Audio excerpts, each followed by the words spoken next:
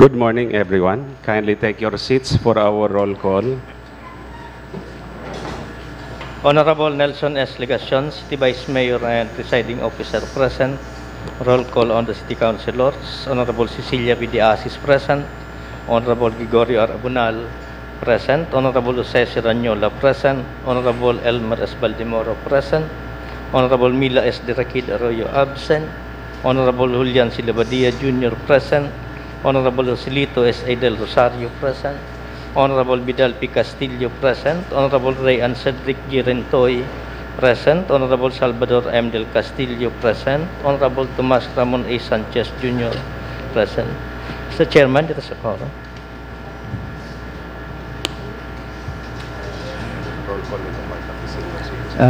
Roll call po on the part of senior citizens official. 27th City Senior Citizen Sangguniang Panglungsod, please. Honorable Armando H. Colima, present. Honorable Lilibel Larauri, present. Honorable Virginia L. Martin, present. Honorable Herminia A. Morada, present. Honorable Edgar A. Hernandez, present. Honorable Nomila C. Culvera, present. Culvera? Yes. Honorable Rosario S. P. Estanislao, present. Honorable Rodolfo P. Presnilio, present. Honorable Venancio C. Pimentel, present.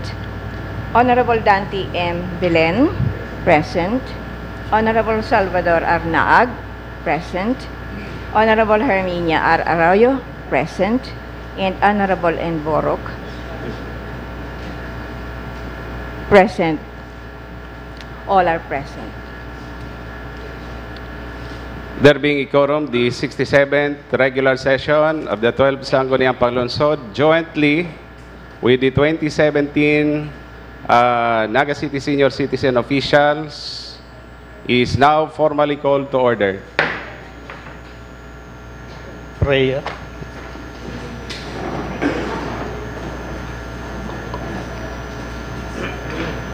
Name, Father, Son, and Spirit. Dear Lord, as we deliberate into this session, give us the wisdom to overcome passion.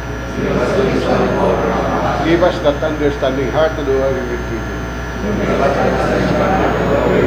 Give us the foresight to know what the future may divide. Give us the courage and strength to seek the truth in what is good. Give us the facility of language that we may be understood. Finally, our Lord, make us worthy public servant of the city. We deeply love and highly honor. Naga City, the heart of Bicol. Amen. Pambansang awit. Mayang magiliw.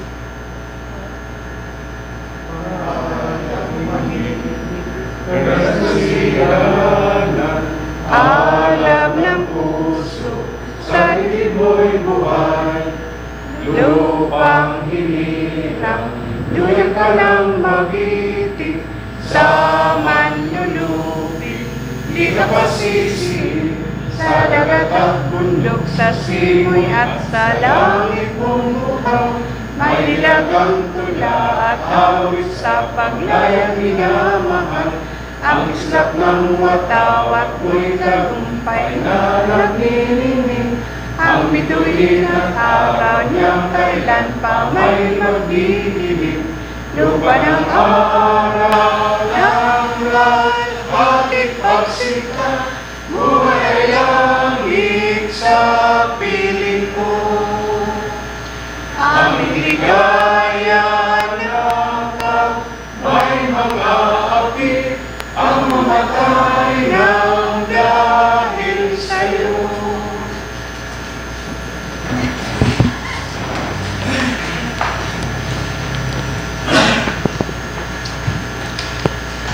Next item. Privilege time. Anyone from the regular members of this body Yes, the Honorable Jose Ranyola.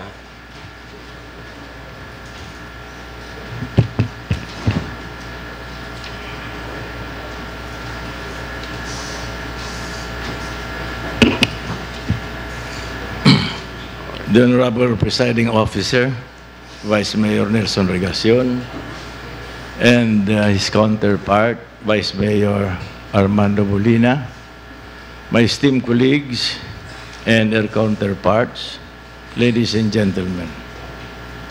During the campaign period 2016, this erstwhile candidate promised before our constituent that if ever elected as the city councilor, my office will be working judiciously and diligently with my peers in the City Council, dubbed as Team Naga, especially in the delivery of the best health and medical services to our people.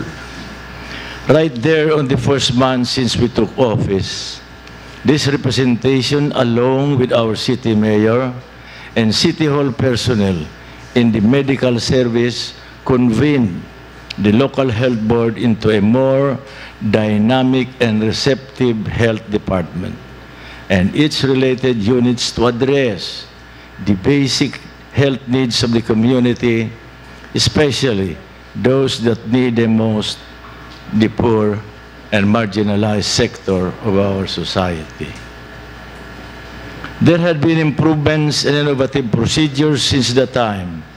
Thank you very much to the energetic and uncomplaining personnel of our City Health Office, led by Dr. Boots Vito Borja, including his co-workers that man the City Hospital and the infirmary. The Rescue and Emergency Response Team, as well as the barangay health units that are there to watch over and attend to the health and medical needs of every Nagueño seeking their assistance and help. On the fly infestation that had affected the city's upland barangays, because of the presence there of poultry farms and other livestock livelihood activities, the city's health board conducted a series of ocular inspection and dialogue with both the affected residents and industry players to immediately resolve the problem. It was also through the local health board that this representation warned about the rising cases of HIV/AIDS and other sexually transmitted diseases, not only in Naga, but throughout Bicol region, which because of our efforts through wider information on how to prevent and monitor them, had shown significant signs of slowing down even among young boys and girls. We had enacted an ordinance that created a composite body to conduct strict monitoring and surveillance of both adults and minors suspected to be engaged in sex trade. Now, this humble representation is received from our local hospitals and police office that show that there is a rise in number of patients that are suffering from physical immobility due to stroke, amputation, injury, sprains, vehicular accident, and other related cases. This sample representation, together with my counterpart, Councilor Morada,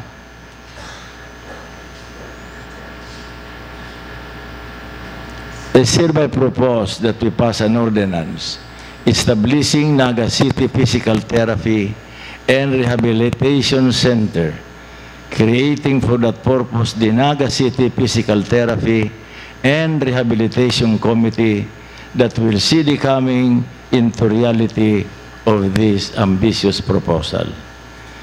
Physical therapy is often used to treat various injury or disorder that causes problems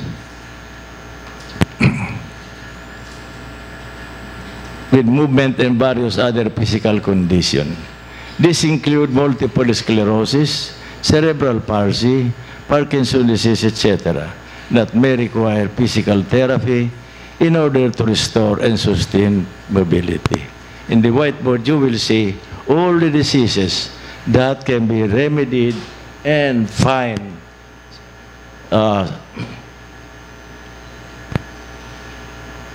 management in the physical therapy.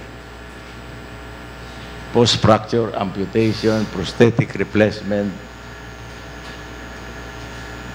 neurological, yung mga cerebrovascular accident, stroke, traumatic brain injuries, ito yung mga pain in the back, no? Cerebral palsy. Those are the diseases that can be remedied by having a physical therapy and rehabilitation. The proposed center, once established, will provide, among others, the following. A gym and exercise equipment to help promote mobility and function for individuals who are suffering from injuries or movement condition. B, physical therapist that will treat people using the therapeutic exercise regimens and techniques, radiant and superficial heating, therapeutic ultrasound, patient education and training. And C, occupation therapist to help people achieve their highest capacity in performing activities of daily living. And D is speech therapist to help people with language-related learning issue such as speaking, listening, and warming. Those that have stroke and their speech center was affected. We have one colleague in here who suffered a stroke and as of yet cannot still speak. The proposed center will take care of patients with affirmation problems who may come from all walks of life, so to speak. I know that our counterpart from Naga City Senior Citizens Federation, who are seated beside us, will be very happy with this proposal.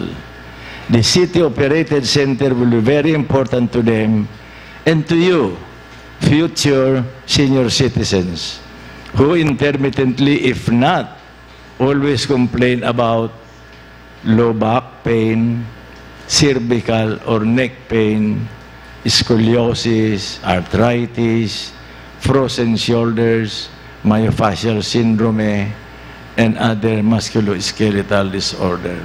Those are disorders that come when you grow a little older. No? These are the knee joint pains.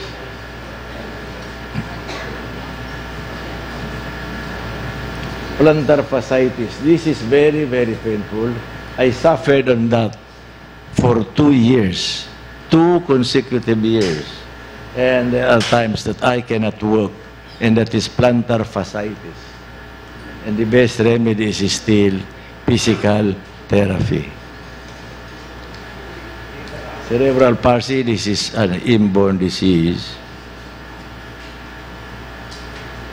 Well, arthritis, I think 1/2 of our councilors here present are suffering from this, and that includes the Vice Mayor.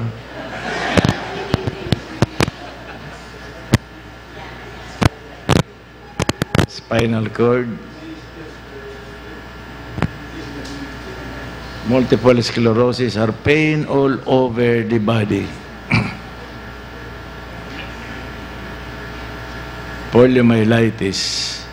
The Rotary Club is now aiming to have a zero poliomyelitis all over the world, which is next to impossible.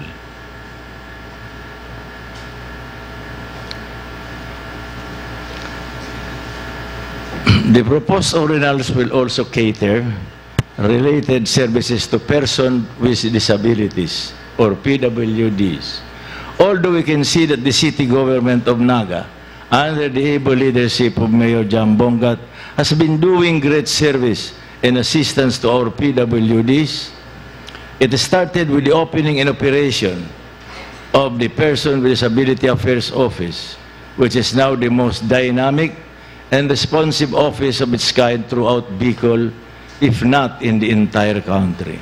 In fact, the exceptional services that the city has rendered to the person with disability sector for the past 2 years have been the basis for the Philippine Foundation for Rehabilitation of the Disabled to confer to LGU of Naga the prestigious Apolinario Mabini Award this year. We just have received it, no? And at this juncture, ladies and gentlemen, I would like to take this opportunity to extend my congratulations to our colleague here, City Councilor Elmer Baldeboro, who is as chairman of the Sangguniang Panglungsod Committee on Persons and Disabilities, has been instrumental in instituting significant legislative measures that help make all efforts in the reintegration of these members of the sector to the mainstream of society and achieve remarkable results. By the way, Councilor Baldemoro is my ihado. Pero sugad siya kininong niya body. Kung sa'yo nagsugad, well, your guess is good as mine. The proposed establishment of the Naga City Therapy and Rehabilitation Center will also cater to patients who need to undergo post-fracture management and amputation and prosthetic replacement of joints and other neurological, medical, surgical, and physical fitness and sports training services. In my preliminary talk with our city mayor, he said he finds the proposed ordinance wise and necessary, as it will be very beneficial to all, especially to our constituents with disabilities and those who can't afford such services and facilities in private institutions, particularly located in Manila and outside of our city.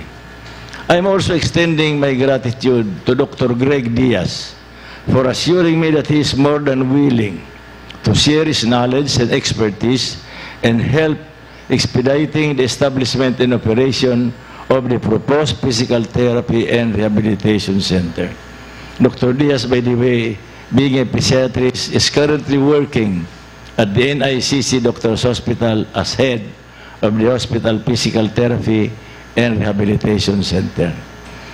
He is a physiatrist. A physiatrist is a medical doctor who have completed training in medical specialty of physical medicine and rehabilitation. He ensured that the appropriate rehabilitative services are provided, as well as to lead the interdisciplinary team of healthcare providers. It is my fervent hope and also of Councilor Herminia Murada that my colleagues in this august body will support us in passing of this proposal and its eventual approval for the greater interest of our patients in particular, in our constituent in general. Thank you very much and good morning. Thank you, Councilor Jose Ranyola. We wish to acknowledge the presence of Councilor Mila Rakid Arroyo. The Secretary will please take note. Any other privileged speech from the regular members? If none, On the part of senior citizens officials, anyone who will avail of the privileged time? If none, okay. okay, before we proceed to the next item, we also wish to acknowledge the presence of our City Planning and Development Officer, Mr. Wilfredo Prillas Jr. We have already with us the Assistant Provincial Manager of the National Food Authority, Ma'am Nora Foliosco, and representatives from the Department of Agriculture, in particular from the Operations Divisions, the one in charge for the corn program, Ms. Michelle Maligang, for rice program, Mr. Marcial Bostarga, and from the Agribusiness and Marketing Assistance Division of the Department of Agriculture, Ms. Arlene Gabriela San Andres, and Mr. Alden Jesus Ragay. Okay. Next item. Reading and approval of the order of business. Councilor Elmer Baldimoro. Thank you, Mr. Chair. Mr. Chair, may I move to dispense the reading of the order of business with the following inclusion. Item number 1 of the special business or order is the letter from the City Mayor with 6 items enumerated. Item number 2 of the special business or order is the letter from Aquiline Mactan Renewable Energy Incorporated. Under unfinished business, 1A is the proposed resolution authored by the Honorable Julian Labadia Jr., resolution creating task force Salbar Parauma that will assist farmers in coping up with drastic reduction in the price of crops, particularly corn. Under unfinished business, item number 21 is the letter from Acting City Administrator Florencio Mongoso regarding the JMR Coliseum Leasing and Management Committee.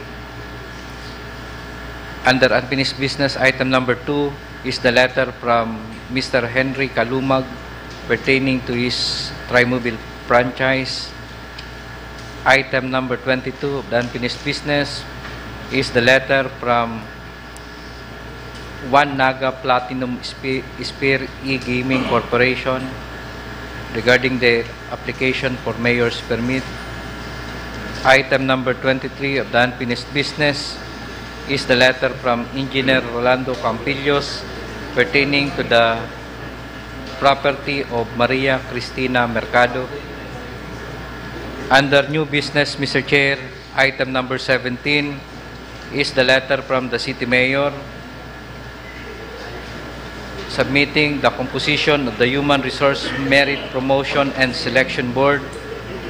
Item number 18 is the endorsement from Trimobile Task Force pertaining to the transfer of Trimobile franchise.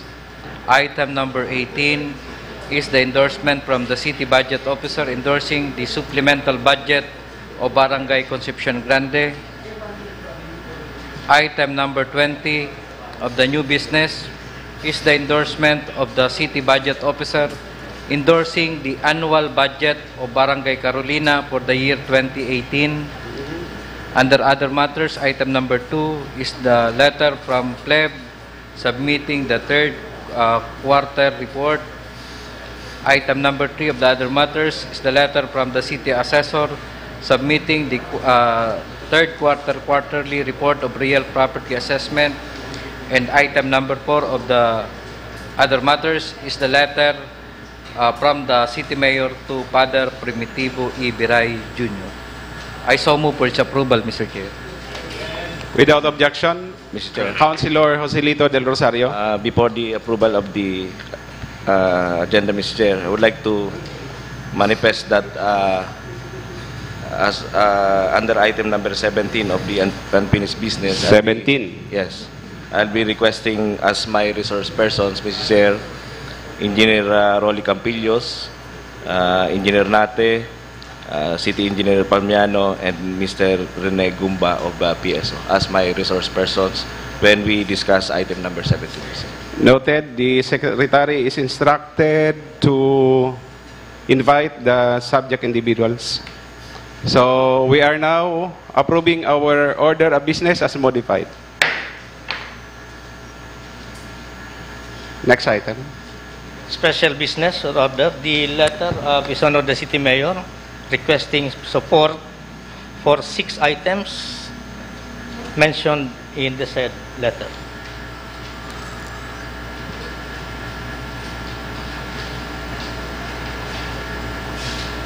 Christine.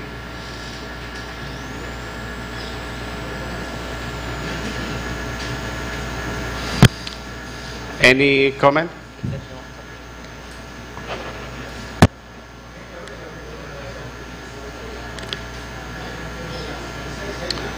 On item number 1 of the letter, if none, we proceed to item number 2. Mr. Chair, Councilor Joselito Del Rosario. as far as item number 1, Mr. Chair, Okay.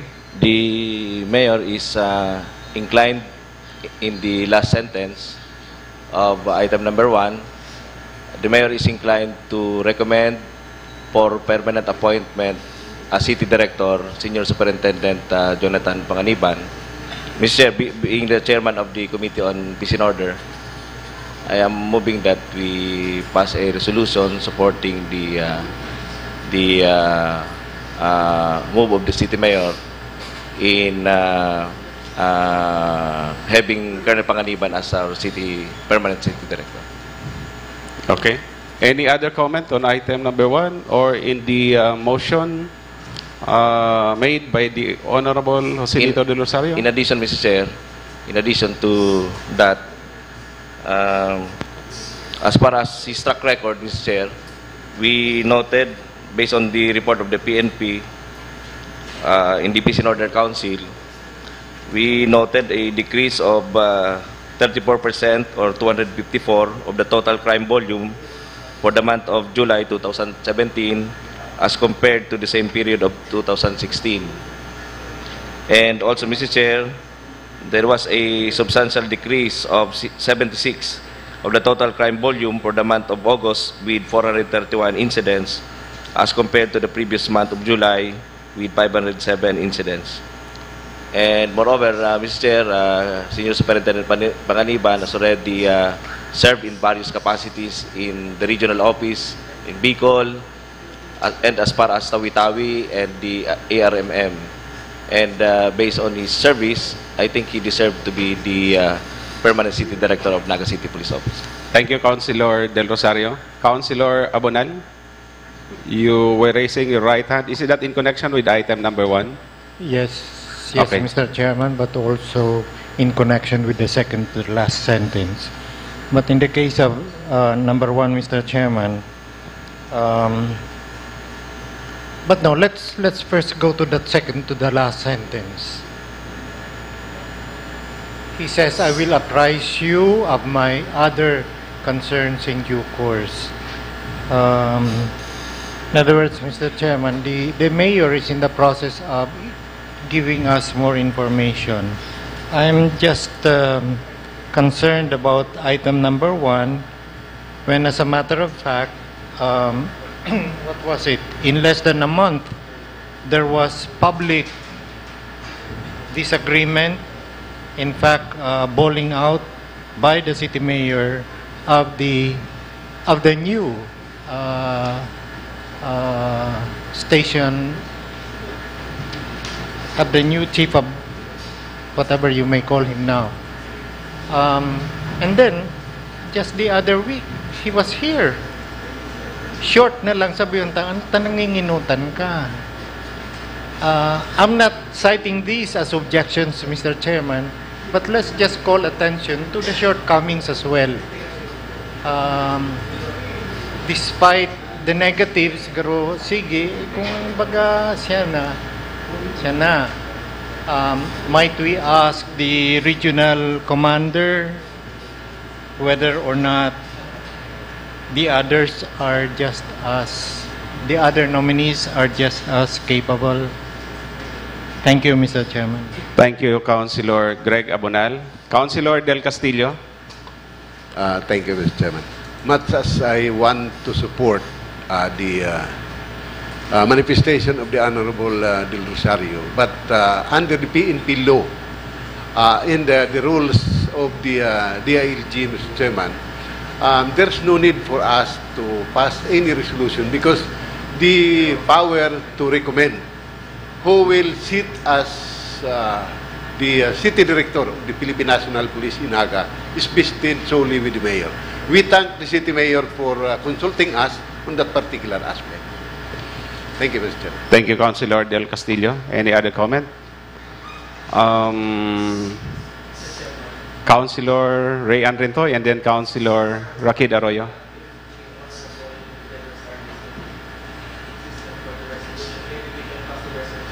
after the mayor has confirmed the appointment of the city director, resolution supporting what the mayor did.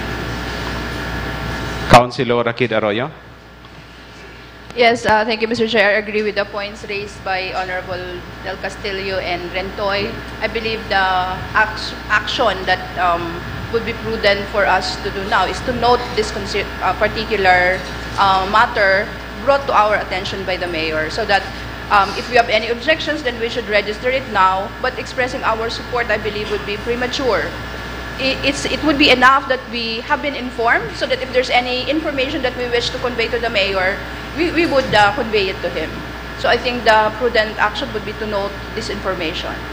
Thank you, Mr. Chair. Okay. Thank you, Councilor Rakid Arroyo. And for the record, I just want to express my concern about the absence of the acting city director in yesterday's flag raising ceremony, where the resolution of commendation passed by the Sangguniang Panlungsod was supposed to be given personally to him. I do not know why he was not around. And I do not know what was the statement that was not made by reason of the absence of the acting city director in that occasion. Unless any one of us knows the reason why the acting city director was absent in yesterday's event. Do you know, Councilor Del Rosario? You do not.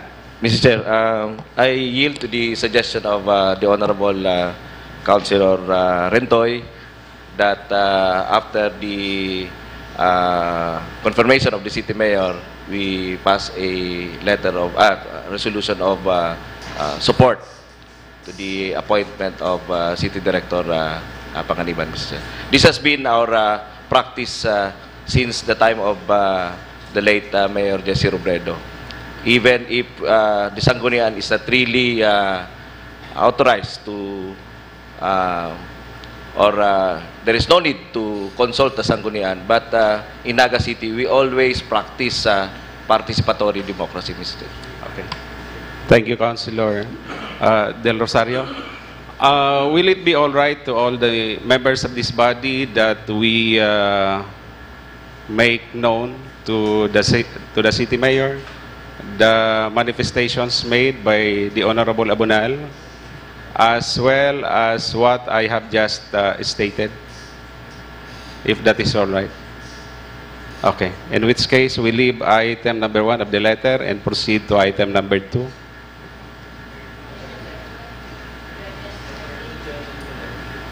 We pass a Councilor Greg Abunal, being the former principal of Ateneo de Naga University. Mr. Chairman, just as soon as I heard he was appointed to be the superior, I already mentioned to some of us here whether it is in order to pass a resolution commending him for that matter. And therefore, sabi nila on joint and collective motion, we'd like to pass a resolution commending Father Jun V. Rai for being the first Ateneo de Naga official to have been appointed provincial of the Society of Jesus. Sige, on joint and collective motion. On item number 3 of the letter, we refer this to this is still pending before the Committee on City Properties. One of those being considered is the area necessary for the establishment of a convention center. Although I noted in the area that what is being proposed is only for, 35 by 50. That's only about 1,750 square meters which according to Engineer Palmiano IV can only accommodate about 1,100 individuals, which is about the same size as the tent. I think we need a bigger area. 35 by 50 is obviously not sufficient. So we are referring, yes, Councilor Del Castillo. Thank you, Mr. Chairman. Actually, Mr. Chair, it was already reported out to the plenary that we are reserving a certain area at the Almeida property as the site of the convention center. But on the final decision whether we will put up one or not, it is up to the official dam of the city. But as far as the committee is concerned, our job is already finished on that particular matter. Okay. We have reserved, I think, 3,000 square meters for that particular facility at the Almeida property. I was looking at the proposed development plan, and I noted that the area for convention center, at least the building, is 35 by 50. So it's not 3,000. 35 by 50, that's what? About 1,750 square meters. Councilor Abonal? If I remember the plan, Mr. Chairman, if you're facing the supposed structure, to the left of that was marked for City College. But the City College, we did not reserve space. So if there must be expansion, I think the expansion may have to be towards the left, Mr. Chairman. Okay. Councilor Rakid Arroyo? So may I move, Mr. Chair, that we, on third item, we inform the City Mayor that the matter is already being considered under the Committee on City Properties. Thank you. Okay. So the Secretary is so instructed. Councilor Labadia Jr. Kung natatandaan ko, Mr. Chairman, ang CBD3 developer may planong taoning lote sa lokal na gobyerno kang syudad na pwede tang i-consider na pwedeng bugtakan kaniyong convention center. Kung i-imagine nun ta, Mr. Chairman, ining CBD3 which we endorse to be included in the CLUP, yan lugar na yan, Mr. Chairman, sa likod lang yan kang Diversion Road, natatahawan siya kang Bicol River, sa likod siya kang Pure Gold, sa likod siya kang Robinson. Baka pwedeng i-consider yan, Mr. Chairman, lugar na yan, considering harani sa sentro. Just for information, Mr. Chairman. Maybe when an actual donation is made in favor of the city. Okay. So we are through with item number 3 of the letter. We proceed to item number 4.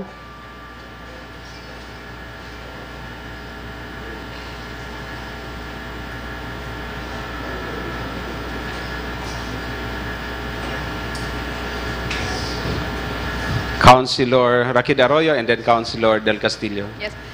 May we know, it's not very clear, Mr. Chair, if the intention of the City Mayor is to convert the Bicol Science Centrum into a film center or to add, because if only to add, then it will be very small. So we will request the City Mayor to particularize item number 4. Yes, Mr. Chair. Okay. The Secretary is so instructed. Councilor Del Castillo? I have the same manifestation with that of the Honorable Arroyo. Okay. Thank you, Councilor Del Castillo. We proceed to item number 5. Item number 5. Councilor Julian Labadia Jr. Ako, Mr. Chairman, nagtutubod sa item number 5. Naaasikaso ining maray kang Naga City Urban Housing Board under the leadership of the Honorable Miles Rakid Arroyo. Ang nahihiling ko digdiyo, Mr. Chairman, sa issue on number 5, apwera kang Naga City Housing Board, apwera kang HSD o member man dyan, sa hiling ko, Mr. Chairman, mag-create kita ng kung pwedeng to be headed by the Housing Board, ning sarong committee na hilingon talaga yan ang particular na kaipuhan na lote paligdi sa Naga sa mga nag-a-apply sa tuya. Natatapos pa lang, Mr. Chairman, si local shelter planning, right shop, kadakol duman importanteng bagay na dapat gibuo ng city. Especially, Mr. Chairman, ang opisina ni Mr. Nick Motos on the issue of data na kaipuhan kang city government para maaraman ta kumpira talaga ang kaipuhan. Kasi may nahihiling ako, Mr. Chairman, usually surat sa tuya para ma-address ang housing ang backlog na sinasabing one-time, big-time urban poor housing project. Minsan, 5 hectares lang, and then 7 hectares, 12 hectares. Kung gusto ta, Mr. Chairman, talagang sarong one-time, big-time urban poor housing for Naga, hilingon ta na si Gabos na nangaipo. Ang sinasabi ko, Mr. Chairman, more or less, there are 12,000 household or families kay puha na matabangan ta. So, just kung gusto, Mr. Chairman, ang Sangguniang Panglungsod and the Office of the Mayor with the Housing Board, mag-come up giraray ning sarong committee just on the issue of one-time, big-time for urban poor housing project, Mr. Chairman. Or probably this can be taken up in the committee chaired by Councilor Rakid Arroyo of the Housing and Settlement Development. In relation to this, can we take a look at item number 23 or 24 of the unfinished business? I am referring to the letter coming from Engineer Rolly Campillos in connection with the Mercado offer.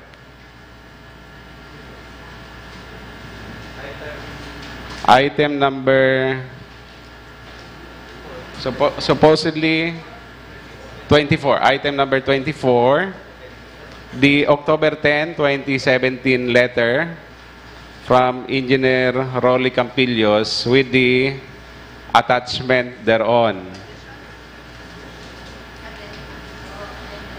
Addendum, under addendum of your computer.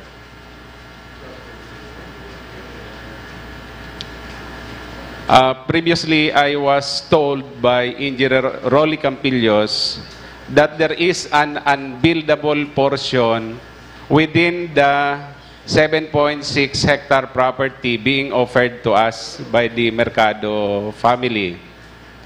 And according to him, it's about 2.5 hectares. But in the letter and in the attachment, it appears that it is 13,539 square meters. And if you will take a look at the plan attached to the letter, the property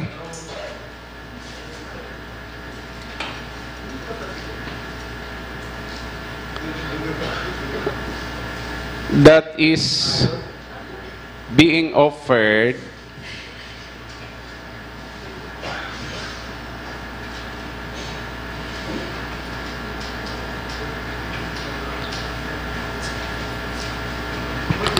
are lot 17H, 17G, 17F, and 17E.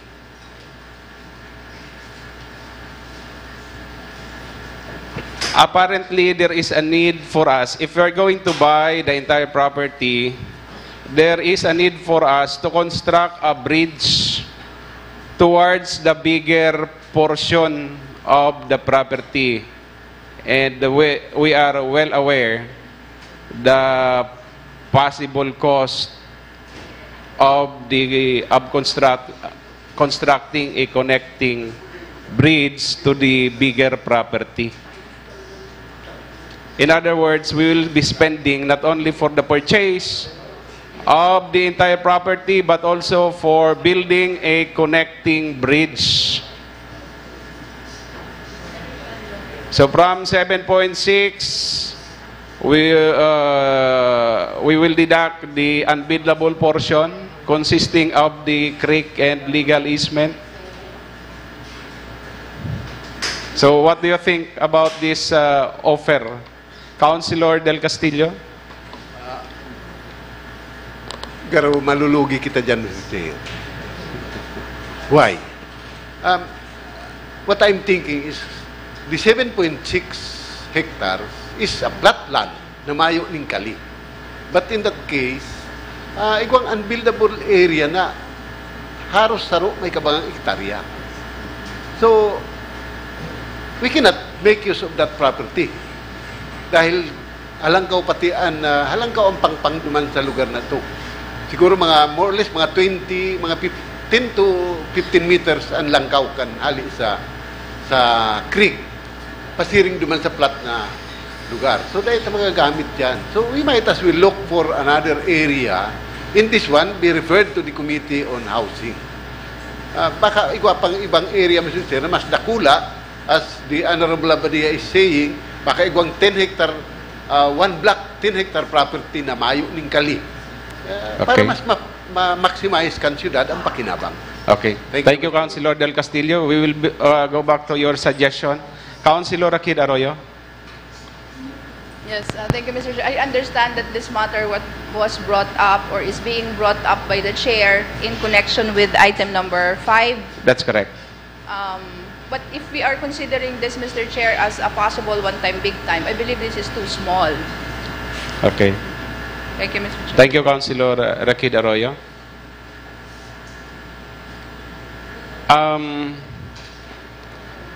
2 sessions ago, we took up the offer. We discussed the offer of certain mercado through Mr. Johan De La Rosa. The offer to us was 350 pesos per square meter. We haggled, and a letter was sent to us telling us that the owner is willing to sell the property at 325 pesos per square meter net to her, without us knowing of this unbuildable portion. So, if we are saying right now that this is not up for the one-time, big-time project, we might as well already tell the owner, the seller, about our disposition. Councilor Akid Arroyo? Yes, Mr. Chair, I agree with the sentiment of the Chair. We should, however, consider that the amount that we have asked around at 325, this is really very low already, especially that it's already a residential area. I think the thing that we should do is to request from the landowner to exclude that portion or to just free that up. No? Okay. In other words, in the valuation that we will buy, they will not include or compute those areas that are unbuildable. I think that would be the better compromise there. Because if you will really ask around, 325 is already very low, considering that it's already residential and it's already around residential areas. We are continually looking for areas for our program for the poor. And this is really affordable for our poor. Some of the properties that we bought is 500 pesos. So this is really very, very low already. If the landowner will agree that we will not pay for that portion which is unbuildable, then I think we should pursue with the negotiation. Okay. Thank you, Councilor Akid Arroyo. If the landowner agrees that we pay only the buildable portion for the selling price of 325 per square meter, we should also consider the fact that if we make use of this property as our socialized housing project, we still have to consider the cost of constructing a bridge towards the bigger portion from the road going to Madrigal area towards that 6-meter wide road. I think somewhere in lot 17D or lot 17H, we have to construct a road towards the 3 other lots. And that will entail how much? An early estimate, according to Engineer Campillos, will cost us about 10 million pesos. So in other words, you are buying about 6-hectare property, 6.3 properties at the selling price of 325 pesos plus 10 million pesos. That will dramatically increase the price of the land. In effect, that might even be more costly. You try to compute. A 6-hectare property, for instance, times 300 pesos, that's how much? 18 million pesos. Plus 10 million for the cost of the bridge, that's how much? 28 million divided by 6, how much is that?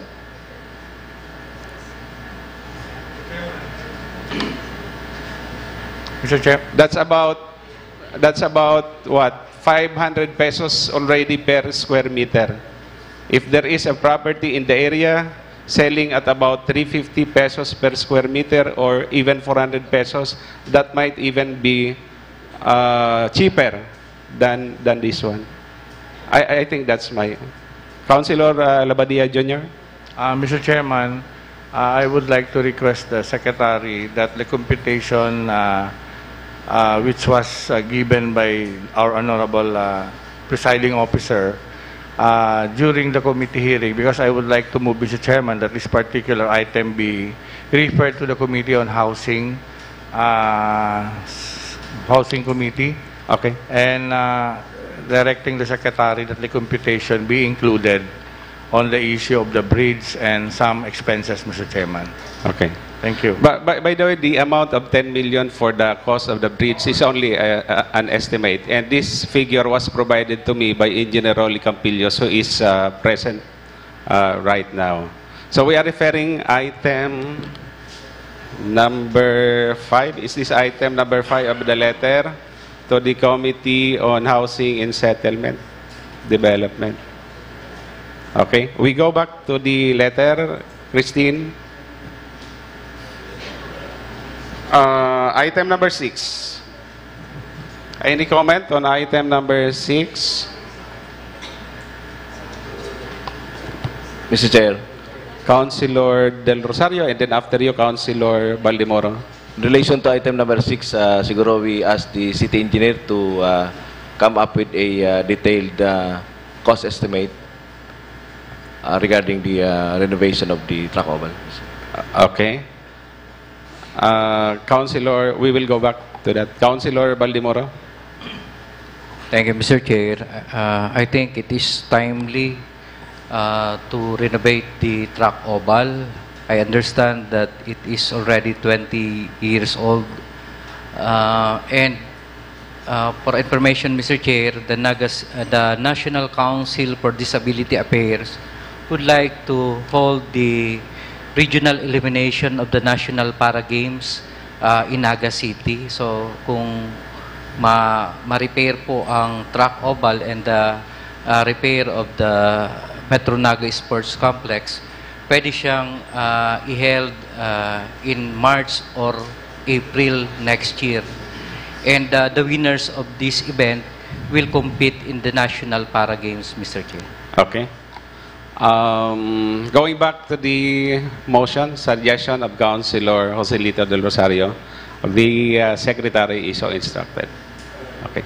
So with that, I think we are through. Yes, Councilor Del Castillo. Although this might be no direct connection with the letter of the mayor, Mr. Chair. But in connection with number 6, since we are talking of the Metro Naga Sports Complex at Pakul, dahil ko lang aram, Mr. Chair, kung it was already formally donated to the city because I have not seen the donation papers for that particular property. So baka pwede tayong masadol ang legal officer na mahiling ta si donation paper. The legal officer, Mr. Chair, because it's one of the function of the legal officer. Thank you, Mr. Chairman. Okay, so the secretary is instructed to send a communication to the legal officer asking him to furnish the Sangguniang Panlunsod a copy of the deed of donation of the subject property with the corresponding ratification, acceptance and ratification thereof, if any, and if none, for him to immediately report within a period of 10 days from receipt and to suggest and or undertake necessary measures in coordination with the mayor to ensure that this property is owned by the city of Naga. Okay. Thank you, Councilor Del Castillo. We proceed to the next item. The letter dated October 17, 2017 from Mr. Jesus Jaime Jr., President, Aquilini Mactan Renewable Energy Incorporated.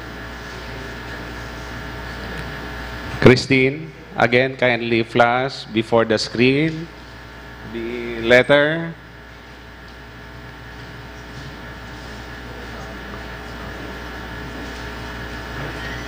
Actually, the letter contains two parts. Number one, the invitation to us to attend the opening. Is it what do you call this? The switching on of the waste to energy facility in the industrial park in Lapu-Lapu City, Cebu, on October 28. And then the second one is the offer for this entity to set up, to establish that waste to energy facility in Naga City. And the members of this body very well know that it was actually the office of the Vice President, in fact, the Vice President herself, who let us know the existence of this entity of the waste to energy facility, the first one in the entire country. So it is the office of the Vice President that is coordinating with us for the visit to Cebu and for the possible partnership later on with this entity. Councilor Ballimoro. Thank you, Mr. Chair. This matter was just handed to me this morning. So may I request, and I understand that this was not given to the Secretariat. So may I request to temporarily defer this matter, Mr. Chair. Okay, so we defer this matter with instruction to the Secretariat to reproduce at least the letter. There is an attachment, but the main important is the letter for its distribution to the members of this body. Next item. Unfinished business. The letter dated October 5, 2017, inviting into this regular session Ms. Chona Ibriwega, Provincial Manager, National Food Authority, with respect to the Task Force Salvar Parauma, a proposed resolution of the Honorable Julian C. Labadia Jr. Councilor Julian Labadia Jr. Mr. Chairman, can we tackle item number 1 and 2 simultaneously? Okay. Yes, Mr. Okay, we will do that. So we suspend our rules of procedure. Yes, Mr. Chairman. Okay. And we request the Assistant Provincial Manager of NFA, Ma'am Nora Fuliosco, kindly approach the podium. Councilor Labadia Jr., please provide the background there why we invited the NFA representative as well as DA. Yes, Mr. Chairman.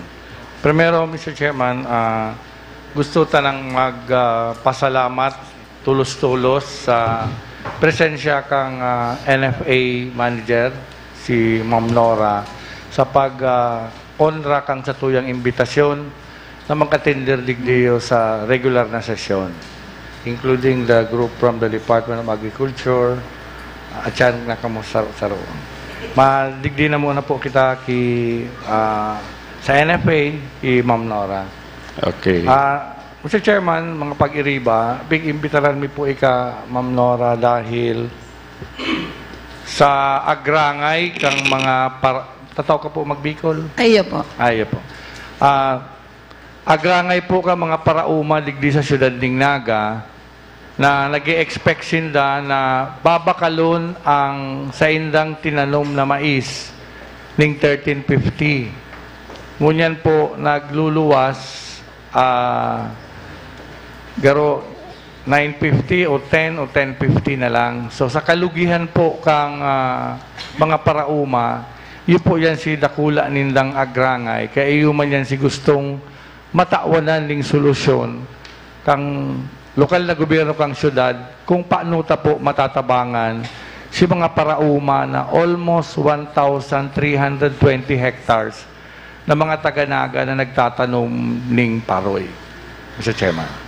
Hi, good morning to this honorable body. And bilang representative kang National Food Authority, I would like to inform the body that NFA as the government agency mandated to stabilize supply and prices of palay, rice, and corn. So in this instance, our agency is the market of last resort of our local corn producers.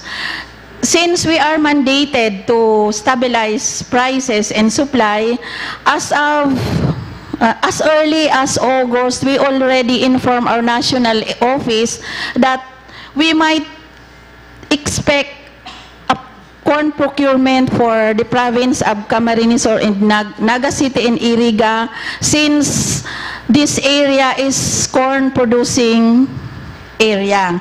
So last week of August, we already make a survey wherein the production for corn in Camarines Sur, Naga, and Iriga for September to December will be 2.6 million bags. So we already requested to procure corn, even if it was not incorporated in our marketing plan, because 4 years ago, when I remember I was the one who attended the corn board meeting for the Region 5, corn users in the area is demanding 20,000 metric tons of corn, wherein the local producers cannot meet. So the production is low. So we were not able to incorporate it in our marketing plan since our corn users is demanding for that commodity. But since last August, the price of corn is quite unstable, na bumabagsak ang presyo. We already requested an authority to procure from our central office, and hopefully just last Friday we already received a memorandum authorizing us to procure 60,000 bags of corn to from our local producers. Councilor Labadia. Mr. Chairman, aramon ko lang po na muna, Mr. Chairman, kung guraano ang bakal kang NFA sa corn. I have here with me the buying prices for yellow corn grains. Since ang ang napoproduce is yellow corn grains for animal feeds. Our buying price or basic price is 12.30 per kilo, and we are also giving an incentives, drying incentive of 20 centavos per kilo, delivery incentive of 20 centavos per kilo. So that's 12.70. based on our specification na Class A, 97 to 100% purity and 14% MC. Meaning, pag sinabing 14% MC, that's clean and dry. Class A po yan. And we categorize corn into Class A, B, C, and D.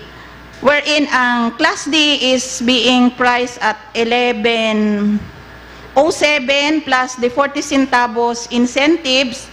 So that's 11.47.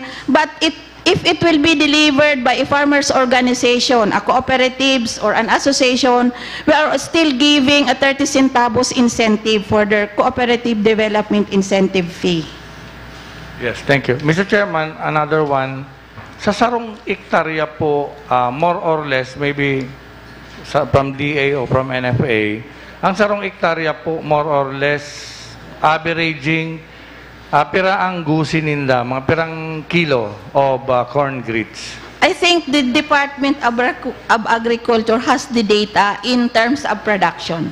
Okay, sige, diba? More or less, Okay, representative from DA, please.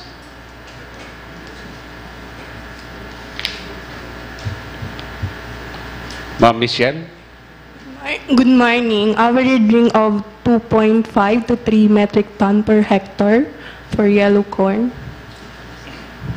Thank you. Mr. Chairman, ang gusto sabihin, kung ang syudad ning Naga igwang 1.4 na hektarya more or less, sa 3,000, that is mga 4.2 million kilos of corn. Kung binabakal ninda yan sa GC 42 million, kung 3, more or less kay puhanta ning 55 million sa Naga para mabakal kang NFA ang gabos na gusi kang Naga. That's 55 million pesos. Oh, more or less 55, kaya po yan. Well, the 60,000 bags na authority for our brands to procure, we had already requested for fund remittance for that. Anyway, fund remittance for our procurement operations is not being remitted in full. We use it. It's usually remitted to us on a weekly basis from our central office. Mr. Chairman, ang tumbok ko kaya, Mr. Chairman, ang NFA, iyo ang pinaka-buying station kang palay and corn. Kung ma-assure kita kang NFA na ini yung 60,000 bags, kung ita-times mo yan sa 50 pesos, 50 po ano, 50? 60,000. 50,000. 300,000. So, mga 3 million siya, ano po, 3 million more or less na kilos. 3 million. Kasi ang 60,000 bags. One bag is about 70 kilos, right? One The bag. 60,000 bags, that's 3,000 metric tons.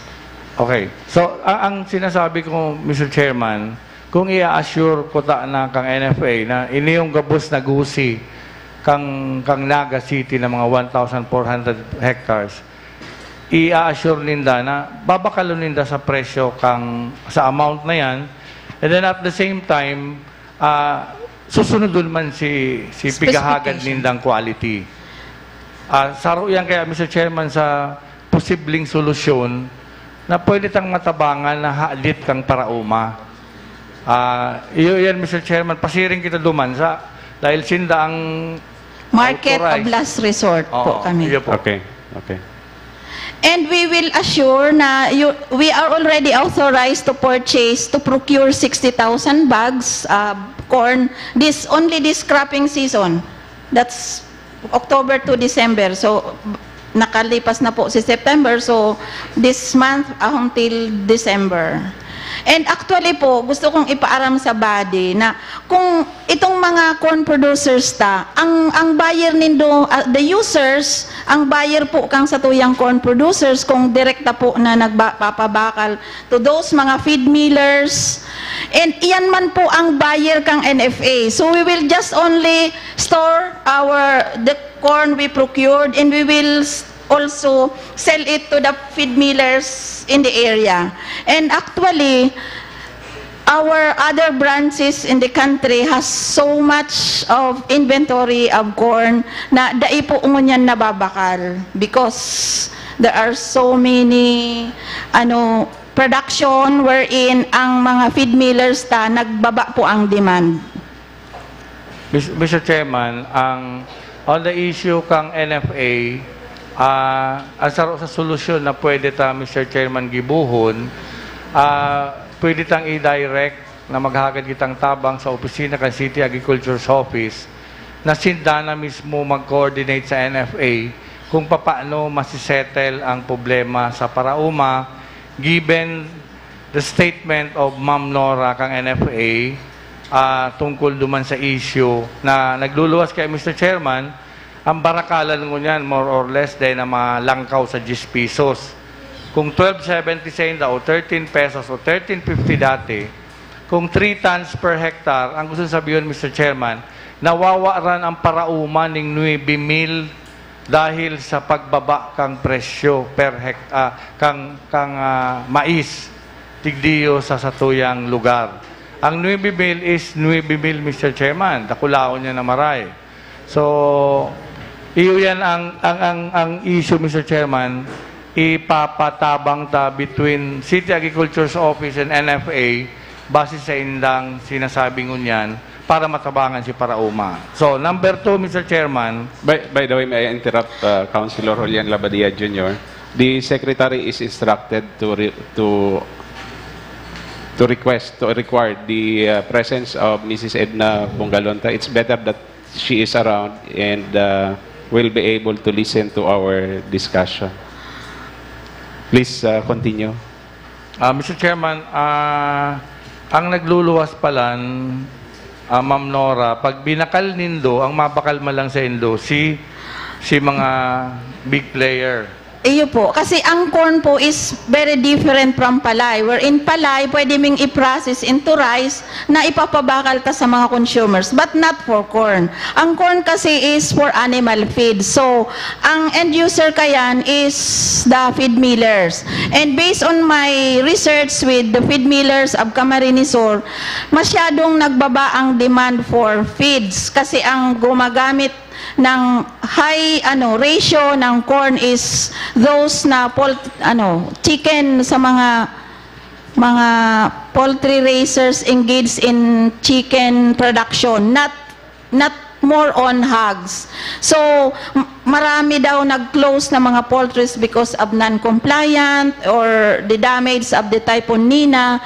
And before the supply of our feed millers is as far as Mindanao, but not this year. So, ang suggestion ko pa po sa City Agriculture is siguro sa next cropping, before mag-encourage sa mga farmers to plant corn, siguro we have to meet yung interagency para ma-determine ang demand before na sinda mag-produce para dai masyadong masacrifice ang presyo pag nagkaigwanan in harvest. Mr. Chairman, thank you. One more for the Department of Agriculture or para sa NFA. Ang na-mention ng kadikit, Mr. Chairman, si Kausa kang kunta no nagbaba. Pero sa sinasabi, confirm na lang ang NFA or DA, nagbaba ang pagbakal kang presyo dahil sa dakul na imported na mais na naglalaog sa Pilipinas. Gusto ko lang ipa-confirm yan, number 1, either sa NFA or sa DA. Number 2, Mr. Chairman, especially ang Department of Agriculture, last year, Mr. Chairman, nag-iba pa ako sa Pulumulok, Coronadal, sa South Cotabato, para magkuhaning awards ang Naga City Government na saro sa matibay na mag-produce ng Department of Agriculture, though invited po si Red Ellen de los Santos, but unfortunately, she was called by the... May mga iba pa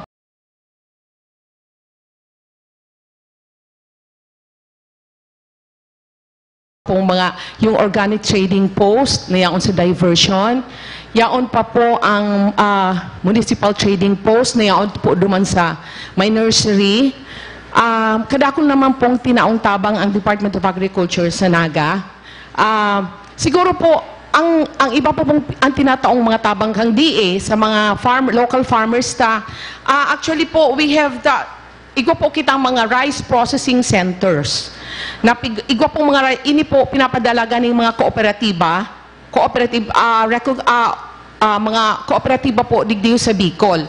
I do not know kung igdi po sa Naga, sa operations po ang makasibag. Kung igwa na po digding rice processing center, iyan pong mga grupo, mga co-op na iyan, tinatawan po ng tabang kang DA sa seeds, sa fertilizer, sa mga equipments. And siguro, yes sir, iyan pong mga tabang na iyan, and iyan pa po, sinda po magbabakal po ka mga produce ka mga local farmers. And I heard po sa corn, next 2018, igwa pong budget for this kind of project, for corn. Kasi ang rice processing center po, at this 2017, sa Palay iyan. Pero for 2018, ang corn po, tatawanan ng budget for that. Yes, Councilor Labadie. Actually, Ma'am Arlene, yes, po. Grabe ang pasalamat, Mr. Chairman, kang lokal na gobyerno kang syudad sa Department of Agriculture under the leadership of Ma'am Ellen de los Santos. Malinaw yan, mayong question dyan. Pero ang problema mingon yan, si 1315 babakalon na binabakal mo yan, GIS.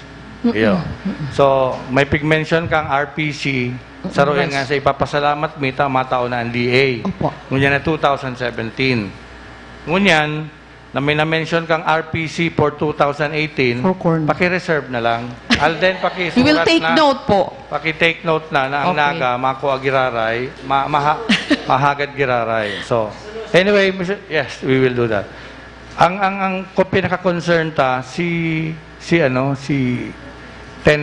pesos or 950, kung papaano baka ano ang direktang maitatabang kang DA, saka si Ma'am Nora kang NFA, medyo malinaw na ang pigsabi. So, again, dahil sige-sige naman kamuntabang sa city government, sa mga parauma, ano daw ang immediate na pwede tang gibuhon sa issue kang kakulangan na mawawaran per hectare ng 9,000. O baka pwede rin doon i-subsidize ang kabanga. So, more or less, nagingirit si Ma'am Michelle Alden. Kagawad, I think we are not po kami. Actually po, ang Department of Agriculture does not have the regulatory authority pag-abot po sa prices. E nadangog naman po ang NFA po, sinda ang pag-abot po sa presyo. Pero po ang DA, yun na po ang sinasabi ko, digdi po sa mga tinataong assistance kang DA na pigo-organize na ini pong malaag sindang warehouse ang mga farmers, sinda mismo po ang mabakal po sa mga small farmers, tangani pong, kumbaga, makakataon ng ang farmers, kasi hindi nagpapadalagang, makakataon sindang halangkaw na presyo. At this moment po, kung taano medyo nagbaba ang presyo, it's because it's the peak season. Kumbaga, harvest time from August to October. Probably po, by November, malangkaw na naman po, tapos na po ang aranihan kang corn. So it's the supply and demand. Bako, Mr. Chairman, dahil sa dakol na nagralaog na imported na mais, kung taano nagbaba ang presyo kang mais, bako dahil sa importation. Gusto talagang ma-confirm, Mr. Chairman. It's the peak season po. Okay.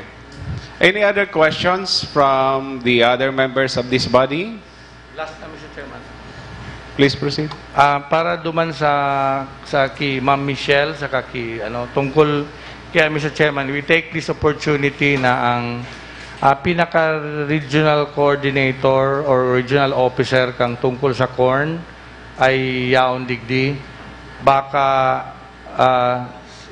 primero masimbagan si problema kung igwa, and then we will take this opportunity si pangadua na ano ang maisa-suggest mo pa, Lindo, na mas lalong ma-improve ang corn production digdi sa siyudad ng Naga?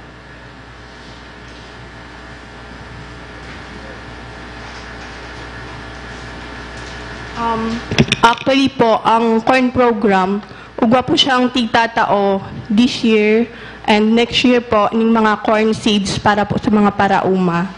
nabanggit na din po ni ma'am na ugwa po kitang mga dryer na tigtao din po for Camarines Sur. Ugwa nga ni po kung saro na 10 tonner na yaan po sa Naga. And then for 2018, yung nabanggit po ni ma'am na 4 unit ng warehouse.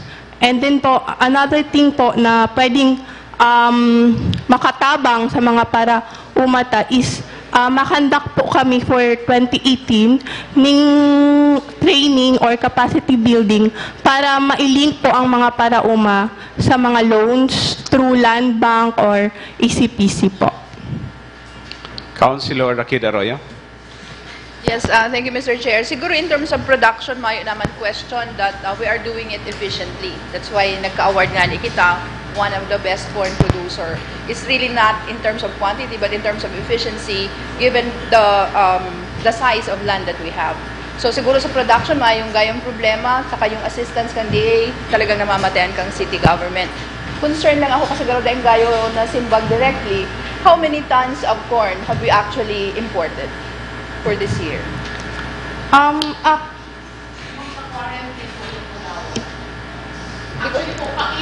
Ma'am Arlene, kindly approach the podium so that everyone can listen Okay to, po, to sorry. your beautiful voice. Actually po, pag dyan po, yung mga imported corn po, and ano po yun, nag-aagi po yun sa quarantine. And imi po aram ang date. May separate group man po, Yes, quarantine sa regulatories. Yes, kasi Division. alam na ang pag-fresh ang pinagurulayan, the law of supply and demand is what really prevails. Yes. Kaya dapat maaraman ta, nag-import ba? And how much have been imported? Kasi kung nag-import pa, yan ang reason kung talagang nagbaraba ang price. There's just so much supply. Yes. So that's a very crucial information pag pinag-urulayan ang price, and pwede bang ma-informaran kita maski siguro later on, and to also explain tanan na nag-import samantalang dahulon nga ning dahil nababarakal dahil sobra ang supply. Opo. Kagawad siguro po, Mr. Chair, mas ang makakasimbag po kayan itong sa regulatory division may under niya po ang quarantine section po. Right now, Sa marketing po kami. right now, you do not have any representative from basta- that division? Wala po. Okay. Anyway, earlier, if I heard it right, Ma'am Nora Foliosco told us that one factor which contributed to the low buying price is the closing down of a number of poultries, not only within the Bicol region, but also in other parts in the country. This resulted to low demand Yes, sir. for corn For produce. feeds. Okay. Wherein the corn is the major component. Okay. So we cannot tell if there is another factor. We are thinking of import having probably been done by the government, but there is no data with respect to that. Sir, with respect to importation of corn, it's not with our agency. It's That is with fine. the Department of Agriculture. Okay, okay. And I would suggest that we have to analyze the supply and demand so that next production, we will not produce surplus na masasacrifice po ang presyo. And I would like to announce to the body that we will only be procuring corn from legitimate farmers.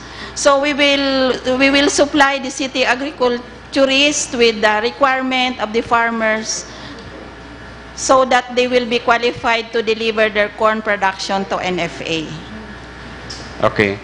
Ma'am, earlier you said that you were authorized by the national office to start buying corn since Friday. That was Last October Friday, we 6. already received the message, the memorandum authorizing us to procure 60,000 bags. So nagsimula na po kayo, ma'am?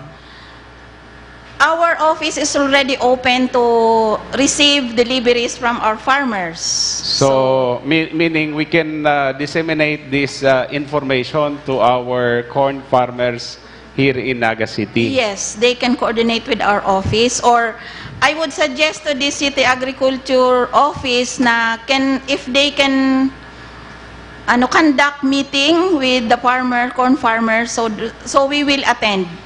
Although, ma'am, I think about half of our corn farmers had already harvested their corn, and therefore they already suffered the consequences of a very low price of corn. One of which is Kagawad Antonio Merilles Jr. of Carolina, who sold his corn at the price at 11 pesos to be paid after a month. Maybe siguro, sir, yung quality ng corn naman niya is mas Pero what inferior. we are saying, ma'am, is that we really have a problem insofar as production is concerned, as pointed out by Councilor Milarakid Arroyo. I think we are doing our job well. Yeah. But I think we should be more concerned about stabilizing the prices of corn and rice. The farmers are relying on their products being sold at a higher price, because if that does not happen, then there really is a problem. Actually kasi, sir, ang corn is limited ang user. That's only the feed millers and the poultry raisers. Not like palay or rice na talagang staple food yan. Ang demand kang corn is dependent on the number of heads ng mga poultry. Yes, we understand that, ma'am. But if you are encouraging corn farmers to plant corn, you should also ensure that their produce are bought at a fair price. Diba? Ang dami nagtanim ng corn, pagkatapos magtanim, nung mag-harvest na sila, napakababa noong presyo. O di ibig sabihin lugi. Ibig sabihin naka-incur pa sila ng utang doon sa mga middleman. Diba? Medyo mahirap makabawi po kasi makikipagsapalaran ka na naman sa susunod na harvest na planting season. Diba? Yes. So I think DA, NFA has to do something about this. Hindi lang po siguro yung establishment noong mga processing center, noong dryer, kundi yung pag-check na kapag ka nag-harvest na, yung magsasaka, mabibili sa tamang presyo yung kanyang I would suggest po na we have to coordinate with each other, the DA and the NFA, na ang dapat i-produce lang tama sa demand, so that mayong surplus and the price will not be sacrificed. Okay. Councilor Akid Arroyo, and then after you, Councilor Del Rosario and Councilor Labadia Jr. Yes, Mr. Chair. May we also suggest to NFA na siguro po magkaigwa ka mong recording, tracking, kadtong mga produce na nire-refuse nitong bakalon. Kasi gusto sabihin po, low quality according to your standard, ang napuproduce ka sa itong mga paraoma. So we should be concerned. Bako lang pong reject na dahil pwede. Dapat NFA should be concerned and mag-feedback sa DA. Tano ta ni-refuse, tano ta inferior ang quality. Nangalit kung maging quality ang mga produce. So if you could have that record and feedback it to DA, maski siguro din sa city. Kung ang nagpapabakal po sa Indo para Omacan City, dahil Indo Pigtanggap, it's a very important information for the city government. Yeah, we have that record. Those na nare-reject kang samuyang procurement teams, kung ano ang reason or kung ano ang quantity. Yes, we have have that. you given the feedback of those rejected production? We will. You have not yet, so mas maray po ma-communicate ang data na iyan. Since we will be starting procuring corn, for palay kasi is routine namin yon. We have the records, and since we will be starting procuring corn, we will adopt the same scheme for palay, and we will communicate with you whatever na updates sa sa corn procurement. Iyo po, because kung NFA po ang nagsiset kang standard kang sa tong grains, pag may nare-reject kay kamo, it's a very important information we should act on. Okay. Thank you, Mr. Chair. Okay. Councilor Joselito Del Rosario. Mr. Chair, the proposed resolution of Councilor Labadia is very timely. The creation of the task force Salbar Parauma. If I may request Team 2 plus the proposed resolution. Of course, we thank the presence of the personnel from the DA and may I request, Mr. Chair, that not only the representatives of the agriculture, Metro Peso, but we also include representatives of farmers, Mr. Chair. I request that we include the representative of farmers. And lastly, Mr. Chair. Is there a representative from NFA? Siguro, NFA pa, Mr. Chair. Opo. Okay. And lastly, Mr. Chair, dahil ko po nahiling ang correlation kang pangarap po ni Chief Justice Sereno sa problema tapo sa Paroy saka sa mais. Aram ko po na mong problema ko niyan si Chief Justice Sereno kang impeachment. Dahil na po sa balaon problema ta sa Paroy. Councilor Julian Labadia Jr. and then after you, Councilor Greg Abonal.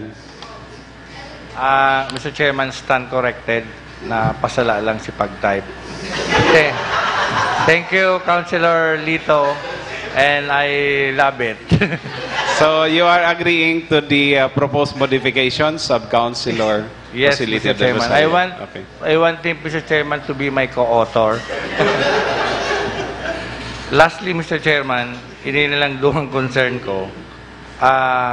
May sinabi kaya si Ma'am Nora, ito po tungkol sa legitimate na parauma. Pwede pong maaraman kung siya mga illegitimate na parauma para malinawan talang. Mas maray kung siya ang illegitimate. Ang i-describe ko po si legitimate na paraoma. Si legitimate na paraoma po, iyo yan si talagang nagtatanom. Itong first hand na nagpuproduce kang corn. Bako po ito na mga nagbakal na nin corn din ipapabakal sa inipne. We do not accept. We only accept from the farmers. Si talagang nagtanom. So, may mga certification po na hagadon sinda sa C3 agriculturist na sinda talaga certified na nagtatanom nin corn. Thank you. Mr. Chairman, saro na lang. Ang pinakahuri ko po, si 60,000 bags, kaya napigsabing maabot. Sa Naga lang, Mr. Chairman, si Pundo Ninda, kulang na. Ang gusto kong sabihin, Mr. Chairman, ang NFA, ako unta sa DAI, mayong kakayahan na bakalon ang gabos na corn or paroy na good quality. Iyon lang po yung gusto kong maaraman, Mr. Chairman, sa statement kang NFA na kung igawa kita digdi yung pig-request na 60,000 bags, ang 60,000 bags, Mr. Chairman, is for more or less 1,400 lang yan na hektarya. Paano siyaon sa Pili, sa Milaor, kung sain-sain? So gusto ko lang ang statement, Mr. Chairman, malinaw na kulang ang kwarta sa NFA para bakalon ang mga corn and palay. Actually po kasi ang NFA, daiman po kami 100% absorption. So we only absorb a certain portion of the production regardless kung palay yan and corn. So this time, we are authorized for 60,000 bags to procure and siguro as we go along procurement, kung gulpi pa ang nahihiling mi na ma-deliver, we can still request for another volume. Okay. Last na, Mr. Chairman. Last na to. Ang pinaka-last ko, Mr. Chairman, last na pang-apat. Kung anong oportunidad, Mr. Chairman, tayo ng NFA, pwede, Mr. Chairman, more or less kaya ang Naga, igawa na lang kami ng 800 hectares na nagtatanom ng paroy, rice field. So, sa more or less na naman, kay puhan meaning sa presyo ng 17 na kwenta ko na, more or less, kay puhan kang city government ng 50 million para bakalon si gabos na gusi kang mga parauman na bagas sa presyong 17 pesos. Ang tinutumbok ko, Mr. Chairman, arog kaini. Pwedeng mag-allocate o hagadon ming tabang sa NFA, magkaag na ning mismo ning amount na arog kayan or kung piraman ang pwede nindo just for Naga City farmers or na nagtataranumduman, nasisiguraduhin may na good quality yan with coordination mi sa City Agriculture's Office. That's for palay because that's 17. Kung arog po kayan ang suggestion ni Kagawad Labadia is magayon po nga ni iyan. We appreciate it very much sa NFA dahil gusto mi talagang makabakal nin paroy. In fact, for the last 2 cropping seasons, we were not able to procure palay dahil halangkaw po ang buying price kang sa tuyang mga private traders. But that was favorable to our farmers na nagkaigwasin din in higher return of their production investments. And kung gusto kang farmers kang Naga na ipabakal talaga ang sa indang produce na palay at government support price na 17 plus incentives na nag-aabot sa 18 pesos per kilo, we appreciate it very much na talagang kaipuhan mi talagang ngunyan mag-campaign na makabakal kami nin paroy kasi siguro na-observe nindo for the last 5 months, we were not able to intervene in the market selling NFA rice dahil dai po kami nakabakal nin palay for the last 2 cropping seasons. And ang present administration was not able to authorize the importation of rice. Just only recently na nagkaigwanin minimal importation for our food security na naka-reserve po iyan in case of calamity and other untowards na mga pangyayari. Okay. Thank you, ma'am. Councilor Greg Abonal. Okay. Councilor Akid Arroyo.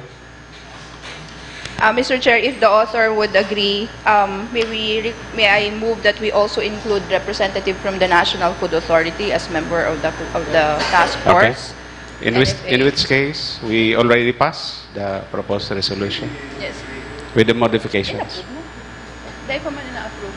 Not yet approved the resolution, Mr. Chair. So it's a motion for amendment in the proposed resolution. Yes, we have not yet approved. Yes, so my proposal is already to consider the proposed resolution. Yes, inclusion, Mr. Chair. And second, Mr. Chair, I believe another resolution would be in order. A resolution calling upon the national government to ensure that the National Food Authority is able to come in terms of buying commodities, particularly grains, which is its mandate. In times of slump in the prices. Okay. So I believe another resolution we should pass. The NFA is really that government machinery which should come in to assist farmers when prices of commodities, particularly grains, when there's slump in the prices. Okay. Before your motion for that resolution, we settle first the proposed resolution authored by Councilor Julian Labadia Jr. and co-sponsored by Councilor Joselito Del Rosario with the corresponding amendments. Any second? Without objection, the resolution is now approved. We go to the proposed resolution of Councilor Akid Arroyo. Is there a second? Without objection, again, the same is approved. Thank you, Councilors Labadia, Del Rosario, and Akid Arroyo. Councilor Greg Abonal. I just remembered what I for earlier, Mr. Chairman. Is this resolution part of the agenda today? Yes, under item number 1A. The invitation. Thank Okay. you, Mr. Chairman. Okay. With that, we thank the representatives from the Department of Agriculture as well as the National Food Authority. Your sharing, your insights are greatly helping our corn farmers as well as rice farmers. Thank you, Councilor Del Castillo.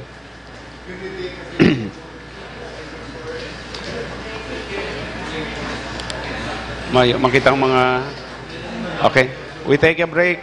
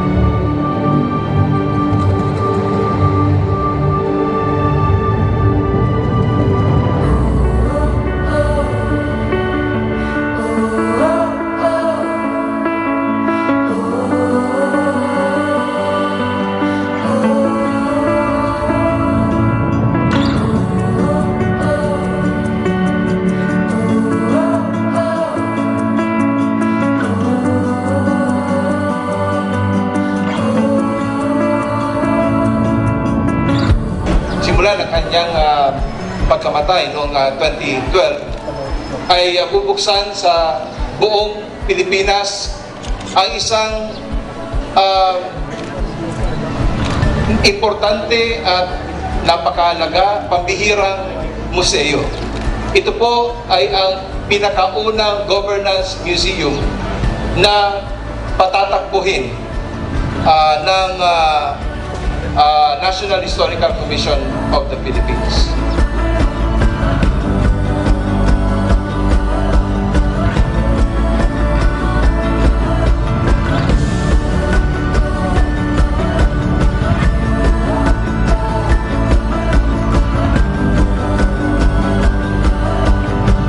Kinausap po ako ni DBM Secretary Butch Abad saka Director Dr. Maris Jokno na planong maglagay ng museo para sa asawa ko. Halos hindi po ako makapaniwala. Kasi nakakakilala po sa asawa ko nung siya ay nabubuhay pa. Lalo karamihan po sa kasama natin ngayong umaga, kilalang-kilala yung asawa ko nung nabubuhay pa siya. Napakasimpleng tao. Napakasimpleng tao, hindi tumatawag ng atensyon sa sarili. Tahimik lamang naninilbihan sa bayan.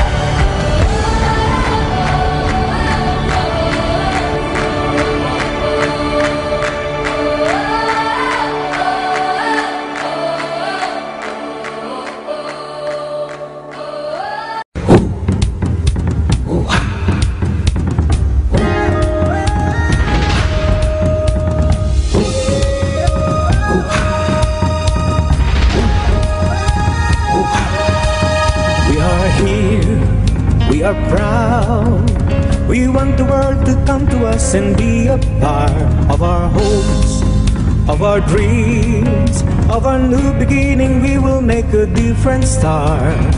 We will now open up our door, a city like you've never seen before. Come feel the vibrance, come hear us shout, experience magic, come to the south. With one proud city we welcome you. What you've been looking for, we have it too. With our commitment, we want you to know that we are here and we're about to show that Naga smiles to the world. Naga smiles to the world. Naga smiles to the world. Naga smiles to the world. Naga smiles. Naga smiles to the world.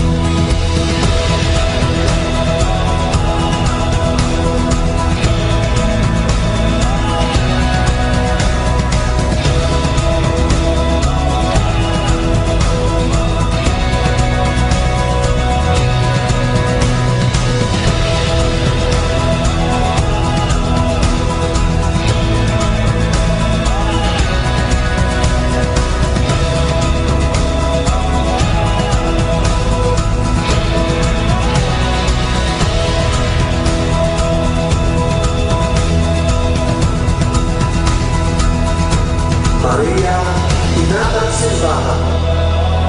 Nagbuhon niyo sa pagkapos para sa buhay, sa pagkamo, sa katotohan, sa panunihikang bawat yan.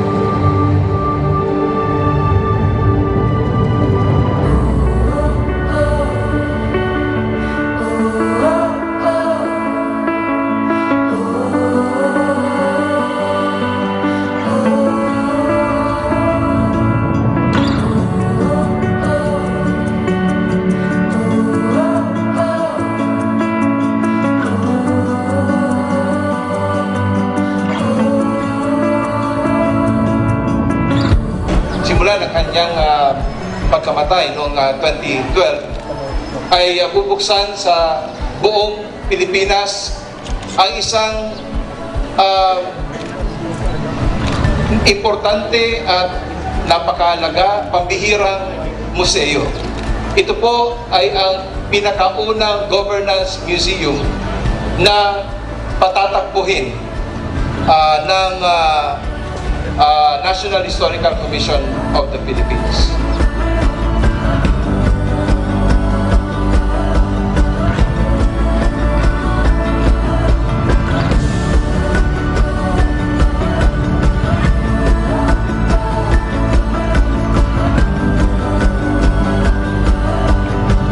Kinausap po ako ni DBM Secretary Butch Abad saka Director Dr. Maris Jokno na planong maglagay ng museo para sa asawa ko. Halos hindi po ako makapaniwala.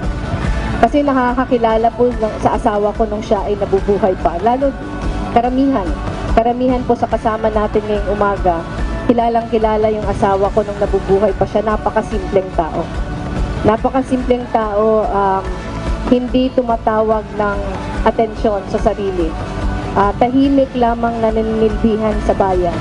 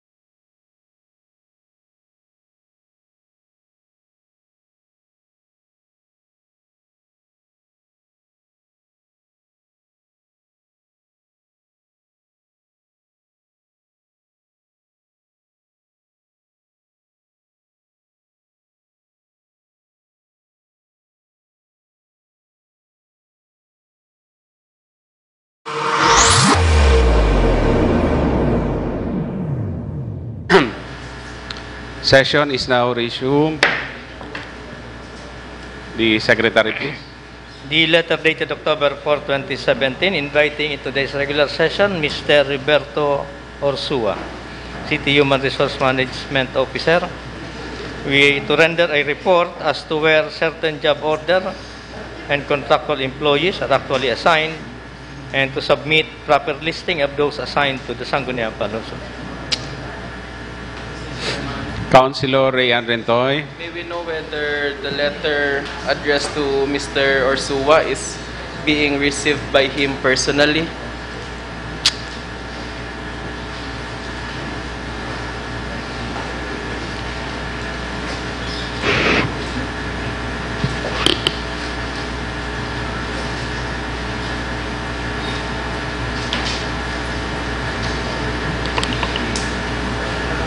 Any reply from the Secretary?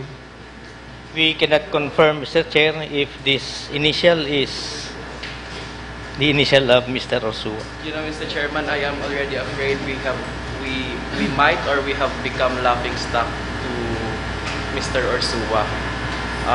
We have been long snubbed by Mr. Orsua. You know, this causes delays already in the disposition of the matters that the presence of Mr. Orsua is indispensable. For example, the only person that will enlighten, that will shed light to this matter is no less the presence of Mr. Orsua, and we have been long neglected, Mr. Chairman. So, if we could communicate to the city mayor the long been snubbing of Mr. Orsua to this August chamber, we must do so, Mr. Chairman. Or in my thought, if really he is not respecting this August chamber, we could probably ask the court to petition for contempt before the court, Mr. Chairman. If because we do not have contempt power, but we can apply contempt before the court, Mr. Chairman. So, which course of action are we taking?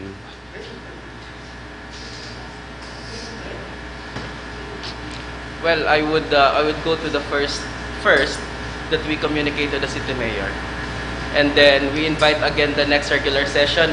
If not, if we will be snubbed again, then we go to the next course of action, Mr. Chairman. Second. Without objection? Is that an objection, Councilor Abonal? Mr. Chairman, may I maybe know whether our rules for the Vice Mayor to direct the Sergeant at Arms to bring to the session hall certain individuals, does that include non-members of the Sangguniang? Only members of the Sangguniang Panlungsod. In other words, we have no authority nor power to just go and fetch anyone? There is none.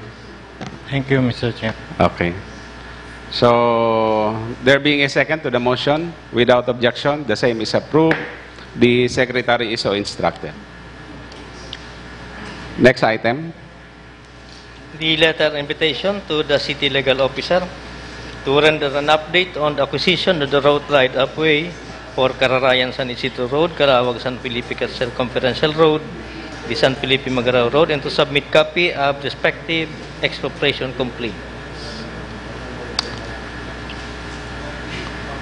May we know from the Secretary if the City Legal Officer was duly notified of the need for him to appear in today's session? The legal officer was duly notified, Mr. Chair. In the light of the non-appearance of the City Legal Officer and there being no information as to his failure to appear, what is the pleasure of this body?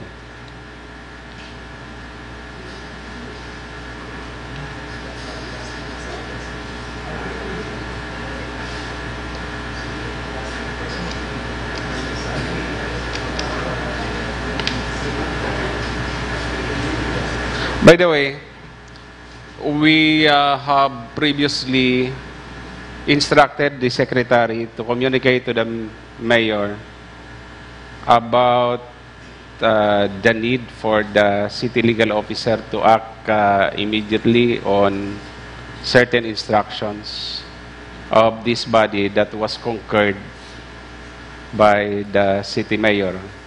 Like, for instance, the filing of an expropriation complaint. May we know from the Secretary if the same was duly received by the Mayor?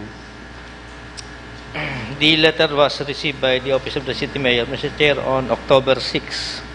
Copy furnished the legal officer, which was received on even date. Is there already a feedback coming from the City Mayor himself? There is none yet, Mr. Chair.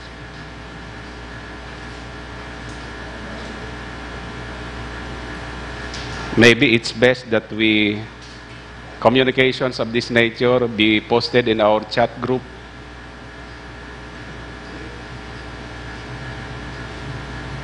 because I noticed that the mayor is very active in Facebook and in that chat group that we created.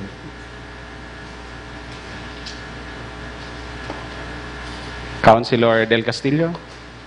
Thank you, Mr. Chair. Siguro, Mr. Chair, on the next sitting, or the next invitation rather, we call the attention of the legal officer that the project sought to be implemented is already delayed, and the action of the legal officer is very necessary since we will be availing of the power of eminent domain on this particular road openings, Mr. Chairman. So, the mayor and the legal officer must understand that we need an immediate action on this particular matter. So, we might as well impress to them the importance of implementing this project, this honest, so that we can meet our deadlines, Mr. Chairman. Thank you. Incidentally, before us is the acting head of the Public Safety Office, who is designated as the liaison officer, Mr. Rene Gumba.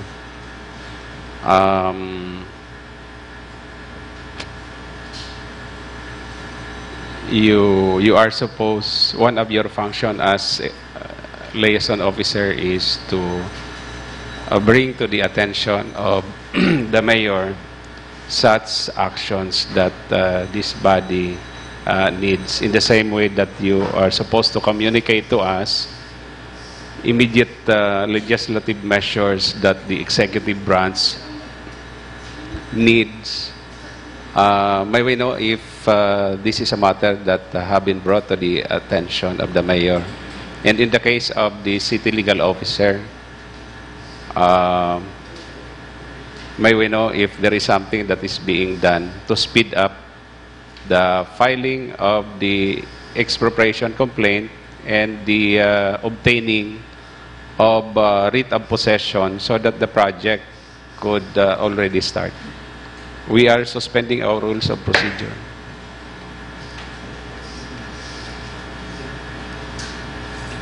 Good morning, Mr. Chair and this body. As far as I'm aware, if I'm not mistaken, there have been several dialogues on this matter, particularly because the San Isidro project is a priority of the executive. But as to the details, I am not privy, Mr. Chair. I will have to check on that. Okay.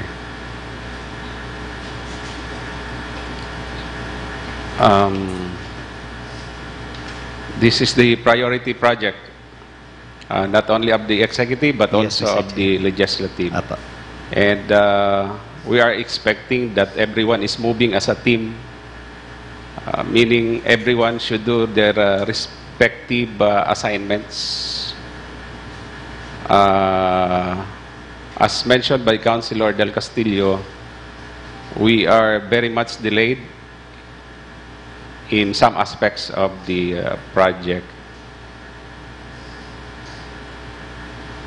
I hope that something is done by the executive, because Attorney Perfecto Bragais III is directly under the supervision of the executive. Yes, Mr. Chair. I'll be conveying the sentiment as well as the instruction of this body to the legal officer, as well as communicating the sentiment also to our mayor. Okay. Councilor Greg Abonal. Even as we may have asked Mr. Rene Gumba to communicate the shortcomings, specific shortcomings here, I think, Mr. Chairman, if I may, we point out not just the shortcoming but also the performance. We will ask Mr. Gumba, if not one of us, if not officially, we communicate to the city mayor that, you know, in the case of the personnel, the human resource, and in the case of the legal office, it's not just the it's not just the Sanggunian that is affected. In the case of item number 3, yung sweldo po, tabi yan. Sweldo yan na-delay na naman. Kung nasimbaga na ko ng unyan, we may have approved already for the release of the salaries ng mga taong ito. And this is not just the SP individuals. Pagmatik ko si 41 in the list, but actually plus 5, mga 45 individuals. Dahil nasisulduan por dahil nga ni, may error sa listang itinao. So it's not just non-appearance. Sweldo po ang nakasalalay dito. Ining mo sa tinampong iniyo, can we specifically therefore insist that the next time he comes here, and hopefully next week, he already has the documents. Na every time na magpunta digdiyo, I am filing today, I am filing this week. Pirang simana po sa nakaagi, I am filing this week pagiraray. It's not just his appearance there for Mr. Chairman, but also the documents showing that he has done his job. Okay. Thank you, Mr. Rene Gumba. The rules are reinstated. We proceed to the next item. Councilor Akid Arroyo. Yes, thank you, Mr. Chair. May we request that Mr. Gumba reports to us on the feedback on this matter in the next session? Okay, Rene? Thank you, Mr. Chair. Okay, thank you, Councilor Akid Arroyo. Item number 5. The letter invitation to Mr. Willie Prillas at the City Planning and Development Office to render an update on the proposed comprehensive land use plan and the 30-year sustainable development plan. Also attached is the letter of the City Planning and Development Coordinator for consideration, the proposed final general public consultation to the status of the draft comprehensive land use plan 2016-2030 for the City Government. Okay, the rules are suspended. Willie? Thank you, Your Honor. Good morning, Your Honors. Again, I'd like to start by saying that I'm sorry I wasn't able to attend the last 2 meetings for reasons that are equally important. But to go straight to my responsibility to the City Council, let me say that I have already submitted the required 3 copies, both in printed and soft copy of the comprehensive land use plan. These are the revised draft of Volume 1, which is the plan itself, the draft zoning ordinance of the city, which is Volume 2, and the draft ecological profile of the city. These are the 3 documents required by the HLURB that the city government should approve, meaning to say the Sangguniang Panlunsod should approve and to be transmitted by the city mayor to the HLURB so that they can start their official review. But at the same time, we have already submitted the same documents to them so that preliminarily they can take a look at the document and make suggestions so that we can introduce the necessary improvements, Your Honor. So that's for the comprehensive land use plan? Yes. Any comment or question about this particular subject matter? On the development plan, we will talk about that after we are through with the comprehensive land use plan. Anyone? Councilor Akid Arroyo. So the revised draft of the CLUP has been submitted already to the Sanggunian? Yeah, both in print and in soft copy. May we know when it was submitted? I think 3 weeks ago I submitted this because I was absent for 2 weeks. Before I was not able to attend. I made sure that you have the printed and the soft copy. We will check our records, Mr. Chair. Okay.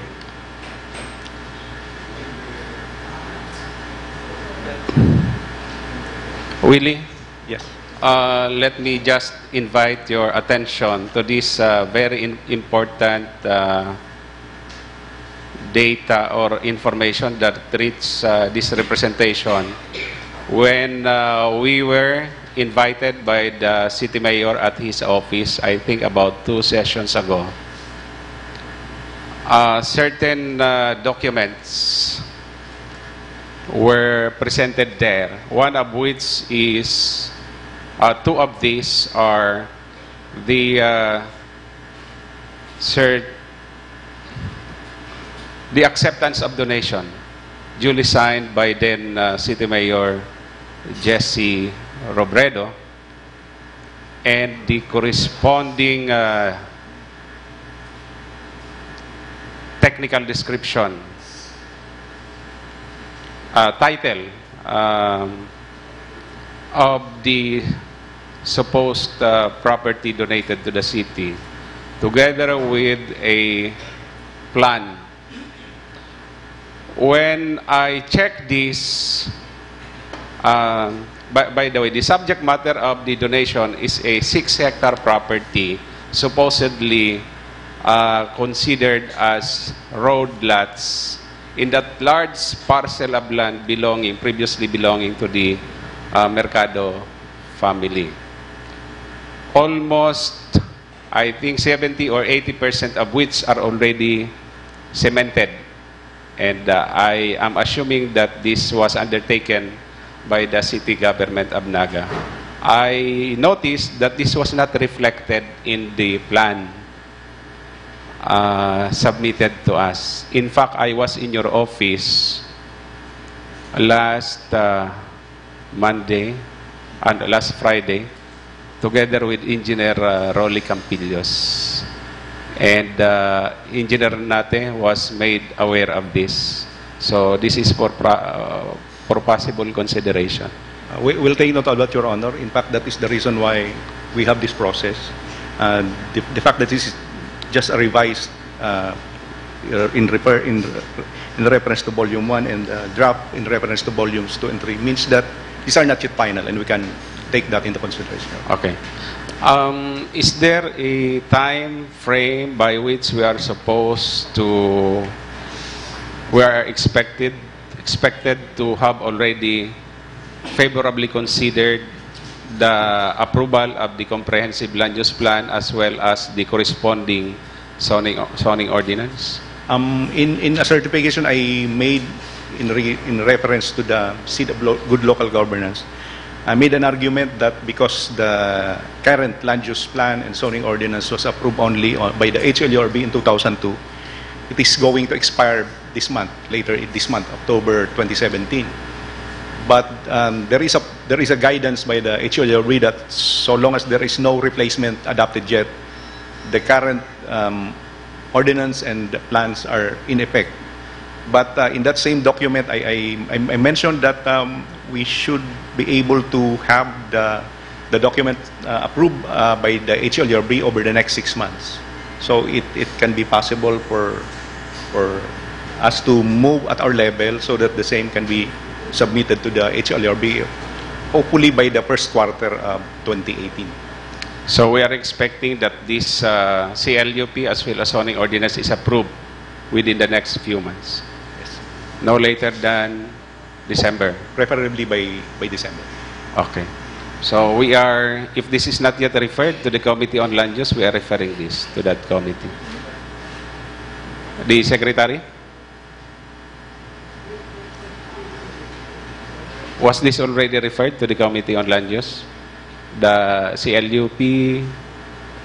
We are referring to the updated one because there was a prior submission, but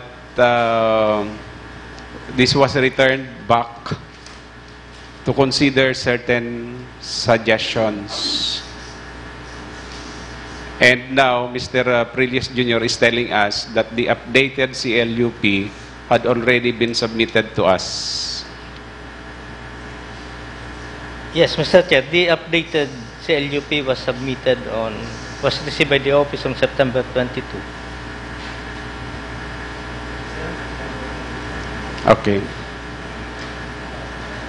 Was this referred already to the Committee on Land Use? Not yet, Mr. So we are referring this to that committee. Councilor Labadia Jr. Mr. Chairman, I would like to take this opportunity na yaon si Mr. Willie Prillies kasi may pigpasar ang Sangguniang Panglungsod favorably endorsing the CBD 3. Kung yaon na dyan, Mr. Chairman, sa final draft updated. Yes, that is correct, Your Honor. In fact, the new zoning map includes both of that. I think around 90 hectares in the property facing Bicol River, and another close to 90 hectares in the Carolina. As we are designating this as I forgot the designation, but there is a special designation for this kind of project, so that there can be flexibility in the changes of land use within that locality. So the answer is yes, Your Honor. Okay. Councilor Akid Arroyo. And then after you, Councilor Joselito del Rosario. Yes, thank you, Mr. Chair. Considering that the next process would be another round, another public consultation to present the revised proposed CLUP, may we know from Mr. Prillas when will he be available to present this in a public hearing in the next week? I'll be available over the next 2 weeks, Your Honor. Any day next week? Any day. Next week or the week after. Yes, may we therefore set this matter for public hearing, Mr. Chair, on Thursday of next week at 1 o'clock in the afternoon. Thursday next week? Yes, Mr. Chair. Okay. Okay. And if it is possible, Mr. Prillas Jr., that you already incorporated the information I have just Yes. given you. Yes, Your Honor. So that we will not be going back and forth to the proposed CLUP. Councilor Del Rosario. Thank you, Mr. Chair. Good morning, Sir Willie. Dahil ko pa kayo nabasa iting yan mga drafts. Pero gusto ko lang ihapot and would like to generate a reaction from you. If you also considered yung sa zoning itong mga inuman, itong may mga nagtuturugtog, then may nag-iinom na then kataid kan mga eskwelahan. Kung nagwana kita kayan kabali dyan sa draft zoning ordinance, because I think it's high time that we revise our zoning ordinance. Kasi arap ko luma na siyang maray, and so kanya nahihiling very glaring sa mga violations. So siguro kay puwanta ng kagwa na kita rin bagong zoning ordinance. Baka nakabali na dyan. Thank you for the question, Your Honor. If I may? Yes, please. Actually, the proposed land use plan and new zoning ordinance actually addresses the current problem we have right now. I think the Councilor Del Rosario is referring to the area near the barn, in front of the barn. If you will take a look at our current zoning ordinance, those areas are actually residential in nature. But because the executive sees that there is a need to encourage more economic activities, progressively there were decisions made, in fact dating back from the time of the late Mayor Robredo, to open those up to these kinds of activities. The problem that I identified in the existing zoning ordinance is that, comparing it to the model of the HLURB, is that we have a provision that is called temporary use permit. And the temporary use permit actually allows activities not allowed in the zoning ordinance so long as they do not impact the neighboring communities. And one thing I noticed is that the TUP can be extended to as long as 5 years. From a practical perspective, this defeats the purpose of having a land use plan and a zoning ordinance. Probably a middle ground is to reduce the effectivity of temporary use permits to at least a year or at most a year, because the intention of a TUP is to regularize the use of a specific area. There is a process in the zoning ordinance that actually does that. There is a zoning board of appeals that can actually take a look at this request. So I think a 5-year window is too long. These are the things that we can go through when we revise our zoning ordinance, Your Honors. Okay. Any other comment? If none, we will now consider the other topic under item number 5, the development plan. We have met with the BISCAS, which is now working with us, and we have set out initially a timeline to discuss or to undertake the next 6 consultations. If you go back to the original mandate of the Sanggunian, we are just supposed to consult with 16. We have already done with 1 and 1 general, so around 15. But we reached a decision that probably it's not a good idea to use design thinking in regard to the urban poor and other sectors of society. We will use design thinking for the more problematic areas or concerns of Naga City, and we have identified this as housing, solid waste or waste management, disaster risk management and climate change, vulnerable sectors, women, senior citizen, youth and children, education and health. Meaning to say, for example, investment that need not require a design thinking workshop. The Association of Barangay Councils will not use design thinking. So, in lieu of that, we will make use of what we have been doing all along, which is the technology of participation, involving them in a process that will try to generate their sentiments, so that this can be balanced with the concerns of the other sectors. I will upfront apologize for the delay, but the office decided to prioritize the CLUP because given the timeline, it will cover 15 years vis-a-vis the 30 years. So the CLUP and the zoning ordinance, to our mind, is more urgent. But we are not saying that we are leaving that out. We are doing the best we can to move forward with these sectors.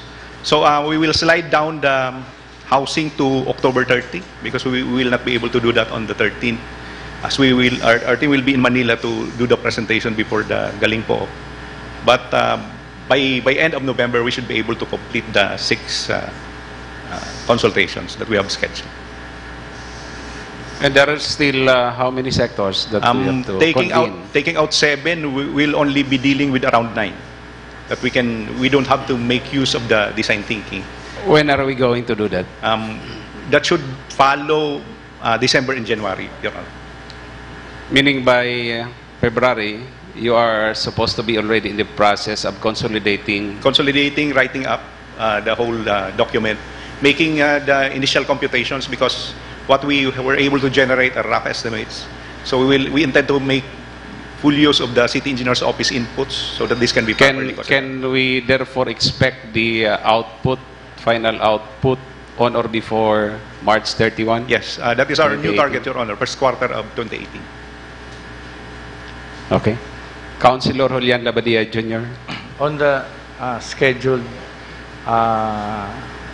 listed below, Mr. Chairman, may we know if those who are interested, councilors who would like to attend? For myself, Mr. Chairman, I would like to attend in the October 13 housing sector and solid waste. That's the 2 sectors I would like to attend, Mr. Chairman. That will be moved to October 30. October 30. October 30. But any member of the Sanggunian, depending on his or her interest, is free to attend the events, Your Honor. So, 30 na ang housing sector, Mr. Chairman. Yaong kita rin sa Cebu, nakabalik na kita. Okay. By the way, Willie, do you need any further resources or assistance to ensure that the final output we are expecting is really delivered to us on or before March 31, 2018? As I've said, we will need the inputs of the City Engineer's Office because they have expertise in the detailed costing of these projects, so we will engage them. There is also a discussion to engage Mr. Mendoza because one of the 2 BISCAS facilitators met an accident and will not be able to help over the next 6 months. So we are looking at engaging Frank to be the 3rd co-facilitator.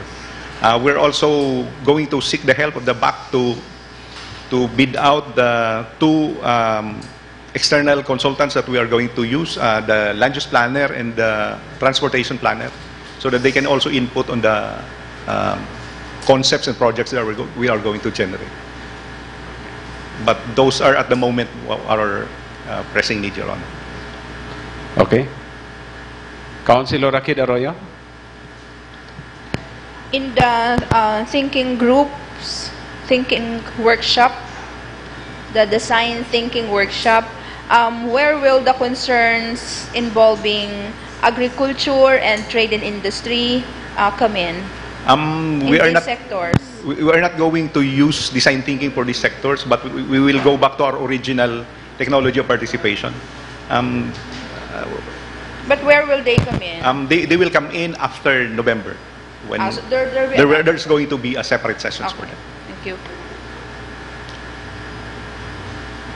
I understand you also assured us that we will be inviting municipal planning officers. There will be a separate and session with them, or yes. mayors. There will be a separate session for the Metro Naga stakeholders in partnership with the League of Local Planning and Development Coordinators. Your Honor. So if there is no more question, we will now excuse Mr. Willie Prilles Jr. Thank you, Willie. Thank you, Your Honor. Next item. The endorsement dated October 5, 2017 from the Office of the City Mayor endorsing for ratification the Memorandum of Agreement entered into between the City and the Office of the Vice President for possible developmental and or technical support, particularly in 6 priority advocacies: foods, security, rural development, universal health care, education, women empowerment, and housing. Councilor Ray Andrintoy.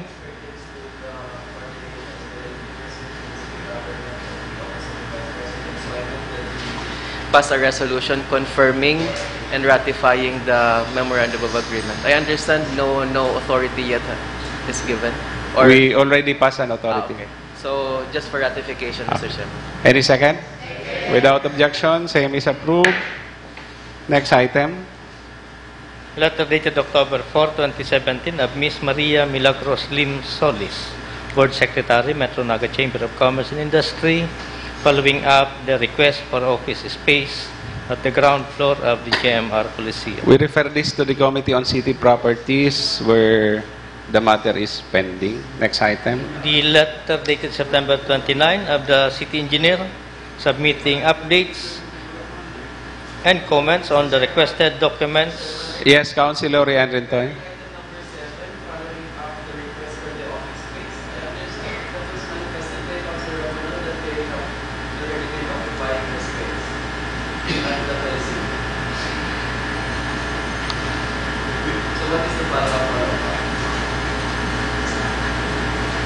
Follow-up of the status of the Memorandum of Agreement and the approved monthly rental rate. Councilor Del Castillo. Mr. Chairman, on the aspect of the determination of the rental rate, we are still, I don't know whether the office concerned has already submitted the required data by the committee. I already saw a document which I subsequently requested to be included in the order of business. So with that, Mr. Chairman, I have called a committee hearing on Friday. Okay. At 10 o'clock in the morning. Okay. Thank you, Mr. Chairman. Thank you. So this item is referred to your committee. Next item. The letter dated September 29, 2017 of the City Engineer submitting updates and comments on the requested documents stated in the letter dated August 10, 2017. These are the pending matters, Mr. Chair, before the Office of the City Engineer.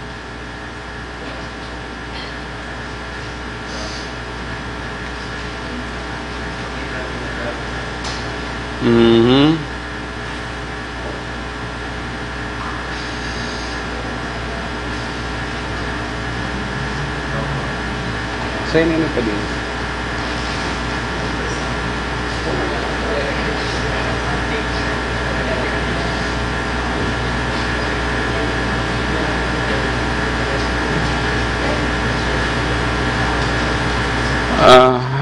Okay.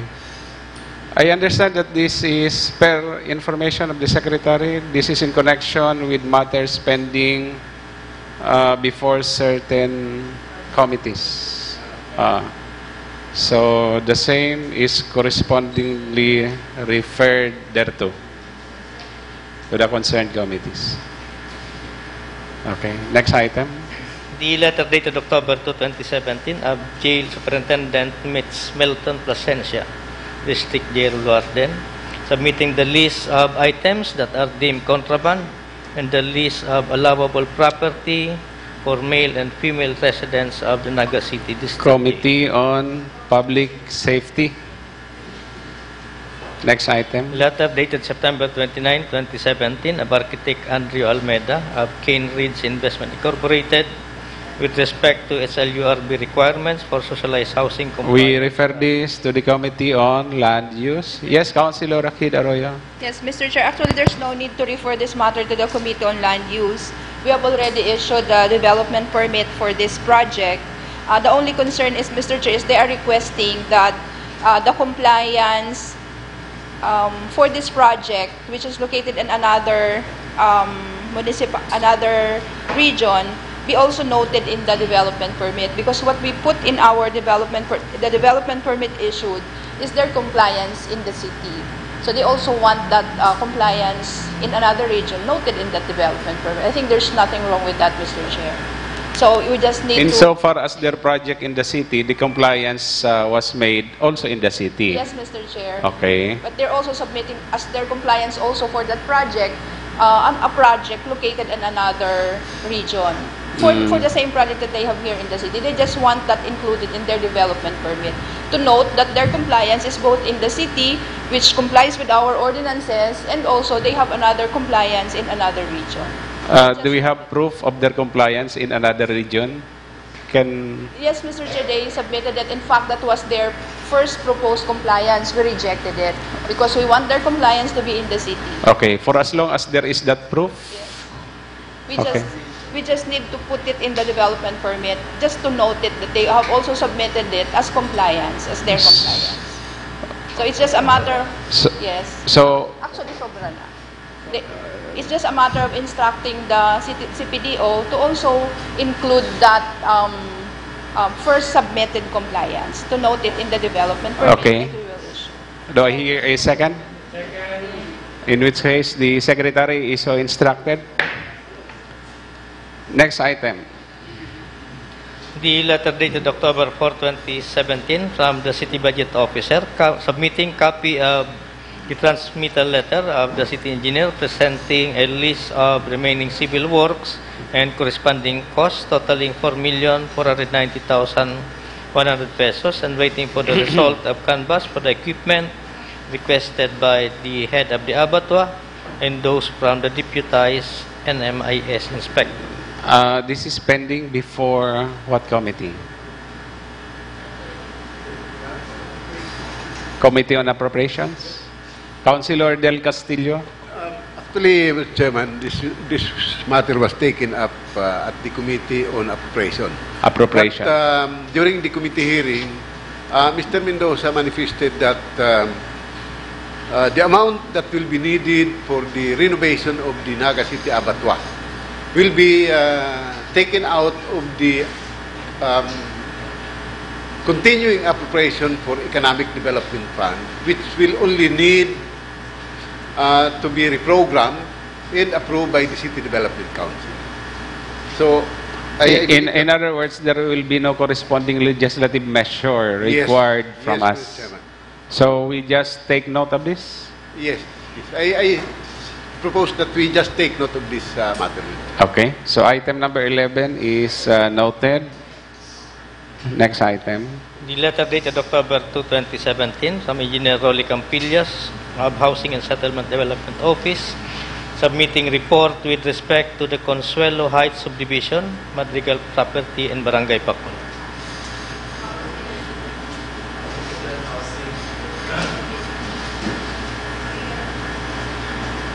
This is in connection with item number 5 of the letter of the mayor that we earlier took up. So the same is referred to the Committee on Housing and Settlement. Next. Letter dated September 28, 2017 of Mr. Ruel Oliver, Acting Peso Manager, updating the status of the 200,000 pesos appropriation as livelihood loans to evacuees from Marawi City. Noted. Next item. Letter dated August 29, 2017 of Dr. Junius Elad Jr., City Veterinarian, requesting for a total review of the proposed ordinance on accreditation of livestock transport vehicles pending before the Committee on Agriculture. We refer this to the Committee on Agriculture. Letter dated September 20, 2017 from the Honorable City Mayor resubmitting the proposed MOA with the Compassionate Franciscan Sisters of the Poor Incorporated for authority and requesting to grant only what is contained in the agreement. Councilor Elmer Baldimoro. Thank you, Mr. Chair. The disposition of the plenary, instead of giving a honorarium for the house parents, to give financial assistance amounting to, I think, 200,000 to the Compassionate Franciscan Sisters of the Poor, Mr. Chair, due to the predicament of the Honorable Arroyo that we cannot assign personnel from the city to a charitable institution. So in this letter, Mr. Chair, the Mayor stick to the MOA that we just give a honorarium for the two house parents. So may we know, Mr. Chair, in your opinion, if we are allowed to assign a personnel to a charitable institution. Where is that in the MOA?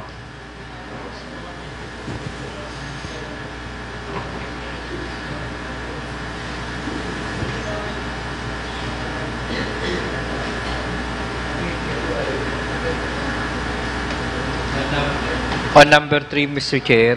Number 3? 3, that by way of assistance of the first party to the second party for assuming the care of the abandoned children who cannot be admitted at the former Naga City Children's Home, the former will initially hire one house parent who will take care and attend to the children's daily needs and activities while in the custody of the second party. However, should there be an increase in the number of children turned over by the first party to the second party, the first party will hire an additional one house parent. And in this MOA, Mr. Chair, the honorarium will be on the entry level of a job order personnel. And Franciscan Sisters, Mr. Chair, said before the committee, to the committee that their salary is 9,000 pesos. So it is below the salary of the Franciscan Sisters, Mr. Chair.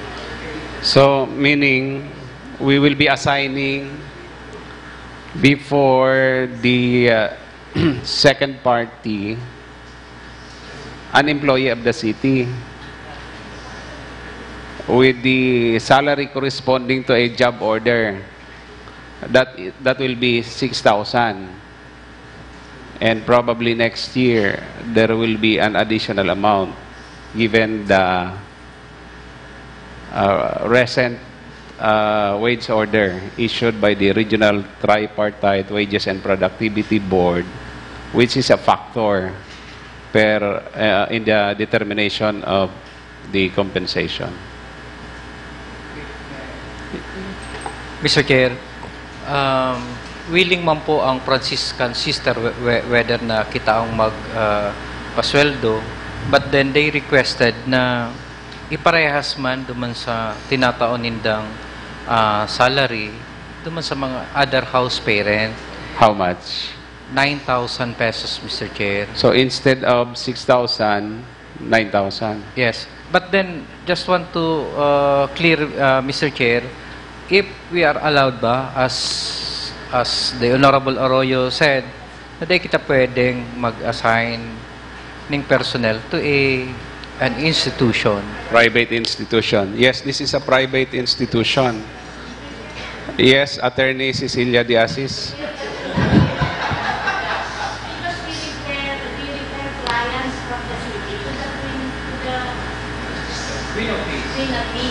especially children, mga boys. Kailangan ko gusto kaya siguro sa kami, nagdadalakan sa bigyan, ay kami, take it sa yan mga boy dyan sa bigyan, kasi kaya ilang sa bigyan. So, ang dinadalakan po, very relatively, sa bigyan is, and anyan po is mga client, ng CG, which is referred to the CSWBO. Pero ako, mga house parents sinagutan kaya talaga nag-refer lang sa Queen of Case, especially sa mga cases, mga umpuwi na kailangan pwede dito sa Queen of Case. Kaya nagtataon sa kita kaya ang tayo mo sila pumakas ng taon na sila Mr. Chair. Yes, Councilor Baldimoro. We are already in agreement, Mr. Chair, na we will give assistance. Dahil on the background, Mr. Chair, pag may mga aki na 4 years old na, below 4 years old na aking lalaki, instead sa children's home, dinadara siya duman sa Queen of Peace. Pag babae man, 6 years old below, instead sa women's home, duman siya sa Queen of Peace dinadara. Ang dahil na lang na nasisettle, Mr. Chair, either we will allow na to give honorarium duman sa house parent na assign.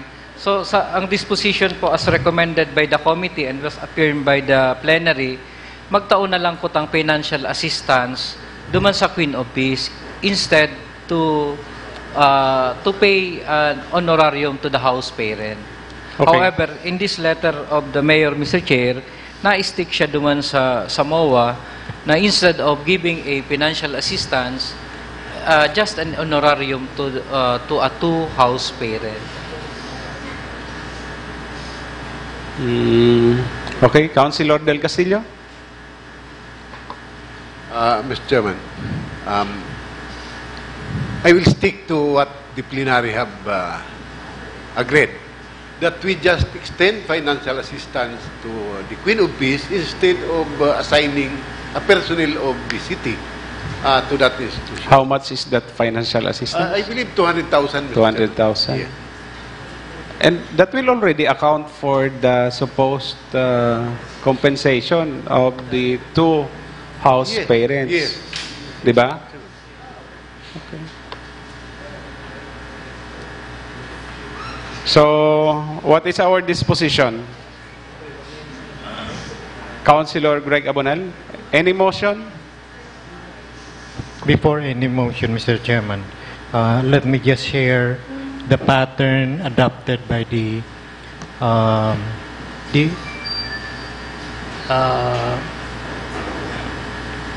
SW Social Welfare regarding the senior citizens, yung mga abandoned, na the male are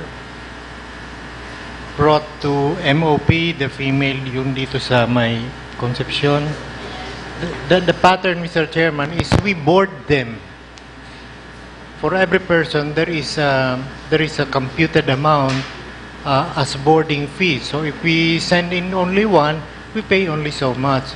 If we send in 10, then we pay for 10. In other words, Can you disclose to us the figure? I have no idea. It was something like parang 3,000. I'd be careful about the figure, but I know it's cheap, Mr. Chairman. I understand also that in addition to this, but even before this arrangement, dati naman po ang nagtataoning sinakong bagas diyan sa duwang institutions na yan, Mr. Chairman. Okay. Reaction, Councilor Baldimoro? Siguro, Mr. Chair, we just communicate to the city mayor to reconsider ito pong letter niya instead of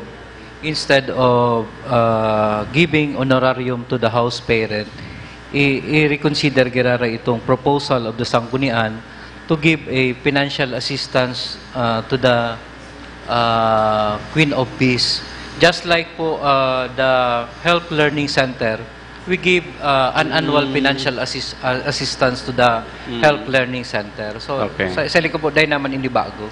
Any second?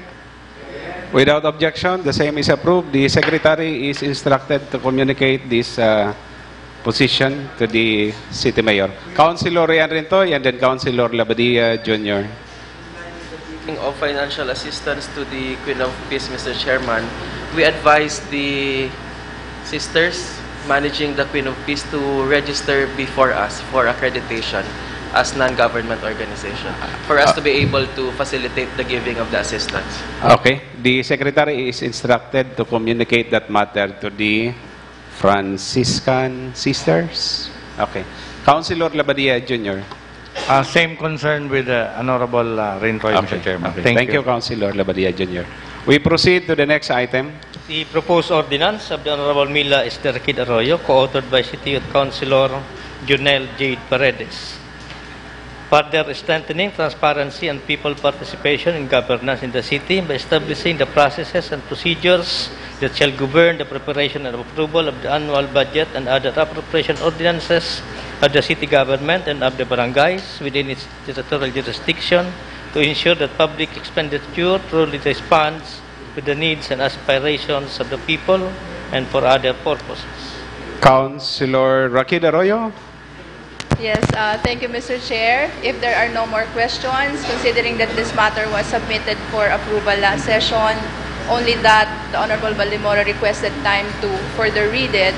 If there are no more questions, Mr. Chair, may I move for the passage of this ordinance as proposed? Without objection, the motion is approved. This ordinance is now considered approved on final reading. Next item. The proposed ordinance of the Honorable Joselito S. Rosario providing for the terms and reference for the lease, development, and utilization of the city property in Barangay Lerma into mixed-use UB Express and PUJ terminal for eastbound roads. Councilor Lito del Rosario.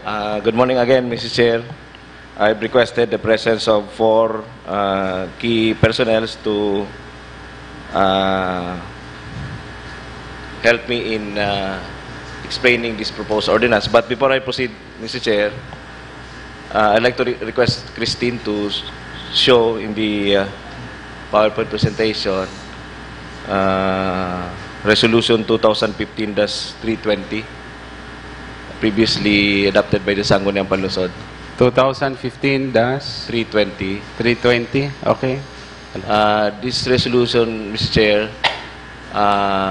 approving the establishment of permanent Naga City eastbound UB Express and PUJ terminal on a 5,000 square meter portion of the 7,000 square meter property of the city government located beside the Jesse M. Robredo Coliseum. But before Ordinance 2015-320... This is sponsored by Councilor Rakid Arroyo. Steve Councilor Arroyo. But before this, Mr. Chair, there was a previous resolution passed by the Sangguniang Panlungsod, 2015-100, in the first paragraph, declaring the possibility of utilizing the city government property in Central Business District 2, Triangulo, as the permanent eastbound public utility bands. And that resolution also establishes the technical working group. The technical working group, this resolution was sponsored by Councilor Baldemoro. As I've stated, the possibility of utilizing the city government property in that aforesaid area. And this resolution establishes and created a TWG. And the TWG gave its report, which was made as basis of Resolution 2015-320. So, na-finalize na po ito. And ang TWG, nag-submit po kanya ng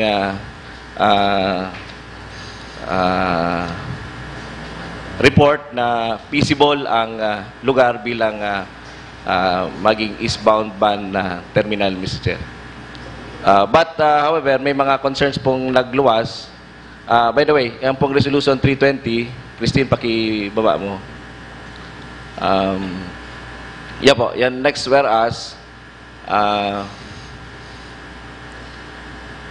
the Sangguniang finds that the subject property can be appropriately utilized as the site of the permanent eastbound EUB Express and PUJ terminal and necessary to achieve an orderly public transport system and to ensure the safety and convenience of the riding public. So, yun na po ni ang pigmundagan kaning terms of reference na sabit mo niyan for consideration kang Sangguniang Panlungsod. But, Mr. Chair, iba po ni mga concerns duman sa area kang subject 5,000 square property. One is itong mga naka-register duman. Number 2, itong ingress saka egress of vehicles. So, at this point, Mr. Chair, I would like to request Engineer Nate of the CPDO to present the overlay of the area, Mr. Chair. Okay. Before that, Councilor Greg Abonal. May we ask the Secretary to check whether or not we have acted on this matter or on a matter similar to this? On this matter, we have not yet acted on this. We have acted on, I think it was 3 or 4 sessions ago, on the presentation made by Engineer Palmiano.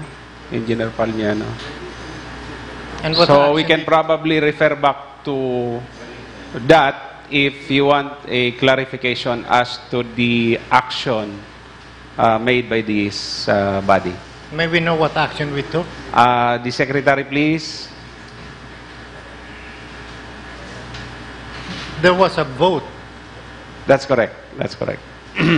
The decision then, Mr. Chair, is to deny the proposal of the Chief Executive to utilize certain roads surrounding the GMR Coliseum.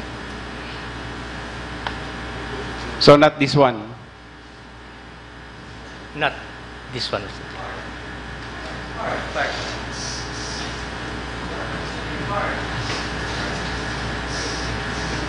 Councilor Akid Arroyo. Yes, thank you, Mr. Chair. I understand that part of the term of reference that we should consider or deliberate on would be the plan as to how that property will be utilized, where the roads were, and how the schemes and systems will be. Okay. And the schemes and systems presented to us was disapproved by us. So is there anything new that will be introduced to us now together with the consideration of the terms of reference now being presented? Okay. Let us be clarified. What the Secretary told us is our disposition to reject the proposal of the Executive to make use of the area around the JCM Robredo Coliseum as part of the road network in connection with the establishment of the eastbound terminal.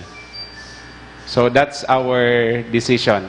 But insofar as these proposed terms of reference reduced in an ordinance, we have not yet acted on this. We will have to see from the presentation of the persons requested by Councilor Joselito Del Rosario the entirety of the proposal. Maybe we can ask questions later on, if that is all right. So, Engineer Nate, kindly approach the podium. Councilor Rian Rentoy. Resource persons, may we know whether they have permission from the City Mayor to present before us to avoid further problem, Mr. Chairman? Of Councilor Del Rosario?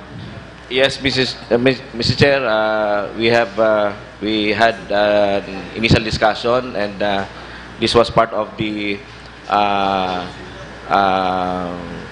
action to really pass this proposed ordinance as one of our flagship programs of the city. Mr.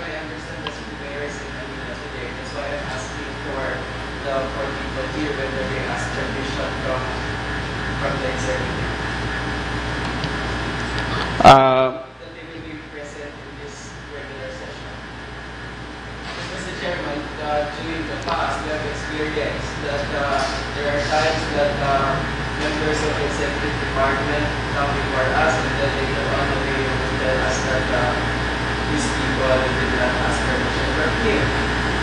But right now, there is a representation from one of our members. Can we not rely on the word of Councilor Lito Del Rosario?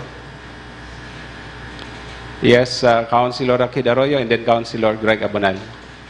I think that can be resolved if we will have to first settle whether this presentation is being presented by Councilor Del Rosario, in which case is it a presentation as a committee report, or is it a presentation of the executive? Because if it's a presentation of the executive, Councilor Rentoy is correct. There should be an authority from the mayor to make this presentation. Okay. I Can think we clarify, Mr. Chair? I think this is a presentation of Councilor Lito Del Rosario as the author of the proposed ordinance, and in connection with this, he is seeking assistance from concerned officials of the city. So, Councilor Del Rosario? This is not a committee report, Mr. Chair, because from the committee, we elevated this into the plenary.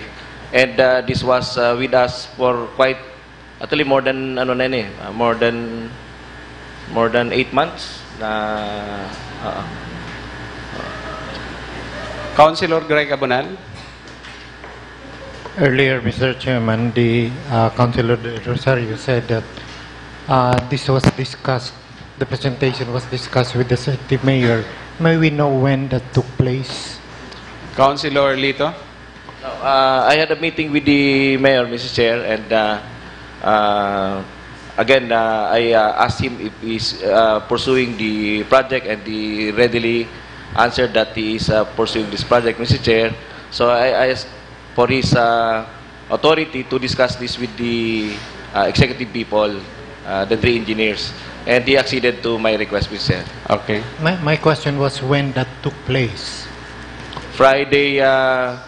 Friday afternoon, and we had a practice yesterday afternoon.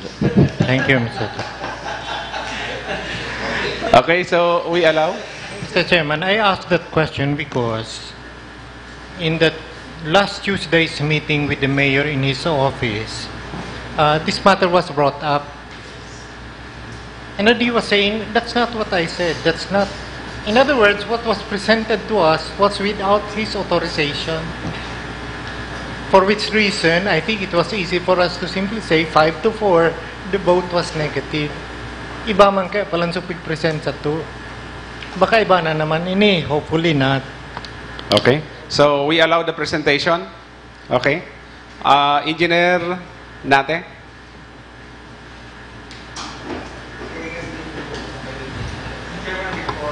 Yes, Councilor June Labadie. Ano lang siguro, Mr. Chairman, sigabos na mataram na resource speaker, i-state ninda na they were authorized by the mayor to speak today. Okay. The rules are suspended. Okay. Engineer Nate? I think it was clarified earlier that it was Councilor Lito Del Rosario who sought the assistance of Engineer Nate, Engineer Palmiano, Engineer Campillos, with permission from the city mayor. Okay. Please proceed if you are ready, Engineer Nate. Good morning to all. Sir, may pong permission kay Mayor pag-present. May permission po ako halik kay Lito Del Rosario. Very clear, there is no authority from the mayor to speak in today's regular session. Nonetheless, can we allow Engineer Nate to proceed? Okay. Okay. First up. Ang nagdesisyon kaya kita dati, Mr. Chairman, tong sinasabi ni Councilor Abunal, nagdesisyon kita na may proposal ang Chief Executive na iyon ni Sigigibuhon. Tapos ni-reject ang Sangguniang Panglunsod. We are referring to the supposed road around the Coliseum. Yes, Mr. And we said, even this representation, I think it Mr. was Chairman. made clear. Ang gusto sabihin, Mr. Chairman, di man yan pwede gibuho na mga yung palaog ng mga tinampu pasiring dyan. Di ba? So, ang gusto kong sabihin, Mr. Chairman, itong pig-reject kang sanggunian panglunsod, malinaw na maray na pig-endorse to ni Mayor. So, ngunyan, kung mayo man nga ning authority magtaram ki Mayor, tapos naggibo na kitang aksyon, we are wasting our time. Mr. Chairman, pwede naman ba ang gibon? Okay, mapag-abot ni Mayor, ma-meeting si Councilor Lito with the technical working group, aaro ka niyang gigibon, mag-present na kamo. Ngunyan, Mr. Chairman, mga yung authority. Ito nga ni, Mr. Chairman, inot na may authority, pag-reject na, mas lalo na ini. Okay, to settle once and for all this particular issue, we have to vote if you are objecting that we allow Engineer Nate and company to make a presentation. I understand you are objecting to it. Councilor Greg Abonal. Mr. Chairman, just to clarify, I should have spoken much earlier, just as soon as it was stated na ang pigbutuhan ta, ang pig-reject ta itong road network. Sa Coliseum. Correct. Coliseum. Ako, Mr. Chairman, malinaw, even before a motion was made, I made it clear that because of the planned road network, that place is no longer fit for whatever proposal it may have had. And therefore, malinaw sa Mr. Chairman na it was not just the road network that I objected to, but the very spot being proposed. Sa kuya po ito, I don't know whether the others voted na sa road network sana. Okay. We will settle this issue because apparently there is an objection to the proposed presentation. So I am assuming that Councilor Lito Del Rosario is maintaining his stand that he be allowed to make his presentation with the aid of certain officials of the city government of Naga. Do I hear a second to that? Second. Is there an objection? Councilor Rakid Arroyo. Will the presentation, Mr. Chair, cover a new proposal as the road network? Will the presentation cover that? May we know from Councilor Del Rosario if the road network rejected by the Sangguniang Panglunsod will still be forming part of this proposal? No, Mr. Chair. No, a new one. This is a new one, and this is different from one that was rejected. And we will giving you a complete picture of the overall project, Mr. Chair. Okay. So, going back to the motion, that was seconded. Councilor Labadia. Si pag-present, Mr. Chairman, di man ako nag-object. Ang sinasabi ko lang, kung si inot na pigdesisyonan ta ni rejecta, may authority ki Mayor na magtaramig diyo. Lalo na ini, mayo man authority ki Mayor magtaramig diyo. So, kung para fair, Mr. Chairman, next session, magpreparar na pigi-endorse ini ni Mayor dyan, ining particular na sinasabi nindang ngunyan. Ngunyan, Mr. Chairman, they waste of time, Mr. Chairman, kasi baka sabi ni Councilor Rintoy, baka abot kang sunod na simana, masabi day kung man ngayon authorize ini yung apat na ini. Especially inako na, hindi man sila represented. So, kung ipipirit mo yan, Mr. Chairman, mag-present, I am objecting. Pero pag ipipresent next week, okay lang, Mr. Chairman. Basta may endorsement na si Mayor. Okay, so what do we do? Do you insist, Councilor Del Rosario, or do you wish to differ this? Mr. Chair, I insist that we hear the presentation, then we discuss these things. Any second? Objection? With that, those in favor of the motion, kindly raise your right hand. In favor. 1, 2, 3, 4, 5, 6. Those against? 1, 2, 3, 4. Is there an abstention? 1. By a vote of 6 in favor, 4 against, and 1 abstention, the motion is favorably considered. Yes, please.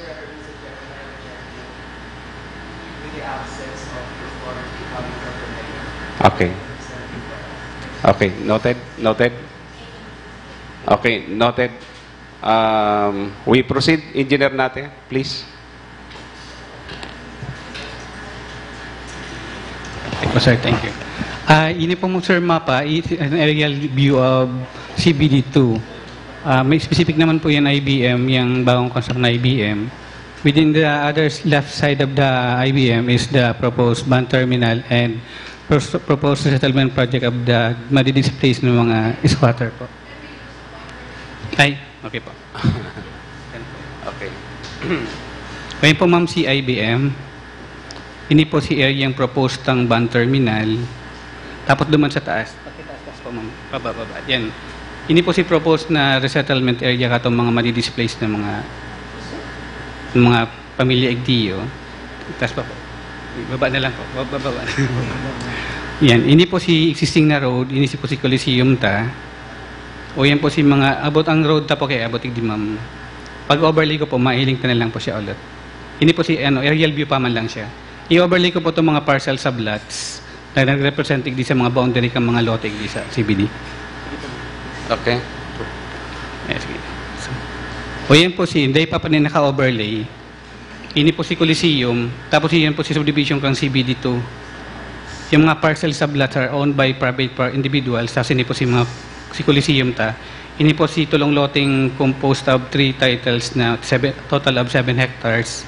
7,000 square meter. Sige po. Ay, ito po si subdivision plan kang proposed terminal and the proposed settlement area. Sige po. Mike. Line up.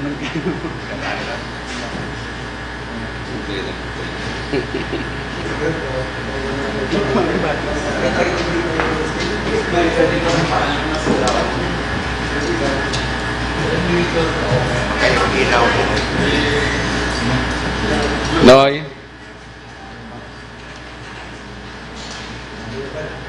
Hindi pa? Okay.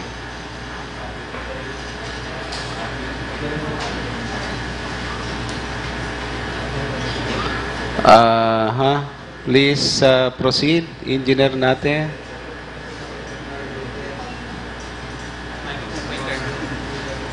Sorry po, nalobat si pointer. Saka specific mo po yan. Yan mouse na lang po garo. Yung mouse. Baki yan po yan si resettlement project. Ay.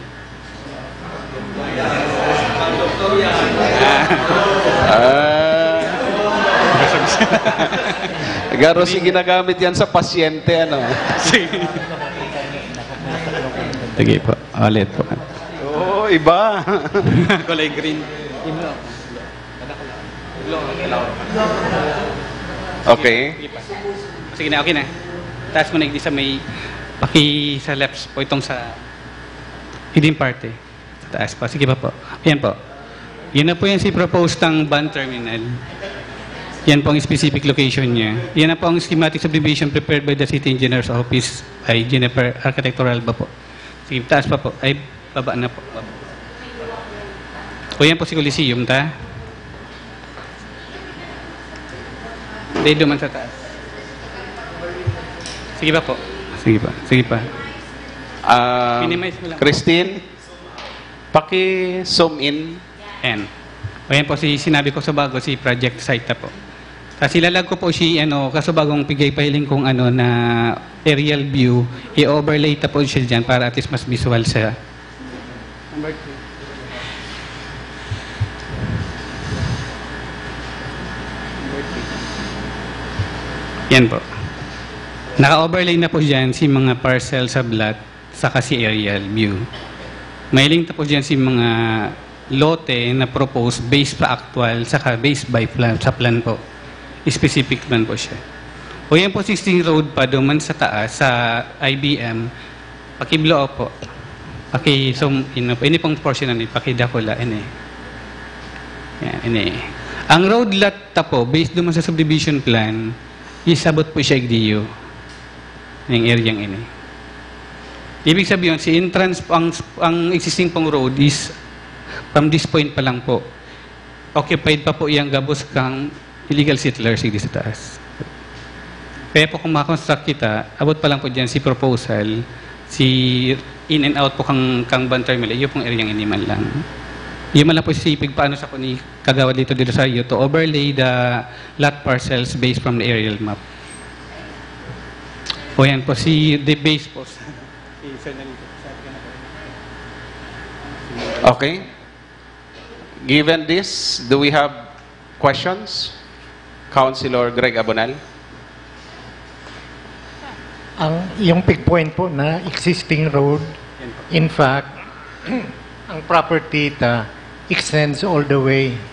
To here, ma'am. Yan, lampas pa dyan. That's correct. Kaya Yes, nangon yan, occupied po yan in mga settlers. That's correct. Yes. Okay. Ang kahaputan po is, other than this road, magkakaigwa pa ba nin ibang tinampo paluwas, palaog o paikot para dyan sa mga vans na magamit kaya? Councilor Lito del Rosario, do you wish to respond to that question? Yes, Mr. Chair. In the future, we can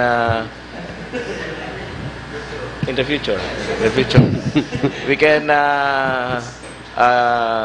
identify areas na pwede pong agihan ng bagong tinampo because ang puntuta po kaya is we have that lot that's 7,000 and 5,000 we are allocating for van terminal para mag-income pa kita. Then at the same time, si mga squatters, tanan taning dignity, tanan taning sindaning proper na relocation. Okay. Councilor Elmer Baldemoro, we will go back to Thank you, Mr. Chair. Identify po itong mga lot owner at the back of the JMR Coliseum. May we know po kung isa'y kagsadiri ka ito? Anyone from the executive branch? Rolly Aramutabi? Actually, sir, good afternoon po sa kabos. Ini pong portion na iniyo. Sige.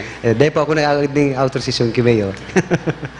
So, at the back of the Coliseum po, ining portion na ni is owned by Dr. Teresita Lee. Sa tao pong, ini po, sa pakitaas tabi, ay pakibaba tabi. Po. Ang sa tao po ini, ang sabi sa Muya, pagsasadiri ni Marans Tailoring. Ini po giraray sa babang ini, sa diri ni Teresita Lee, Litora Lee. All the way to the side of the CBD Hotel. Christine, pakitaas. Pakitaas, giraray. Ay po. So gusto sabihin po, ining portion na ini, hanggang digdi, Teresita Lee property, ini po, Marans Tailoring, kagsadiri po. And duman po sa puro ito, Teresita Lee property manggiraray. Hindi, mapang information kayo ni kung kisay po. Ito lang sa likod. Okay. Yes, Councilor Baldemoro. I understand, Mr. Chair, that Teresita Lee seek help to the city government on the relocation of the occupant of that lot. So kung naghahagad mo siyang tabang sa Satuya, pwede man kitang to request a road network na pwedeng gibuhaning way to the terminal. Dahil I understand, nagigibuhan niya man yan commercial, kung tama ang naisip ko, dahil naghahagad siyang tabang na i-relocate yung mga occupant dyan, most likely gigibuhan niya yung commercial area. And she needed a road. So baka pwede niya siya maging access road going to the proposed terminal. Thank you, Mr. Chair. Okay. May I know from Engineer Nate or from Councilor Lito del Rosario kung ano po ang signification kay ini?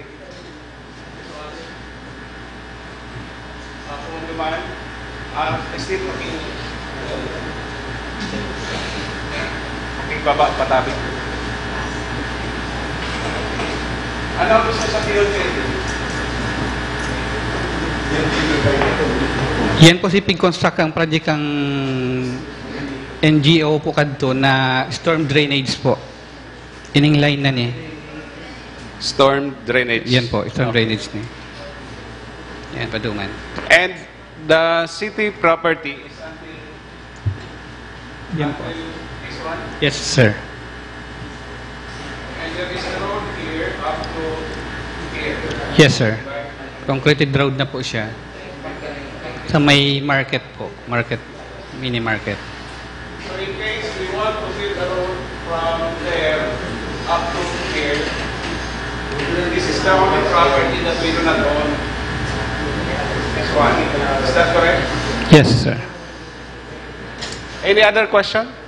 Councilor Greg and then Councilor Del Castillo.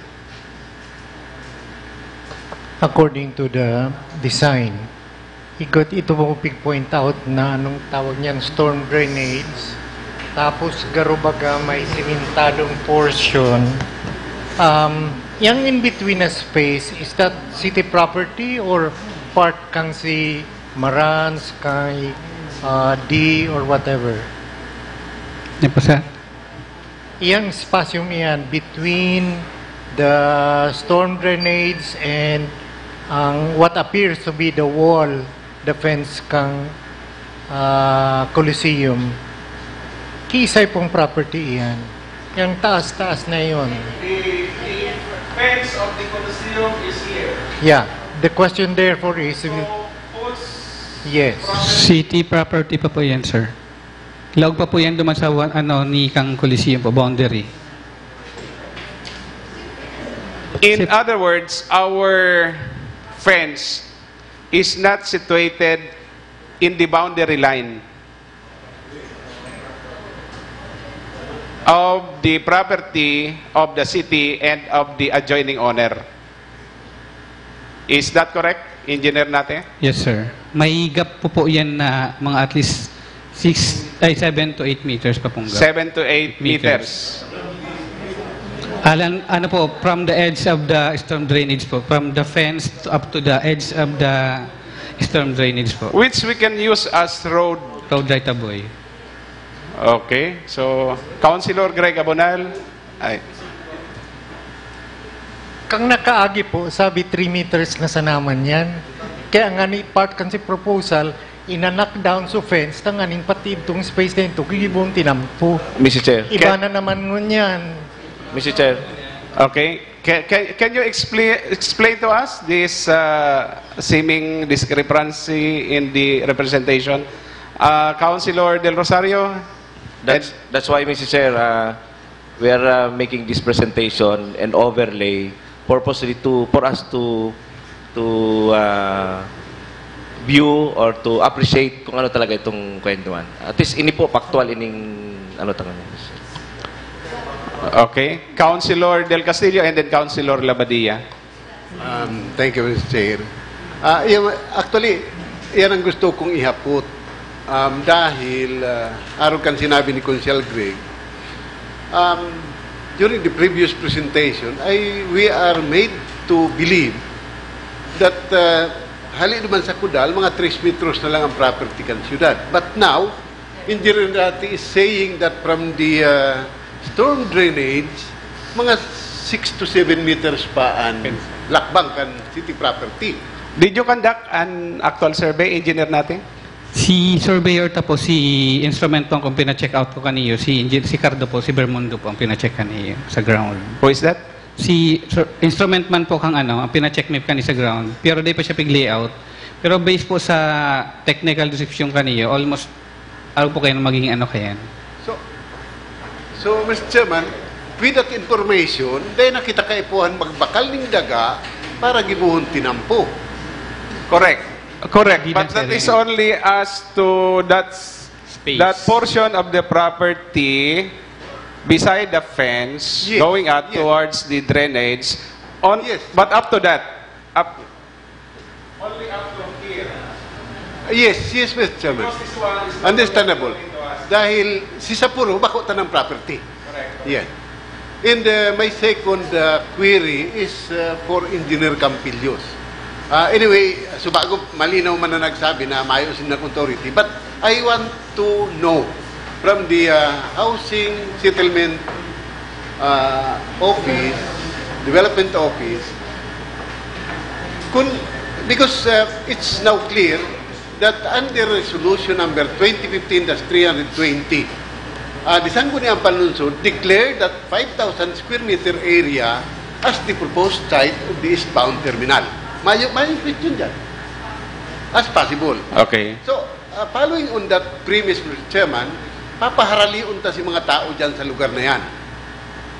And pakahiling ko kan mapa, kan sitwasyon, harus okupado gabos ang area.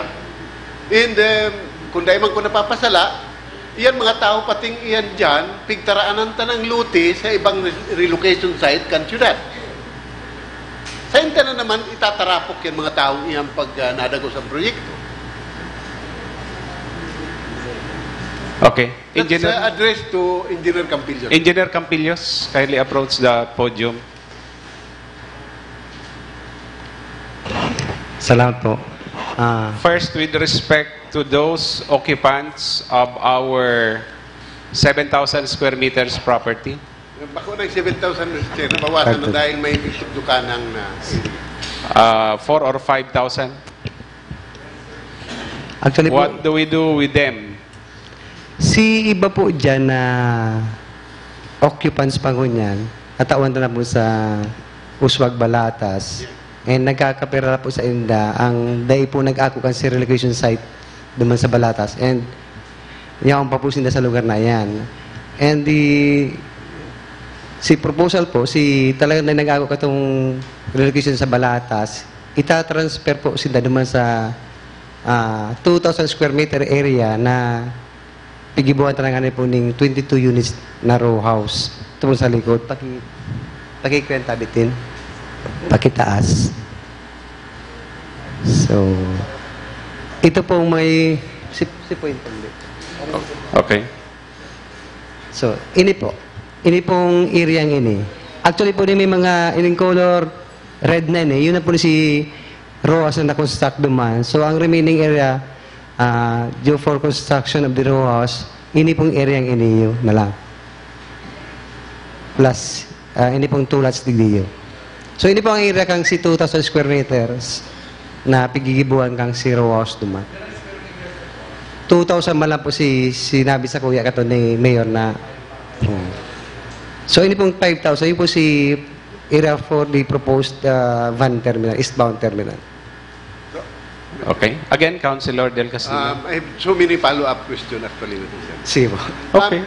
I understand that that row house was already completed. Dahil pa po gapos. 22 units pa lang po. 46 units po ini. Kaya nga ni, igwa ng mga completed units which are ready for occupancy. Iyo po. Ano tada paparilipaton si mga beneficiary duman sa lugar na tarapos na? Iyo po. Ako kaya, Mr. Chairman, bako man sa tuyaw sa ibang sektor, baka kung makadamay kita igdiyo, araw ka nangyari sa Bulacan. Ay po. So, okay. Engineer? Ay po. Actually po, may order na po sa mga, talaga na po sa housing board si paglagay si mga beneficiaries di sa inot na 22 units na ni. Yaw na po sa committee kang si screening na pinanginginot po ni kasakuyang kaibang sa opisyan ni Mrs. Balisnomo. Si pag-screen po kasi 22 prospective awardees po kaning dagang ini. Siguro po by this, tinawag ko pong instruction siya yan, sa iya, dapat po may submit sa ko si report by October 12. So, pagkatapos po kayan, isasubmit ko na sa housing board for the final deliberation on this matter. So, October 12. So, ari natapos si construction and so ari naging ready for occupancy si unit. Na pagkatanda ko po by late last year kang na-turnover po siya. Pero pagka nangyari ka kani, kang nagkagawa pong bagyo, some of the units were used as evacuation center kang si granting, Mr. Chair, na naging evacuation center and completed units. But the typhoon occurred in December last year. October na kita ngunyan. Pirang bulan na abuton ang pag-screen kan 22 na aplikante. Kung kada sarong aplikante ma-devote kita ng 2 days, it is only 44 days, Mr. Chairman. But it took us 10 months to screen. Mayo pa nga ni nakaka-award. So, pirang taon na abuton bago ta may award, baka ralapa na lamang si unit dahil pa na-occupy ang mga unit sa inyo. So, yan ang pigahalitan ko dyan, Mr. Chair, because the city has already spent so much money for this particular project. Okay. Thank you, Mr. Chairman. Engineer, thank you, Councilor. Actually po talaga totoo nangyari na medyo na-oktaba si awarding kan enot si mga rason si di enot dahil mo po siya napalipat tulos di dahil may pa siya mga amenities na inaagdi di tubig, ilaw, si drainage, si tinampo. So nagrereklamo po sila na gusto nila pa naglipat man sila di at least ining mga amenities na yaw naman. So medyo po nahalo si pag-ibon mo kasi POW niya, kayan, ang sangguni nga po, nailalag pa lang din si linya kan si tubig. So, although po si POW para sa drainage system digdi, si concreting ugana po, due na po yan for construction within the coming months. So, to sum it, 22 of the so much number of occupants in the city property will be asked to occupy the 22 housing units already constructed. Yes. And in the other units still to be constructed by the city. With respect to those who cannot be accommodated, they will be relocated in Balatas. Is that correct? Sa Lunggigi, actually. Sa Lunggigi. In the, Palmera Village. Ito po kuya, proposed phase 2 kang Palmera Village. Okay. Councilor Del Castillo? Actually, Mr. Chairman, ang saro ko pang hapon, sa ngunyang piragabos na occupant, igdiyo sa 5,000 square meter na remaining city property. Rolly? Dahil si ililipat na duman sa nama na is 22. So, piragabos yan, pamilyang iyan. And siguro ma-count dagos, pira si originally, pira si pigbugtak ta igdi sa, I understand ini yung Maugma Village sa Balatas, iyan si relocation site kan si mga taong yaon dyan sa lugar na yan. Yes, sir. Yes, sir. Okay. So how many? How many occupants? Akad to po, hindi pa kita napungan si project dyan, dahil na pa nalilipat sa Balatas. May more than 200 occupants po dyan. Right now, how many occupants? Yun po, basta sa listahan gawa po siya 61 households. Yan po dyan. So, 61. Okay. Councilor Labadia Jr. Mr. Chairman, sa kuya, tawan talang background ang pag-iribatan ko niyan mga honorabling konsihal ng mga senior citizen. Kang buhay pa po si Secretary Jesse M. Robredo, kang mayor pa siya, and kami garo kato ni Councilor Ranyola, kung nakakapiraigdi, kami mga konsihal pa. Binakal po talaga yan kay Engineer Bencia para sa urban poor. Yan ang malinaw dyan. Kung taano yan binakal kang syudad, ang intention kayan ni Secretary Jesse M. Robredo sa kasi mga official kadto, gibuhon yan talaga ning para sa urban poor. Pero anyway, my good friend Lito, my compadre, is the proponent of now na gibuhon taning terminal.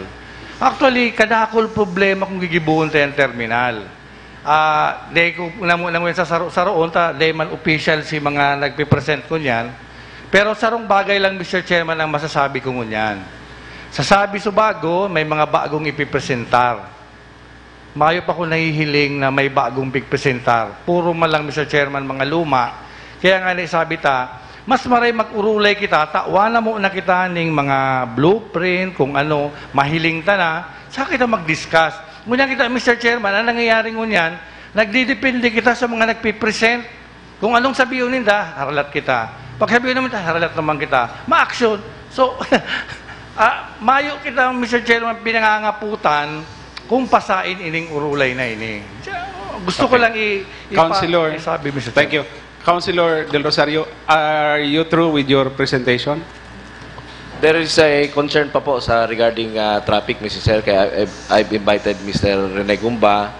Also, concern sa kung ano ang gagastusun ta igdiyo sa very significant na dikit na lang nasisimintuhon kung sakaling mag-decide po kita dyan. Substantially po ning nag-depart kita duman sa previous sa mga presentation because kadto po ang pagtubod ta alawigo lang tinampong gigibuhon ta. Ngunyan lang po narisata ngunyan talang naaraman na with the assistance kansen pong mga resource person na dahil pong kayo significant ang gagastusun kang syudad. Number 2, kung idadagos na po ning project na ni, which I am pursuing with the help and assistance of the other members of the Sanggunian, this will open another investment sa city and at the same time income sa city government, Mr. Chairman. Okay. So siguro, Mr. Chair, as far as traffic, I've also requested Mr. Gumba to also somewhat explain ang traffic impact ni dyan sa lugar. Okay. Before Mr. Rene Gumba, Councilor Rakid Arroyo and then Councilor Abonal. Thank you, Mr. Chair. Kasi bago flash si resolutions that were authored by this representation, they were authored as chair of the Committee on Public Utilities then, which included the transportation. The authorship, Mr. Chair, was really to look into the details kung talaga bang posible. No? And habang nag-uusad kita, nahihiling dahil talaga palang duman posible. So, mayo po kitang sinasabi digdig, iyon na talaga yan. The resolution was declared as a possible site. Kasi iyan ang proposal kang executive. Dahil taman pwedeng i-turn down tulos. Hilingon tang mga detalye, baka talaga pwede. That's why we passed that resolution. So, sa nagluluwas mo niyan, importanteng maray, even in the passage of this resolution, na maipresent sa to, si road network. Kasi si pinaka-argument really, kan pig-uro layang pa lang iyan before we declare it as a possible site is the resulting congestion, particularly the fact that there was no proposed road network aside from the existing ones. Kaya siguro bago tadangugon ang tungkol sa traffic, yan saan talaga ang road network na pigpo-propose. Because the road network presented to us previously, we turned it down because it wasn't a good proposal. So bago siguro kita mag-continue, yan sa inang bagong road network. Because before we even speak of traffic, saan maagi? Councilor Lito, as to road network, Mr. Chair, I've requested Engineer Palmiano to present to us yung road network and including yung mga proposals. I don't know if the good engineer is ready to present. So can we first allow Engineer Palmiano to take this up before the traffic concern? Yes. Okay. So Engineer Palmiano and Mr. Rene Gumba. Okay.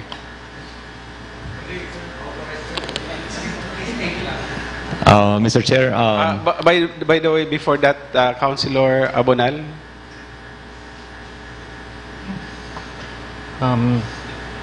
Just before, well, while Councilor Lavadia was saying, mayo pa po nga akong nahihiling na bagong presentation so mga dati man sana. I'm not changing my position, but I already saw major differences in what was earlier presented and the one that is on print. Number one, ang building po, ngunyan ba ko ng single floor? Pwede na naman ang second floor. Nakasabi digdi. The second one is multi-story na daan. Ang nakasabi sa area for lease. Multi-story. Whereas before, sabi, single floor na lang. Last presentation, syudad ang matugdok. Ngunyan, available naman for bidding and for lease. So, may dako lang pagbabago, Mr. Chairman. That's correct. Yeah, well, so far yun ang ngunto kong i-present. Okay. Thank you, Councilor Abonal. Engineer Palmiano, if you are ready, please proceed. Mr. Chair, I do not have a formal authority from the mayor, but we had a conversation together with the Vice Mayor and Mr. Lito Del Rosario, Councilor Lito Del Rosario from, sorry sir, or yesterday morning. Mr. Chair, this is the proposed terminal.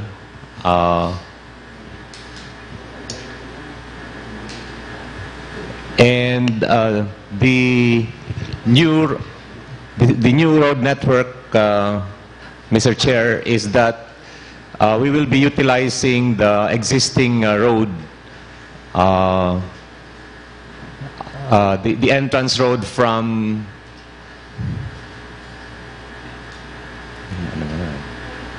Ninoy and Cory Avenue. Wala na.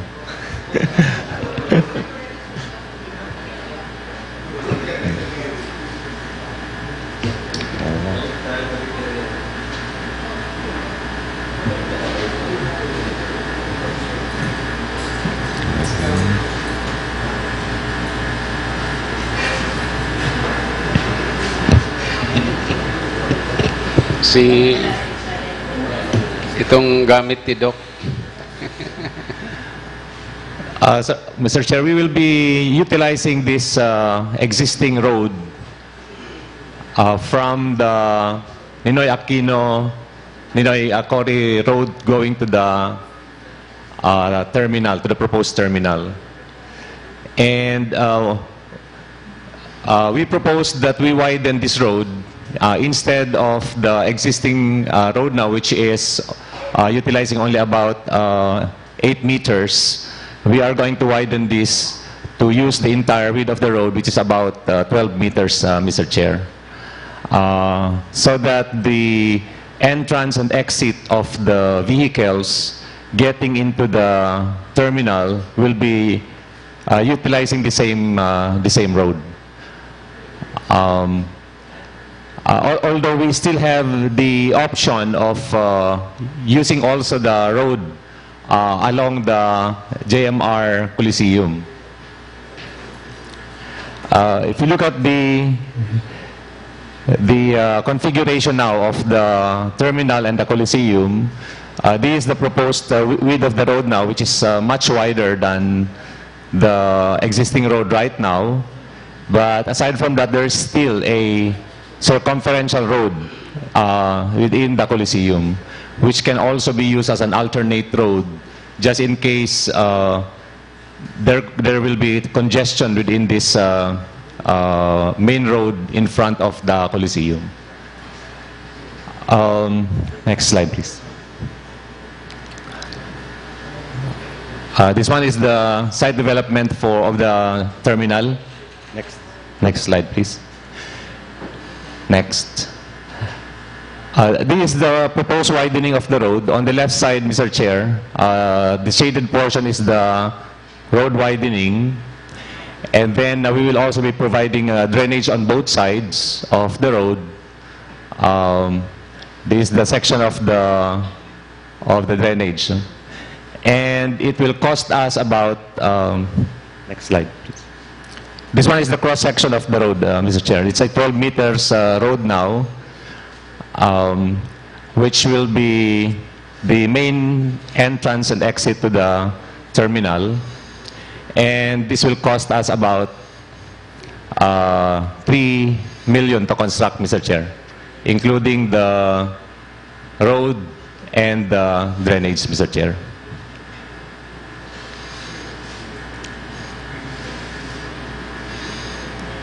That's all, Mr. Chair. Okay. As to traffic, Mr. Rene Gumba. Mr. Chair, the PSO doesn't have any technical input yet on the traffic, and we will be looking into whatever is adopted as the final road network, given this proposal. Okay. Councilor Del Rosario? Yes, Councilor Abonal. Mr. Chairman, kaso bago uminasa kita dahil sabi ni engineer natin 72. Bilog lang naman sa pag-iisip ko na matinampo kitang palusot digdiw sa. Katapos ko niyan, mayo na naman. Can they get their act together?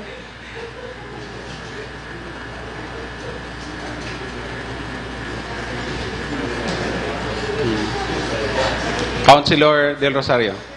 Mr. Chair, the purpose of presenting the road widening of yung road leading to the GMR Coliseum and to the proposed site of the ban is to accommodate the ingress and egress of vehicles. Then later on, we can maximize yung road network sa likod. Kaya po nga ni, very significant na naaraman tango niya na we have 7 to 8 meters dyan from the edge of the drainage. Kaya naku lang pong bagay na naaraman tayo ko niyan, then dikit na lang po ang gagastusun to connect yung portion na to going to the existing road na naman. So, ang present ni Engineer Chito niyan is the road widening which will cover more or less mga 3 million.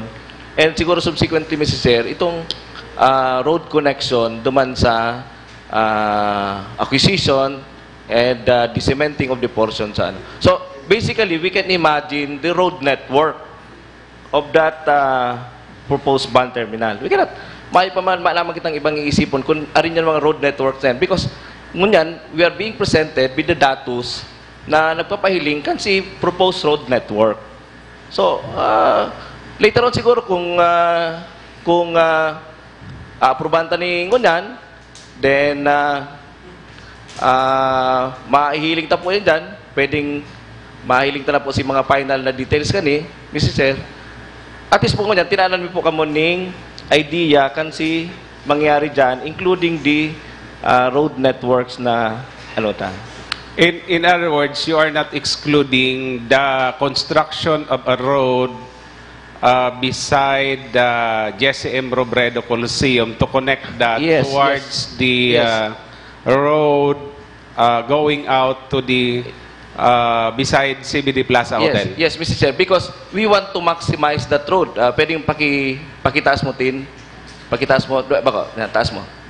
We have, yun sa talipa pa. Sige, Tin, taas mo pa. Okay. Yan. Iyan pong tinampong yan. Yan sa may...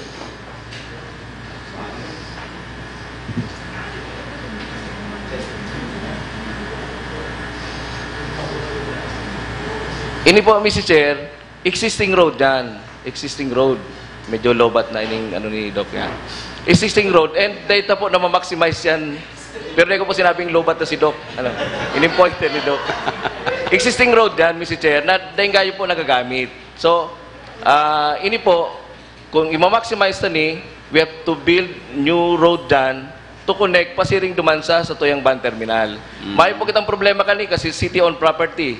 Ang i-acquire na lang po inilang, ining dikit na pirasong iniyo, because igual na kitang tinampo igdiyo. So basically, Mr. Chair, we can imagine now the road network of the Ban Terminal. Okay. Na-determine na ba kung guraano aabuton, si gagastuson pag construct kan road digdi sa beside the GMR Coliseum?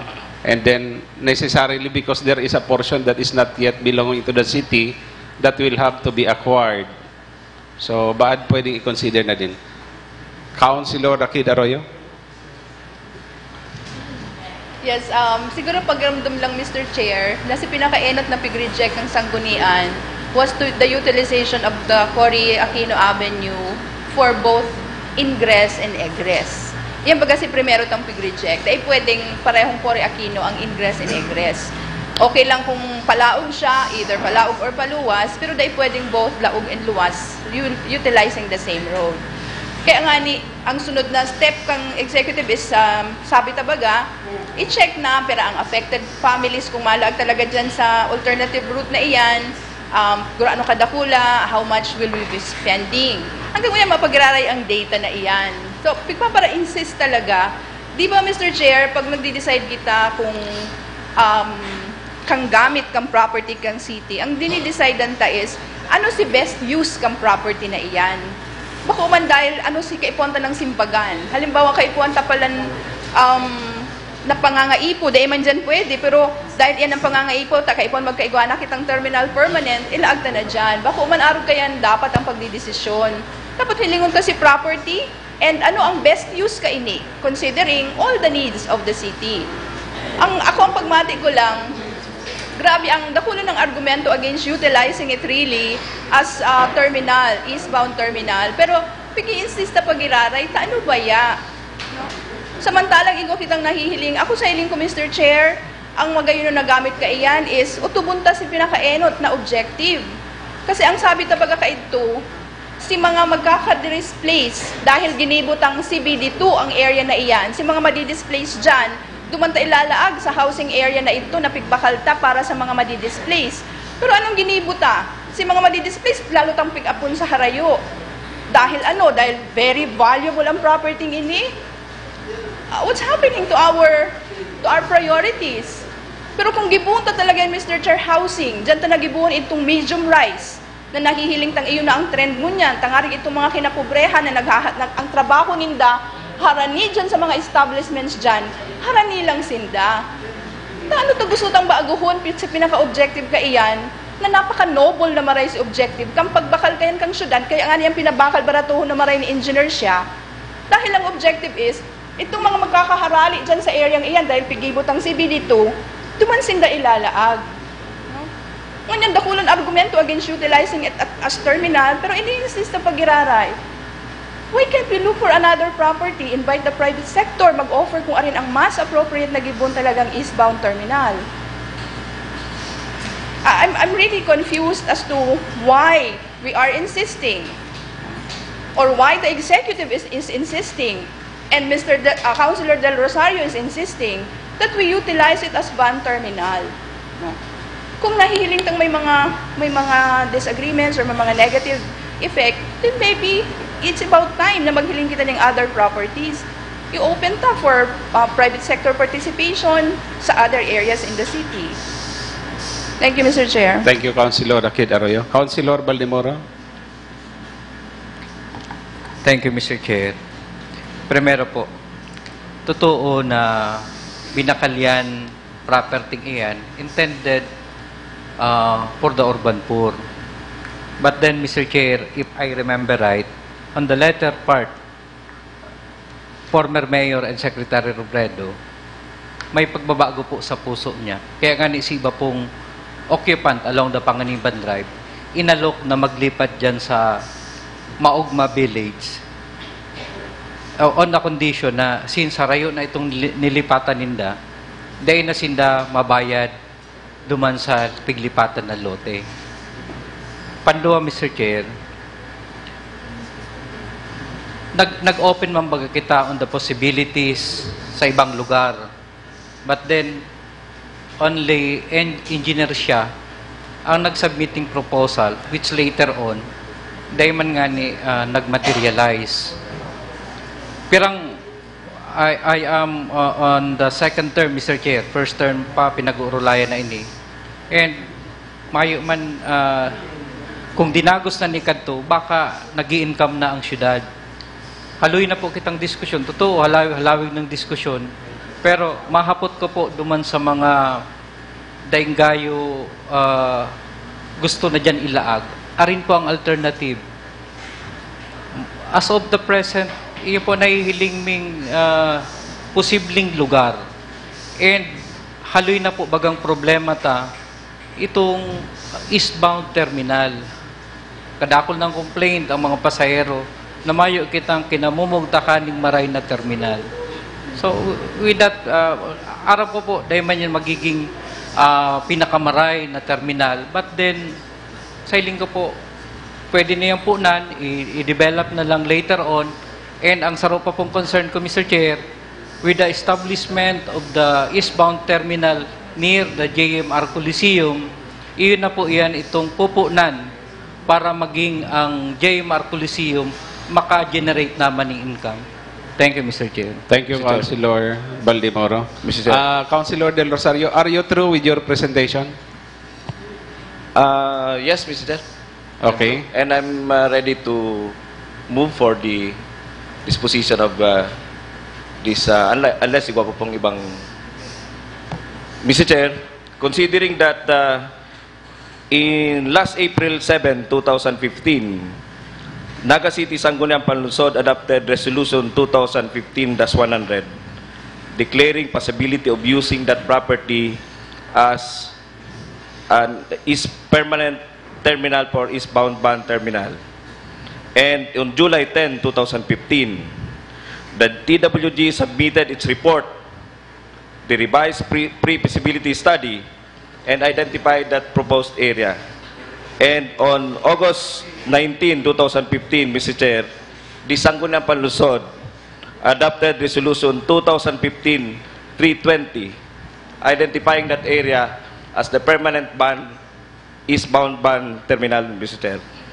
To make a closure of this topic, Mr. Chair, I therefore move that we pass an ordinance providing for the terms of reference for the lease, development, and utilization of the city property in Barangay Lerma into mixed-use UB Express and PUG terminal for eastbound roads, Mr. Chair.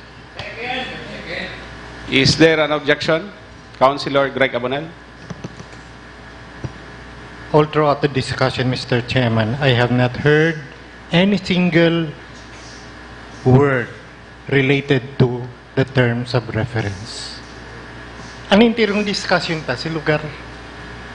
And therefore, I am not ready to vote. Kung persona pa, boto ko against the day ko pa nga, nadang kung si present the terms of reference.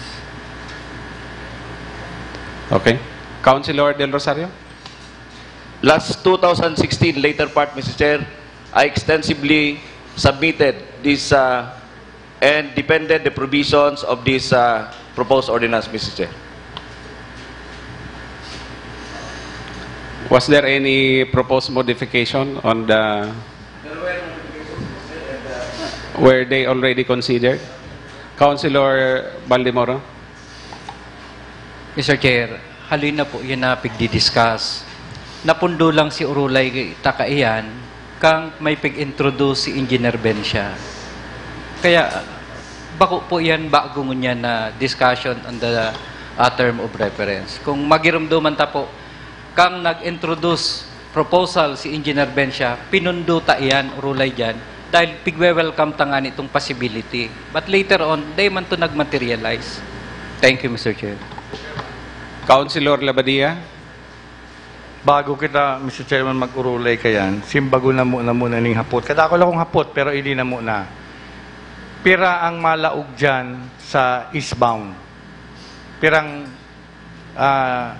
jeep or van or hindi sa UB Express and PUJ terminal for eastbound routes. Pira ang malaog dyan. Have we not discussed this, the previous We had session? discussed that, Mr. Chair. Pira, Mr. Chairman. Councilor Del Rosario. For the moment, Mr. Chair, I don't have the data, but we already discussed those facts and figures, Mr. Chair, in our earlier sessions, Mr. Chair. Okay. Discuss dato, Mr. Chairman, kang last sanggunian pa. Pero ngunyan, isimplify ta. Actually, Mr. Chairman, pig-question ko si Willie Prilles. Ang sinasabi ta ngunyan, Mr. Chairman, yan. May natatada ning 5,000 square meters nagigibuan ng terminal. Kung i-multiply mo yan sa 70%, tayo lang pwede gamiton. 5,500 square meters ang pwedeng gamiton, Mr. Chairman. Pag i-divide mo yan sa 18, ang gusto sabihin, 194 na PUJ jeep saka itong UB Express lang ang pwede maglaog. How many? 194, Mr. Chairman. 194. Yes. Ang gusto ko sabihin, Mr. Chairman, kung iniyong yan, nayaon ligdiyo sa may likod kang St. Joseph, pinapagamit taning almost 6,000, rayaon na nga sa tinampo, ano pa ang mangyayari digdiyo sa tuya sa 5,000 square meters? Iyan, Mr. Chairman, iyo lang yung primero kong hapot na gusto ko. Kadakol pa ko, Mr. Chairman, gustong sabihon, pero isigilaw na lugod, taramon ko na. ang saro, Mr. Chairman, though bako man akong abogado, ang pagkaintindi ko, Mr. Chairman, ang gobyerno, kung di ka magastos, mas maray. Pero kung magastos ka, kung kinakaipuhan, okay man siya. Ang gusto ko, Mr. Chairman, sasabihon, pag pick-approveran taning ini yung gigibuon ta na yung terminal, tapos ikaw nagpo-propose na libre, aabuton ta kay Mr. Chairman kaso. Mayo man problema ta mga abogado man kamo, so no problem. Kaya sa kuya, Mr. Chairman, igong nag-o-offer sa tuyang libre and then gusto ta magbayad. Gusto ta maggastos. Ang pangadwa, Mr. Chairman, gusto ta pang waraan ning maray na kaisipan kadto ni Sec Jesse na para sa kinapubrihan ini. So, day ko nahihiling, Mr. Chairman, kung taano pipiriton ini, gibuhon na eastbound terminal. So, I will object, Mr. Chairman. Thank you, Councilor Labadia Jr.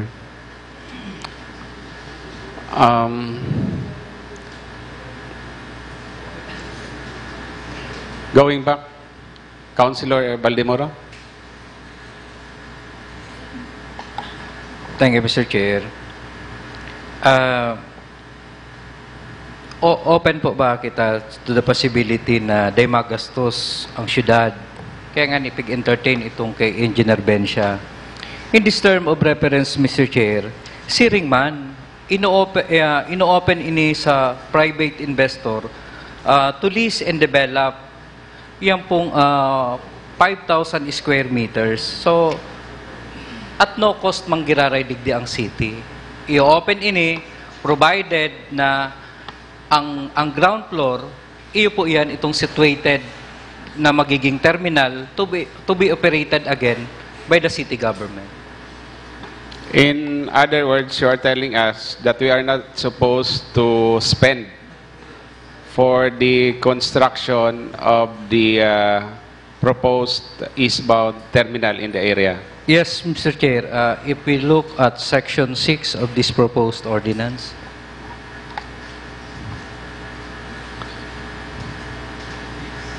okay.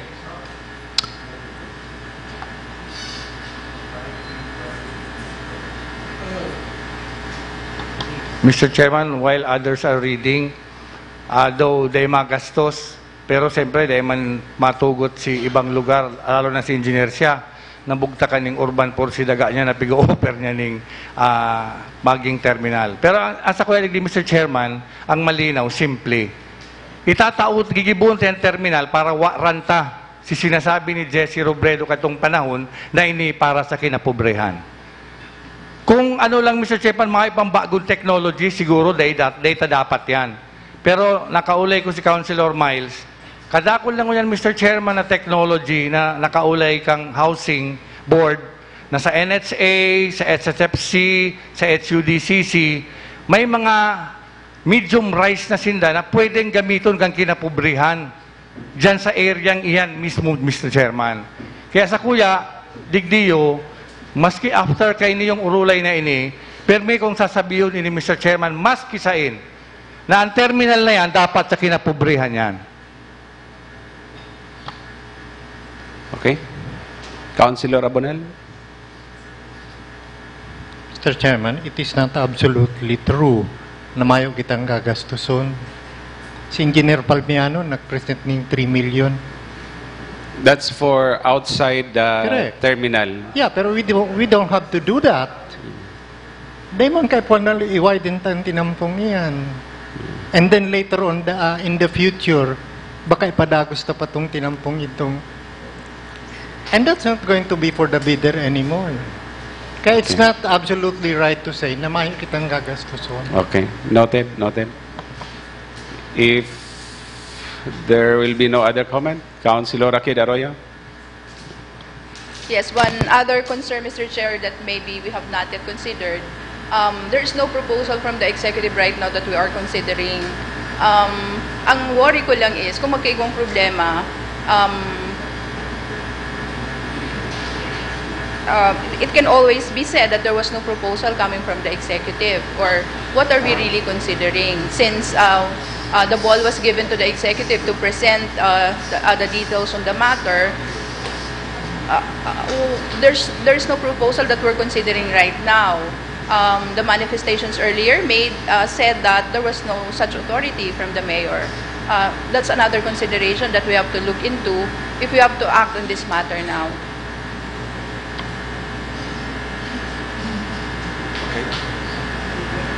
Should we act on the motion now, or should we still consider other matters?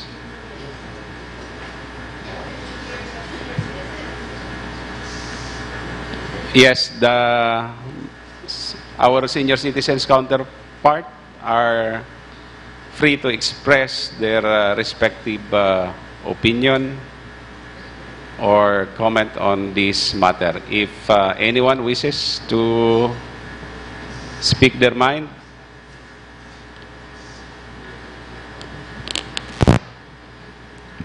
Honorable Senior Citizens Councilor Antonio Borok of Santa Cruz, recognized, please. Mr. Chairman, kung sakaling di kita magkaoroyon ngunyan, i-discuss tan sa masunod ng sitting. Thank you.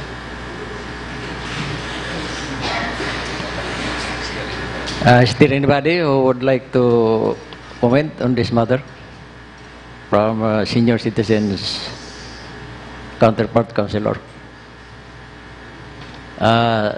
Honorable Pulvera. Siguro po, pwede tapong pag-ulayan na lang sa masunod na tangani mahapunta po si Mayor kung ano po garong daiman po ning hali sa iya ang kwenta nga hindi po kita mahaloy.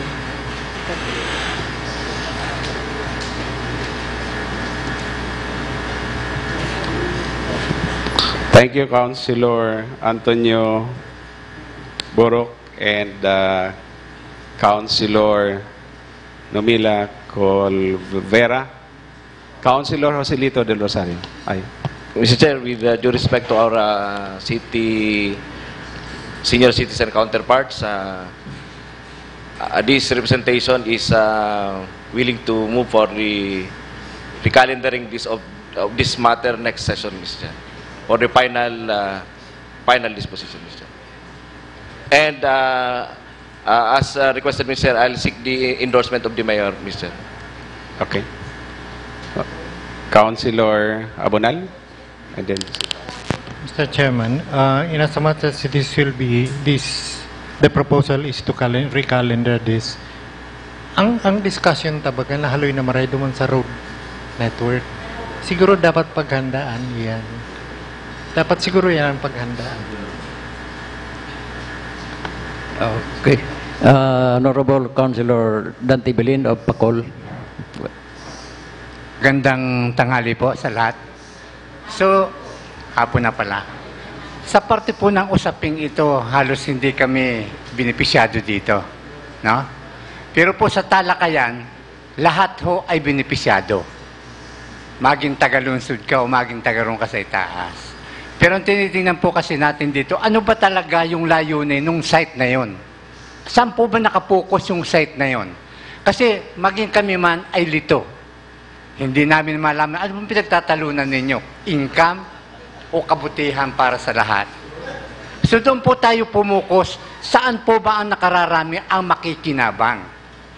Doon lamang po ang punto ko dahil marami pa pong naisigurong maglahad din ng kanilang mga adhikain. Pero ang pinakamahalaga po, ang ikabubuti ng lahat. Sabi po natin, yung magandang usapan, ay magandang paruroonan. Salamat po. Salamat, Councilor Belin. So, heeding the advice of our elders, of our senior citizens counterpart, Honorable Colvera, Honorable Borok, and Honorable Belen, and with the Honorable Joselito del Rosario having acceded to suspend or defer discussion and disposition of this, for now, this item is deferred. The Secretary is instructed to include this in the calendar for our next regular session, and for the proponent to be ready for further presentation if any. Okay? For the meantime, it's already 1:24. We take our lunch.